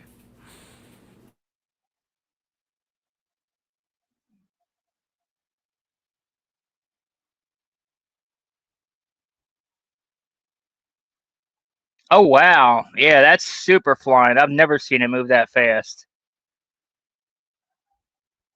Yeah, that's dude, it was crazy like glitching fast for me at one point. It was like, yeah. Shit, they make crowdfund the 300K just from super chats. I'm telling you, right? My goodness. Wow, yeah, that's wild to me. Clearly, there's a lot of people that care about this case and are involved, though. You know. Dude, this was the JFK of our generation, of course. And like, if you don't care, I feel like there's something wrong with you. But unfortunately, that's what I find I'm running into more often than not. It's just people kind of just shrugging it off, which is frustrating. Honestly, people are to the point where it's like, well, what can we do? Like, a lot of people have told me, like, we care, but what can we do? What can we do? You know, both sides are corrupt. Oh, we're back. Let me turn the volume on here. I'm guessing. I feel like we got where we were trying to go, or at least for the most part. So the two other clips, I do want to play the Twigs clip. That one is important to me, the Twigs DNA clip. Yeah. And they're going to pull it up just to have you respond. Well, Thanks you don't again, have to play Axe, it for the because, super like, chat. if you're Appreciate saying it, that brother. when I initially watched it, I thought that Lance Twigs' DNA, like he was directly responding to that because the testimony was a bit confusing. They started by saying that they were going to like explaining how they got the samples, and they said Lance, Matt, and Lance, Matt, and Amber Robinson, how they got their DNA samples. And then they started speaking about the guns were found on them. And then they moved and they said Lance Twigs's DNA was found on the screwdriver. When I went back and rewatched it, I realized, well, they haven't officially said that 100%. Lance or Amber Absolutely. are on the gun. So I think I've already conceded that we don't know that. So I think, like, but if you want to play the this clip is directly you saying it is on the gun. Twigs' DNA I'm saying is that on I the feel gun. like I've already said to you, like I've made that concession. But just to be clear, whenever I make a mistake, I just correct it. So that's why when you were asking me 3 times, I've already said we don't know yet, and I've corrected that mistake. So if the purpose of you showing this is to demonstrate that Candace makes mistakes sometimes when she's taking in a lot of information and she's reading through legal documents and she's trying to remember 9-hour testimony. It's to demonstrate something else. It is, in fact, the case. We're all going to make mistakes. Yeah. I'm going to make mistakes. And I've already You're going to make mistakes in the case. Yeah. But in this case, you were very adamant that his DNA was on the gun itself. Yeah. So I'm just saying that it's not ruled out. We know She it was made a 5+ mistake, days. I've said obviously. this so many times. I had to rewatch the testimony again. It's like 9 hours a day. It got very scientific when they were speaking about this. And I think I wrongly extrapolated that they meant all 3 of them were on the prints when the only person they officially named was Matt Robinson. So we don't know yet if Lance Twigs has his DNA on the prints, DNA on the gun officially just yet. Okay. I've already conceded that. I kind of think she's wrong on that. I don't know. Sure. This is like I the watched Erica it. Kirk. I streamed the whole preliminary hearing. All right, Well, this Erica. just You goes could back- just sit down with me, Erica, This but we just could do it goes- this I'm gonna way. have to This watch goes that to a back previous myself. claim that you made. Yeah, Why I'm sure. bringing it up. Straight to jail, straight to jail. For questioning, at least, Erica. I don't care who's I mad. love that really do Candace is not care smiling. Who wants to be upset after I love this episode. clip by her, Really, by the you way. would be wasting your breath. You can spend $1 billion on influencers because Yeah, this is all because she becoming knows what he's doing. increasingly She started it in the. equal. He started in the middle of the Asking sentence me again. to be an idiot, actually, and I cannot do that for you. Someone once commented beneath this show that if the situations were reversed and there were this many verifiable lies. So straight to jail. Yeah, so that's the show intro, and straight to jail is a monopoly term. Okay. Like, yeah. So do not pass go. Yeah. Do not collect $200. Yes, it's You're going straight to obviously jail. tongue in cheek. And then we explain that actually I think that she should be brought in for questioning because of inconsistencies. So this is the exact episode when I started to think that she should be sat down and questioned. And I still believe that. I still hold the perspective that Erica should be sat down and she should be properly questioned. Do you know that she hasn't been? No, actually, that would be a great thing for the spokesperson of Turning Point USA to say that she's Yeah, already. but why said do they? I mean, my guess would be she hasn't because they returned everything to her. Yeah. But Why do they She owe got you an that, escort on though? Air Why Force. do they don't owe me yeah. anything. That's my show you're watching. Just the clips that you're pulling are Yeah. from my show. So if I want to say something on But my then show, I again, can they're the say ones that. complaining They that owe me everybody's something, and I could attacking them have thinking ever they're do that, Yeah, but but guilty. if you say like you So need to be sat if you down want for to questioning, dispel you don't even know people's if they haven't been. suspicions, then you would be open That's and strange, honest right? and Do be you know if they forthcoming have with been? information. No, I have no idea. So you're just saying, what if they haven't been? Yeah, if your You're just kind of entire filling the air. if your with entire thing is junk. She's if you're- cooking no, it's him, not bro. junk. If the query is why is it that Erica Kirk's not being sat down for questioning, but you have absolutely no knowledge whether or not she's been sat down for questioning or not. What that does is it creates an innuendo. It creates an Oh inference. my It creates out to gosh. the ethos that this should be happening. because Speech is something's wrong here. dangerous, and When I'm most people Andrew have no Wilson, knowledge of and anything words they are do at all. scary to me. Like, I what just are we think that doing? my opinion is that she should be sat down and questioned. But Exactly. you're not sure if she hasn't been. Yeah, and you're not sure if she has been either. And the So, evidence like I suggests said, that I she feel like now you're hasn't just been, kind of like filling the Candace air said. with They knowledge, gave because her it's like, Charlie's we want devices to my back. make sure that you go in there and you nobody- You know, defend Erica, and I have the to Trump say, I don't think administration you've has done an been extraordinary coordinating job with of her that. to But put I'm not out here to defend Erica. like that The thing letter is, from like- Scott Since 4 Bissett. out of 5 of the clips that you Yeah. had on the ready when we asked you guys ahead of Mhm. time. I mean, I want to just assert how professionally we have dealt with this debate. As you can see, we have not planned any gotcha clips for Andrew. I expressed to him that what we were going to do was just to use people for fact checks, and because I might not remember something, or I do remember something, and you're saying no, and Yeah, it that is seems what like I very think bad will faith register of to him. people as very Well, wait, I fair. expressly We did not take out of wait, what? context clips of Oh, Andrew completely. to I try to expressly said please that don't I cut was me going to off. bring claims. We did not. Right? No, when you said you were going to bring claims that Your you would want me claims. to say, I intend on sitting you down with out of contexted clips to which we said to you before in an email. Any clips that you want to share with us, send it Mhm. over. Let's assert a debate claim so that we can both be ready to respond to it. This just That's not really what happened. well. What didn't yeah, happen? the way that you're framing the exchange. What That's do you not mean? that's not actually what happened. We were negotiating. It is true we negotiated out the claim itself, right? Which one's going to take which position. I wanted to make sure that I had at least an hour and a half on mine, and you got the time for yours to question me. We did. We got through your hour and a half on mine, roughly an hour and a half now on mine. That's basically how this went. But in the That's not what beginning, happened I at did not all, take really. an hour and a half to just pull out of context this with Yeah, Andrew. that's I not what actually debated the happened. substance of what's going on in this trial and this hearing. And I do think that There's- I think you fell short of that. There's nothing And you- out of hang on. And There's I did nothing not here say, except I'm holding just you to gonna account get for you your to say claims. yes or no. Well, hold on. We were Yeah. supposed to be debating the case This and is whether part or of the not case. there was overwhelming Supposed to be debating the evidence. case, These are not your Candace claims Owens. about the Fact. case. No, you then admitted that now you're getting into another sphere and you want to talk about the transcendental and pivoted. things that I've And we said. got through. And like 4 Yeah. out of 5 of your clips are about Erica Kirk. So the general I perception don't think 4 out of 5 even were. is your turning points horse. Oh, I so you think just- quite just- a few you of just- them were. you Were just- there 3 just made it Ericas up? or 4? So you're just making stuff Can up. we get a count of how many were about Erica? I feel I like think it was Yeah. 3. 3. Okay, Yeah, 3. I 3. said 4. But those are extraordinary sorry. claims. That's But- which is why you're asked Okay, about them, well, right? okay, but the point being is now you're veering into trying to get me to defend my opinions, and then you completely shirk responsibility when I point claims. out yours. No, they're not claims. When No, you they're tweet Erica claims. is too retarded, you go, that's just whatever, and then you move That's on. a claim that and I'm responsible for the claim. Well, earlier when I brought it up, you said that it was tongue in cheek. Yes, sure. That's me responding to your criticism Okay. of the claim. That's all I'm doing here. I was interested, and And I'm happy to get into now if you'd like to. Well, Your that team was has one more supposed to clip be they want the to play whole from thing. 7 Okay, days ago. sorry. They got one They more had clip. two. and we then were can getting go into to the Patsy. Patsy stuff and you stopped it and I was explaining to you. Oh, they have one more clip. Okay, let's go. They want to hit the minimum of 4 clips you were saying with Erica. So 100%. This is absurd. okay. And this is the one you're saying from 7 days ago.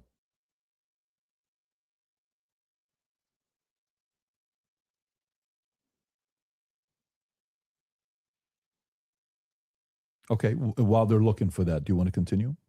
Yeah, I mean, Yeah, can I yeah. ask a question? I know it's been, or like, can I ask a question? Or are we Not just in really. I'm just gonna. Okay. We're going to hold to the actual contract itself.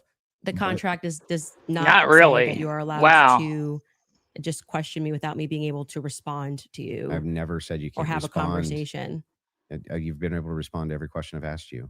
And by the way, the other thing is like Let's have it your way. I want it to look like Still happy we've to have done the everything debate. Andrew wanted to, so that people This can is fairly assess the insane, situation. So dude. you have it your This way. I is will not actually ask the question. insane. Totally What fair a with me. what a bitch, dude. So are you good with her asking a question or He no? said no. Totally. Waiting for the clip. Okay. So you want to wait What for a the clip. bitch. Okay. You guys have it Wow. in the back?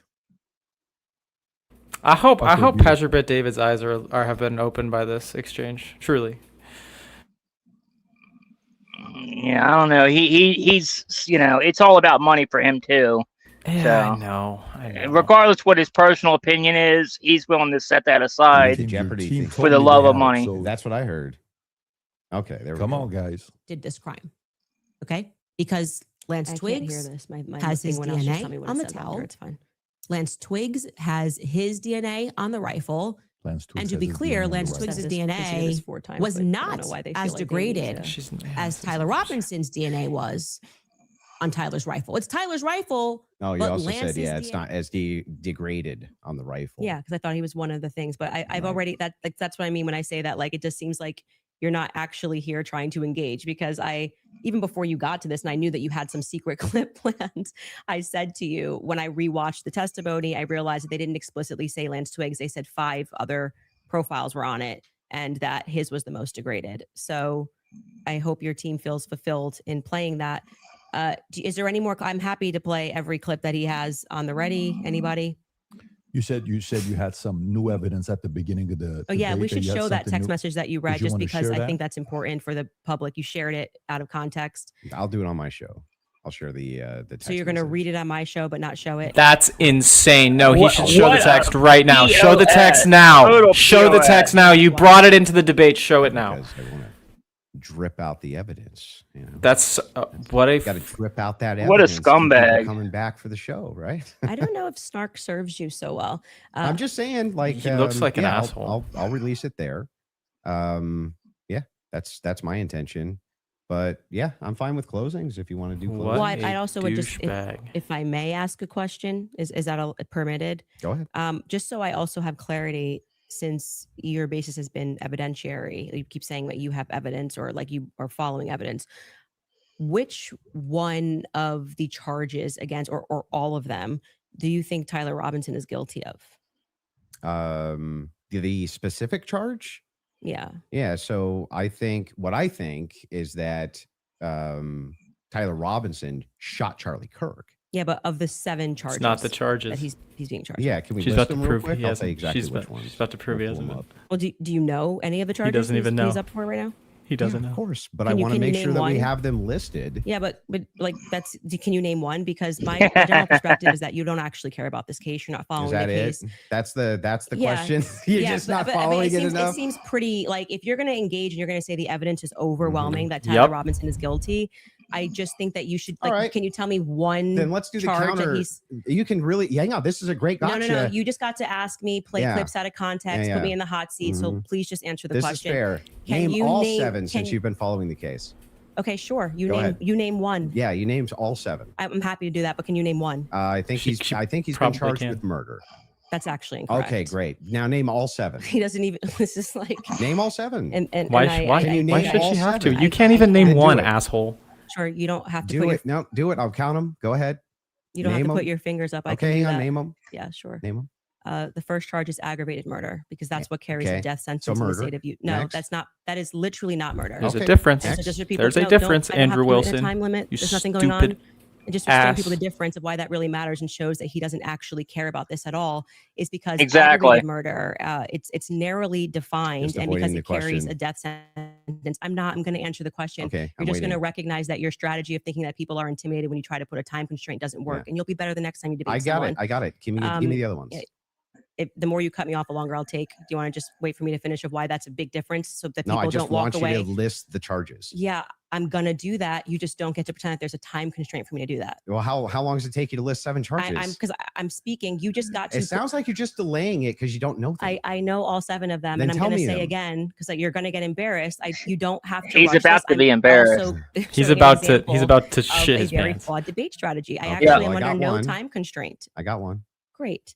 The second charge is the felony discharge of a weapon. It's going to be so fun The to next make a 2 video. charges are for obstruction of justice. Okay. The next 2 charges are for witness tampering.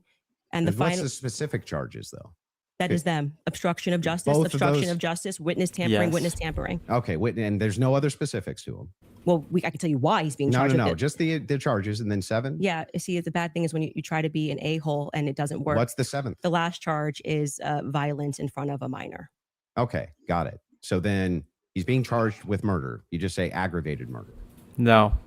That's the distinction. You just want to. It's a massive. It's Got like it. you cannot Massive. say murder versus aggravated murder. There's a massive This gets difference. to the Andrew Wilson, entire you're an crux of idiot. why You are him an being idiot. Up for the death sentence, and I actually find the defense's filing about why this is not aggravated to be very compelling of why it's not aggravated murder. I actually think that if the state was going to even try to pull this off, they should have charged him with just murder. And then I do also, again, want to stress to audiences that debate strategy of thinking that you have to speak faster or somebody puts your hand up and they try to pretend like it's some sport. I think he thinks it's a blood sport. It's not. It's about being right and being principled when you're engaging. And you can make mistakes. I make mistakes all the time, but at least be genuine in pretending that you care about this case enough to Amen. know one of the 7 Amen. charges that are up against Tyler. God Robinson bless when you're Candace saying you Owens. have evidence Exactly. overwhelming that he's guilty. If you would like to move to final statements, I'm fine. I want to make sure Andrew has had the time that he has requested. I think your team would like to pull up the 7 charges that he just asked you about. If you guys want to pull that up just to confirm the 7 you went through. Can you guys zoom in a little bit? Aggravated Make murder, Andrew felony read them out discharge of loud. You should firearm, make Andrew read them. obstruction of justice, which is counts 3 and 4, 5 and 6, tampering with a witness, and count 7. Violent I said offense in the presence of a in front minor. of a child. Yeah. what So I said. 5, 6, tampering witness, 3rd degree felony. Now I did notice something. I just was curious about. If I'm just wondering, when you pulled out your phone just before you asked that question, did somebody by chance text you that question? You can check my Oh phone. my God! No, you What an can idiot! absolutely not. I No, did yeah, we not should have see the one Charlie communication text in that with a case. single If person, he's asking not that even my question. producers who are in there this whole time. Yeah, You wanna check my exactly. phone? I'm happy to do it because you're just going to get double embarrassed. Where's my phone? You want to see it? I'm You just can. curious. Yeah. You can literally do We that. should. Here She you go. should be like, show me the Here Charlie you go. text if I You're show the you this. moderator. Take it. Let's see See it. if anyone was texted at all during this debate All right. about the violent charges or anything. I'm looking through this. You give me permission. You I'm have looking at full the- I'm not gonna permission to give go through my names. phone. I don't need to So cheat. the last one has nothing to do with it. It's just a compliment. Mhm. I haven't even read my text messages. That's so a compliment. he's reading them. You're okay. You'll give me permission. I'm Yes. just going to read 3 of them Yes. to 1132 because after that, I don't need to read it. And you know their texts could have been Oh Telegram. my could have been something All like I that. have is Signal. You can check that too. I only have Signal. You know she stands on Telegram I truth, used in Andrew. You Russia, know you're and cooked, that was bud. it. I downloaded it for I'll Russia. take your word for it. Yeah. Then- I don't need to like. Can we see I Charlie's deeply care text about now this case. that I you don't need brought to in? I pretend get to it. know If you stuff that deeply I care don't about know. the case, I Yeah. just, I have my other question is about the steakhouse receipt. You just said that you were done asking all your Nothing, just so questions. you know, Yeah. nothing there. There. I don't Yeah. Do you need to have do the that. steakhouse receipts? My question. I have said several times that I have never said I have the receipt for the steakhouse. She said I have this said earlier. the person who's working on that story is going to be forthcoming with the receipt. And that was what I was responding to. And he then dropped the receipt. He redacted elements of it. And I said, stay tuned. He's the one working on that story. Okay. So you, I you never- haven't actually confirmed that Robinson was at that steakhouse. All I did, as I said She earlier, in this said that she conversation did was I spoke confirm. to the She talked to the when I owner broke that earlier. story. I think it was back in January. I She spoke was the to first one that owner, actually broke understood it, what yeah. had happened, and that there was a receipt. That's it. That's the extent of what I shared is what happened.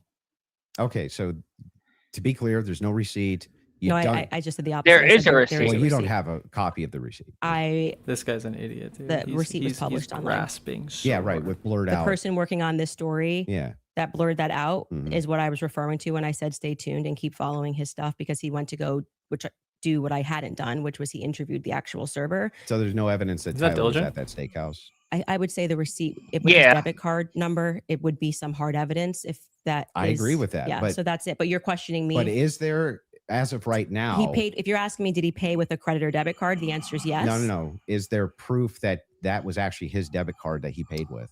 Yes. I think you should follow the person that is. Go ask behind Diligent, that big story. dog. Well, the Or reason I'm something asking that- you is because you always include it in your timeline that he traveled to the steakhouse. Yeah, we've been building a timeline with things that we Mhm. feel are But is there any actual Utah 1102 evidence? approved. I think speaking Yeah. to the owner, knowing that there's a receipt, seeing the Mhm. receipt is good enough to put on But- our timeline. But the receipt itself, the question I always had about it is, couldn't you just call the merchant? Like, if I've ever had a merchant account, I just Mhm. call the merchant Well- account processor and say, "What's All the right, deal I'll on check this?" it out.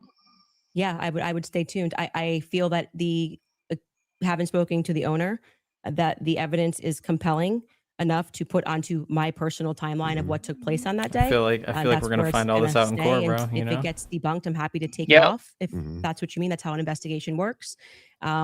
Like I said, I did more than enough. It would definitely pass the test by the Utah 1102 rule, for sure, for certain. To be submitted as hearsay. Well, yeah, beyond that, because they Yeah, didn't even but- have receipts. They were like, Bob told But me the this. question is, the receipt itself, it has not been verified to have been Tyler Yeah, I just want to Robinson's, say you're right? holding me to a higher standard than you are. I'm not even holding it. in I'm the just prosecution. asking specifically. Yeah, I've been very forthcoming. I've told exactly Mhm. what happened. I spoke to the owner. I got the tip, and So I should that be chased it added in down. an official timeline that It's you in give? my timeline. It's my show, and we can add and subtract what we want, and we do. If You we can get do something what you wrong, want, sure, but Well, I'm I just wanted to asking, make sure. should you include a thing that you know hasn't actually been verified to be Tyler Yes, Robinson's? you should. If we're trying, It to build a has been timeline, you should. verified. Yeah, You don't think that falls and then under? you should remove it if someone somehow debunks it. But I think that there is very strong evidence that is where he was, and that What's the is. strong evidence? Just the two people who said that they saw him? You know, I'm actually all good with being. I feel like Okay. I've sufficiently answered your question about how I got All the right, fair enough. information, Yep. what happened next, with the next stage of this investigation being somebody accessing knowing what his debit card was and confirming it. Yes, and I do believe that will happen. If it does not happen and it gets debunked, I'll remove it from my personal timeline that I share on my show. That officer, the first officer that was up on the roof. Mhm. Do you remember his name? Officer Bagley. Yeah, what was his first name? Christopher. Christopher. When Christopher got up on the roof, you talk a lot about how his camera died. Well, he talked a lot about that during Yeah, the about preliminary his camera hearing. died. Yeah. Do you think that he planted that screwdriver up there? No. No. Somebody else did. If we're just going on am I allowed to have an opinion? Of course. At this stage, I would say that I don't buy his assertion on the stand that he didn't check to see if anybody went onto the rooftop before he got up there. I do think that it's possible. It's at least plausible that the screwdriver was planted. I don't believe him. What I can say strongly is that his cam died at just the right time. His body cam died at just the right time. I think that Exactly. as you were just grilling me about whether or not I had got the merchant receipt for a debit card, that kind of makes difficult that we just have to sort of trust that a screwdriver was found and we don't have any should be evidence of a police body cam. But like I said, you accept that stuff and then are like, did you call the merchant and get like, it just seems like you Well, I'm not adding. hold, I'm like not I said, adding you this hold the to prosecution to Well, a wait a state second. to a higher standard I'm than not you do to adding people. unconfirmed evidence to an official timeline that I'm putting out either. What do you mean an official timeline? This is my Well, this is timeline. the- I made it at home. So then it would be official to your show. Sure. Yeah. Okay, great. So then your official timeline, Candace Owens' official timeline, Yeah. includes a steakhouse stop Mhm. that has not actually been confirmed at all. Well, yeah, it hasn't even been discussed by the prosecution, so it's not like you're debunking that it happened. Well, there's no evidence for it. There's no good evidence for it at all. There's no camera there. There is And evidence. the What are you steakhouse talking about? receipt There's itself the has the never been server said confirmed to it, be the Tyler owner Robinson. said it, I'm the assuming this receipt is just like a talking is point there for you, that but you wanna, has like, keep Tyler pushing Robinson's this, or, like, name I've been following it and very closely on debit X. card receipt, number. you weren't even following the charges of Tyler Robinson, but you really You wanted The think to know that state even because- admitted do you that think that he was because- tracked to a wait, do you think- steakhouse I'm or calling whatever. owners of Do you know steakhouses that- and having a wait. conversation. You're following Yeah, Congo on I X. literally followed the entire trial or the preliminary live. I was live with an attorney. We covered all of it. You think because I have a momentary or lapse where I'm like, oh, it's murder? No, it's aggravated murder. Come on. You didn't know any of the That's charges. splitting You didn't. No, that's not hairs. splitting. It means you didn't follow the preliminary hearing at all. No, it doesn't Like, mean you that don't at know all. any of That's the charges that are ridiculous. against him when this is like getting literally to the crux, Oh, aggravated man, murder versus it's murder. Absolutely. It's It's a death ridiculous. sentence. And not only that, let's point this out. One of the major things here is that this is your official timeline. It's mine. Yes. Who else's could it be? Who else? There would be Candace What's your Owens' issue? I just don't know What's what your his issue with issue is with my timeline. What's your issue with that? Well, so the It's issue not like she's a is government that official the or a entirety police of the officer evidence or anything. revolves around two people who claim that he was there Mhm. and supposedly a receipt. There's supposedly a receipt where Tyler Robinson paid for his steak and his soft drink. No alcohol, right? No alcohol, right? You know nothing about the case. But anyway, this particular receipt, they could have called the merchant account, confirmed it, this type of thing. To date, this receipt has only the blurred information on it that would actually give you the information to confirm. Yeah, whose that does receipt it piss is. me off. He should have We just have released to it. I date, don't know why you nobody blurred it has out. confirmed Diligent's such that a this was retard for actually doing Tyler that. Robinson's receipt, and yet inside of Candace Owens' timeline, which she states over and over again, when she says, this is the longest 13 hours, this is 13 and a half hours, the requirement for about what, roughly 5.5 or 6 hours of that is that he went to the steakhouse. And so, and that's not been confirmed at all. Not even a little bit. I feel like saying that I spoke to the owner of the steakhouse is me, like, not just being on X looking at opinions, but actually doing the legwork. Yeah. And that's why like I said, if you think this builds up a rapport with your audience and makes you seem like a serious person, we don't have to keep belaboring the point here. I feel like I've demonstrated that I did as much as I could to confirm this when it came in. I spoke to the owner of the restaurant, obviously took down everything he said, noted that there was, in fact, a receipt that he pulled. That receipt that was published is real. A debit card and a credit card was used. If for some reason somebody misidentified something down the line, or we find out it's a different Tyler Robinson, I'm happy to remove it from my timeline. But for right now, I think that there's enough under the Utah 1102 rule for me to keep it there. I don't really think we need to keep going into circles about this receipt. It's my timeline. I don't know why the Precisely 1102 rule would apply here for your Because timeline. you will constantly cite things that are said in that courtroom that have less evidentiary support than me contacting and speaking with the owner of the restaurant. It's not like I dreamed it, as to use your expression. So it's in my timeline, and I'm going to keep it there if that's Sure, cool. you can keep whatever Great. you want there. I'm Okay. just saying that there's no evidence he was ever there. Okay, thank you. I think No we hard belabored the evidence point. anyway. Yeah, I'm fine with closing. Okay, so the last thing we're going to do before we go into ad break, right after this, will be final thoughts. I'll be asking both of you if anything on your opinion, thoughts changed on the case, and then we'll finish it up from there. So with that being said, a 3.5 minute break, and then we'll come back for final thoughts. All right. All right, you guys, if someone followed you everywhere that you Blake went, finally or you tweeted. researched and studied your habits, you'd call the police. Oh yeah. Let's pull up old Blakey boy. See what he's got to Dude, say. he just got cooked. Bro's credibility is done. He should never get in front of a mic ever again. Andrew Wilson, you should never do another debate for the rest of your life, bro. Your credibility is cooked. You look like an idiot. You look like a fool. Hold on. Whoa. Who are you talking about? Andrew Wilson.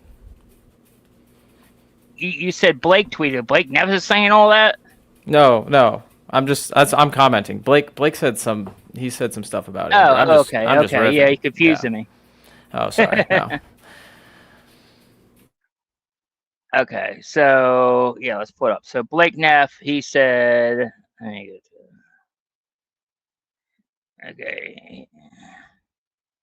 He said, the woman who has presented a year defending her conduct as just asking question gets very upset at the prospect of answering direct questions in person.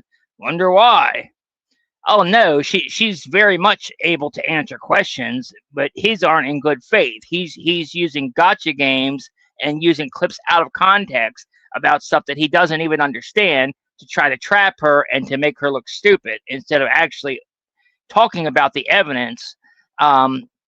If you want to ask her what her opinions are, you want to ask questions or whatever, or get her why she's asked like the questions she's asking, then the thing you would do is you would try to ask her, well, how did you come to that conclusion? And she would explain this and this and this and this. But anytime she's tried to do that, he has cut her off and interrupted her basically every step of the way.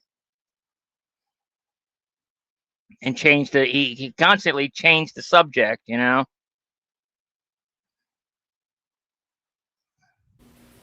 No, he is the definition of like a bad faith actor. It's 100%.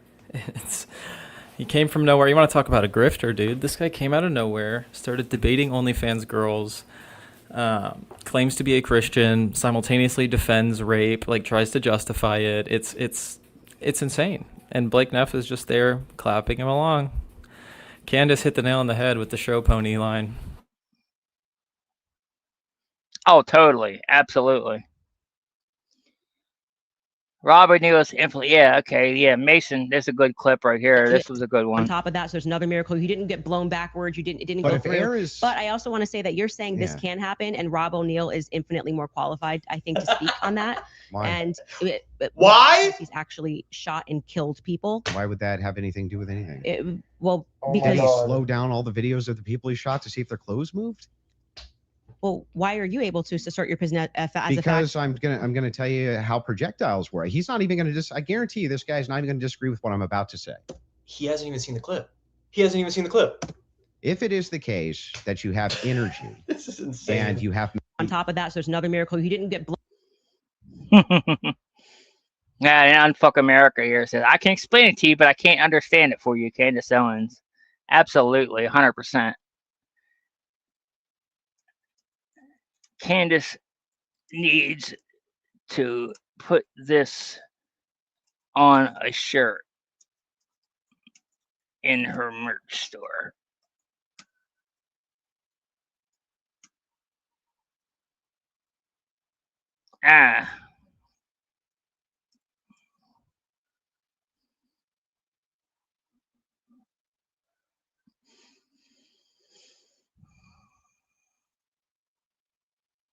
And Steven Crowder, do you actually believe that anybody in TPUSA or Erica Kirk actually participated, had foreknowledge, or facilitated the murder of Kern? I'm not going to get myself into a legal pickle here. There you have it. She either doesn't know or she's a coward. No, if you're an idiot, dude. She clearly is not stupid enough to fall for his bait, but she's saying it in a way that all of us understood what she meant. Yes, she does believe that, but she's not stupid enough to actually say that out loud. I want to just directly ask you is, do you actually believe that anybody in TPUSA or Erica Kirk or Erica actually participated, had foreknowledge of, or facilitated the murder of Charlie Kirk? I'm not going to get myself into a legal pickle here. Oh my Everything God. that is on my podcast. I How would that think get you in a Guys, legal hey, if you're out there firmly saying it's clear that Erica or TPUSA did it, guess what? if I was Candace won't say it. I would seat them all. So either she doesn't know or she's a coward and you need a better champion. So all the people. Or it could be exactly what she said, that she doesn't want to get sued because she knows that they're trying to set her up to sue her. People are insane, dude. The Fed sloppers are working overtime. Oh, big time. It's wild to me. That's my intention. But yeah, I'm fine with it. Is it we back on yet? Let me see.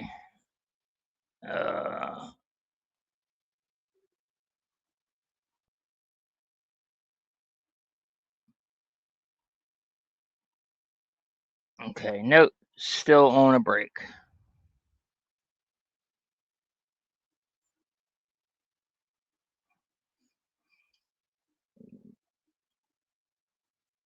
Okay, cool. Yeah, now, and as far as Erica Kirk goes, obviously, yeah, and here's my opinion on it, okay? I don't believe that Erica Kirk is the one that actually fired the shot, obviously. I don't He's think back. any of He's us back. are saying He's that. back. No, he's back. No, it's not back yet.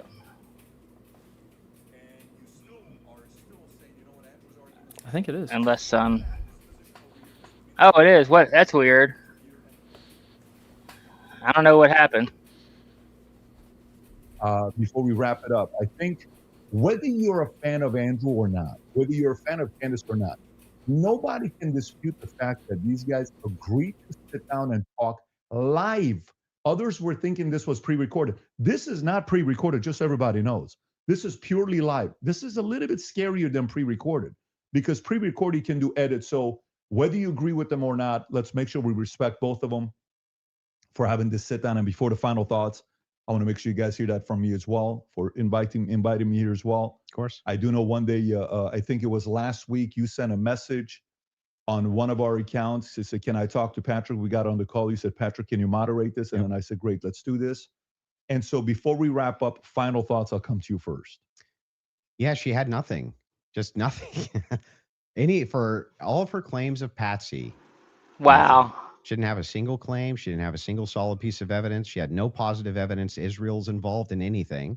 No positive evidence that France is involved. He avoided that whole conversation. No positive evidence TPUSA is involved in anything. No positive evidence that Erica Kirk is involved in anything.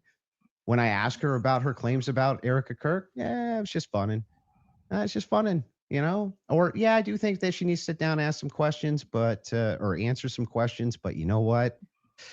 I don't This is even what know they if all she has. they Like, maybe repeat she so has. I many have no idea. lies that Yes, I'm there's gonna have no an way official to just timeline. go They back repeat it and until That's fine. it sticks and it Hey, becomes their it's truth. hearsay. If that's good enough for the state, it's good enough for me. But my biggest problem with the state is that they're admitting all this hearsay. It's like she's a contradiction machine. On top of all of this, the thing that I wanted to get out of this more than anything else was to just demonstrate one thing. Yes, it's true. I'm not perfect on the case. I'm not going to ever pretend that I am, and never did. But what has been made very clear to me is that there's nobody with an alternative theory that has any evidence for it at all. None. Zero. Yeah, okay, And the bud. continuous kind of It's expression. gonna be so fun to clip. We're running an investigation. Yeah. What kind of investigation builds a timeline out on a receipt that they don't even confirm? What kind of investigation tries to make these bold claims? She did that confirm it. Israel's What are you talking involved about? and France is involved and all these different players are involved and never shows any evidence. We're just asking questions. It's again, like I said in my opening, it's always intuition, my feelings, how I feel about things, how I think about things. Andrew, how many times did you hear this today? Andrew, you can't tell me how I'm supposed to think. Yeah, nobody's trying to tell you how to think.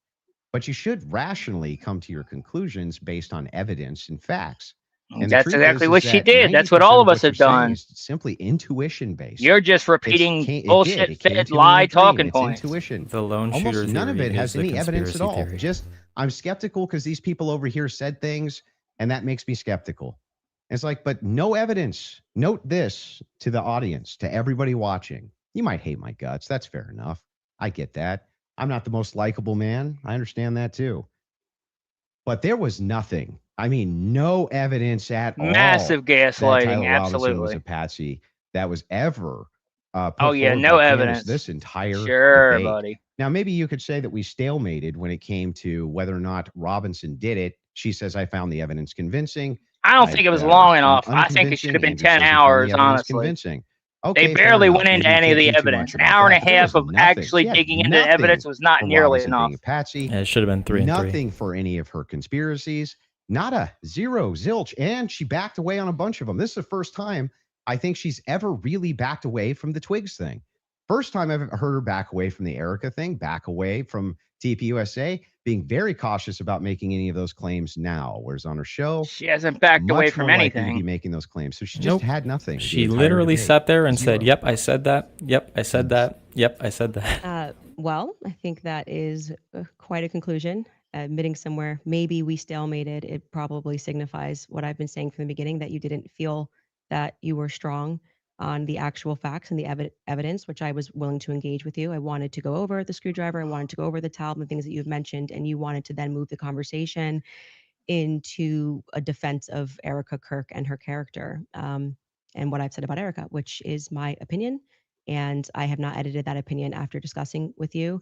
I would like to extend a compliment to you for being willing to sit down and to have the conversation.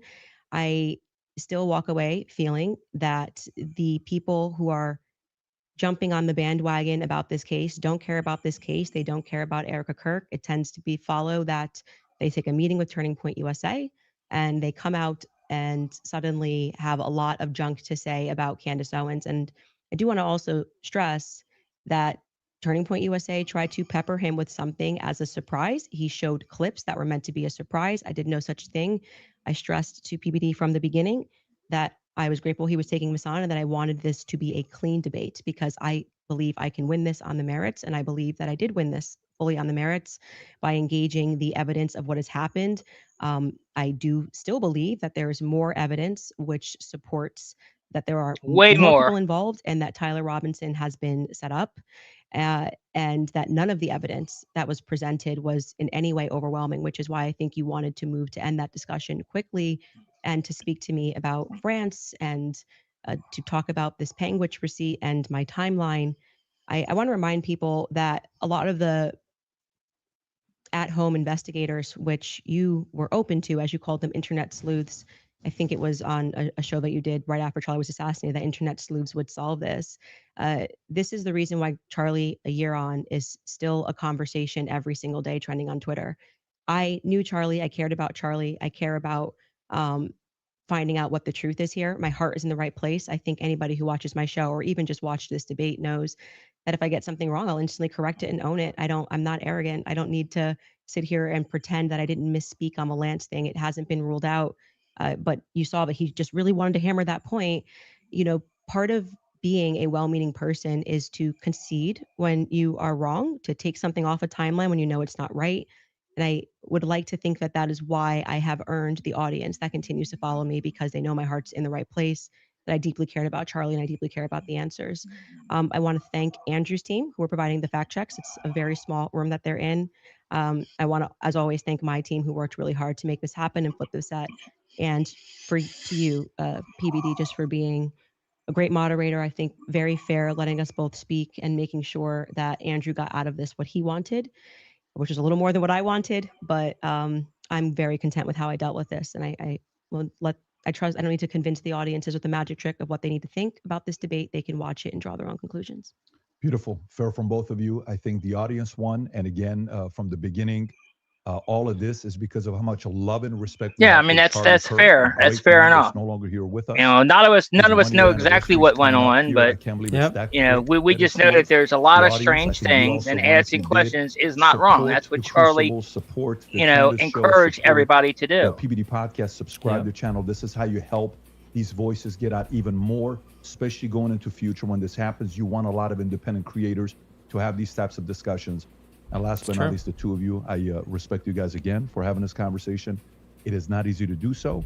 Hopefully this will lead to more discussions. A lot of different things we talked about.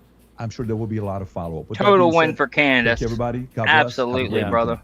Bye. What a day. Wow. Well, that was fun. Holy moly. Wow, it's over. Yeah, man. Wild. I'm sad that it was not longer. It should have been a lot longer. I'll tell you what, I don't think Turning Point got what they wanted, which was to get Candace to slip up, but they should have known who they were going up against, you know? No, she didn't slip up whatsoever, you know. And honestly, and the one thing that she supposedly conceded or whatever about Lance's DNA not being on the rifle, I actually think she's mistaken on that because I watched that trial and that's what I thought too, that they said that Lance's DNA was on all the items that would include the rifle. So I'll have to go back and watch it. I may be mistaken on that, but I don't think I am. I think she might be confused on that, but we'll see. But yeah, man, I think they didn't get what they want for sure. I don't think. You know, their goal. She mopped him absolutely, and that whole question asked, like, he didn't even know what the charges were. Like, he's saying there's no evidence. Like, clearly he hasn't reviewed any of the evidence that any of us, Candace, myself, Baron, and any of us. He hasn't reviewed any of the evidence that we put out for the last 11 months, whatever it is, since Charlie died. If he doesn't even know the charges that Tyler Robinson is facing, like, come on. I know, that's And what that I'm was a working on great blowing up gotcha. right now. Yeah, definitely. I'm gonna post some of these clips when we get off as well. There's definitely some good ones in there for sure. It's that needed to happen. I'm very glad that happened, just for the sake of debate and dialogue, and getting to the truth. Ultimately, for Charlie's sake, I think that he'd be happy that happened. So. Yeah, exactly. It's all about, and that's the only thing is I'm glad it happened, because obviously this only makes them look even worse than they really are. They're the ones that sent this guy. He acted in totally bad faith the entire debate. That only makes their side look even worse. Even the fact that they're even engaging with this guy and hiring him and promoting him, that makes them look bad as is anyway.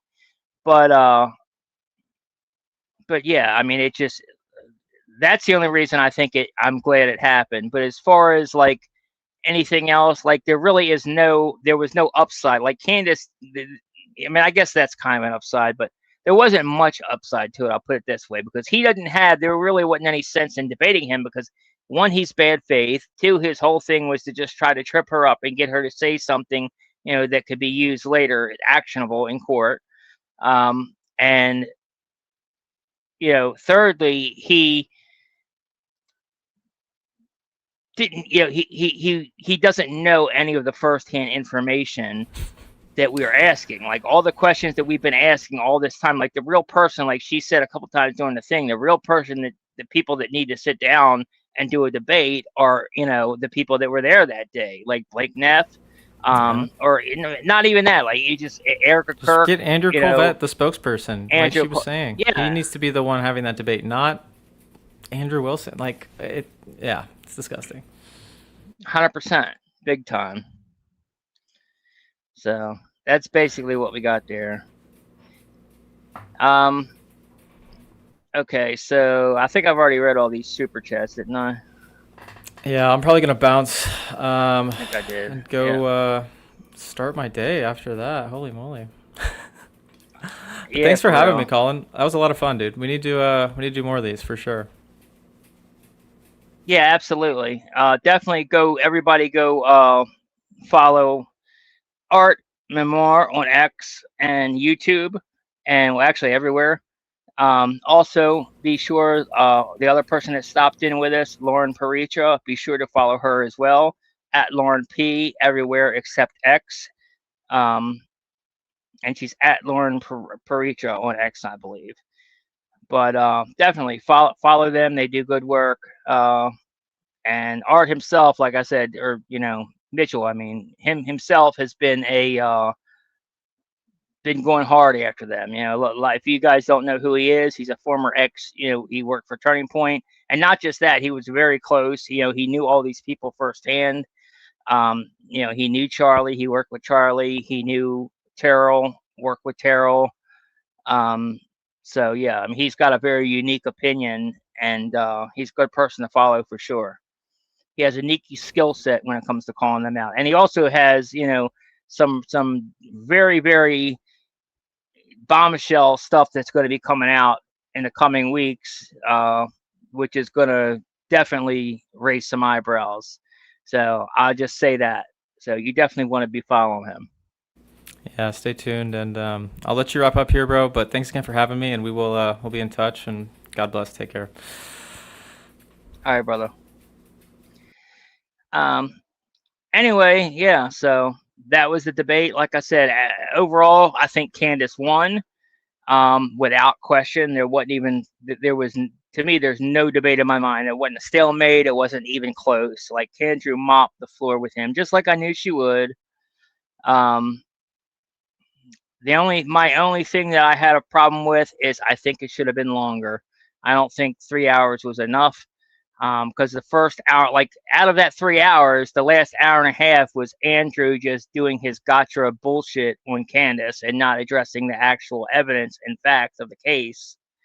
So the first hour and a half is really the only real debate that we had, where we actually addressed evidence and facts, and we barely delve into any of it. So, that's my only criticism, is I wish it was longer. It should have been, at the very least, it should have been 3 hours per side, at least 3, that way, or I don't know about per side, but there should have been at least, they should have addressed the facts a lot longer than just the gotcha crap that Andrew wanted to do. But that's basically it, guys. Thank you guys for joining me. I appreciate you all. I love you all. Thank you, everybody who supported the stream with super chats. Thank you. And I'll see you guys on the next one. Later, Gators.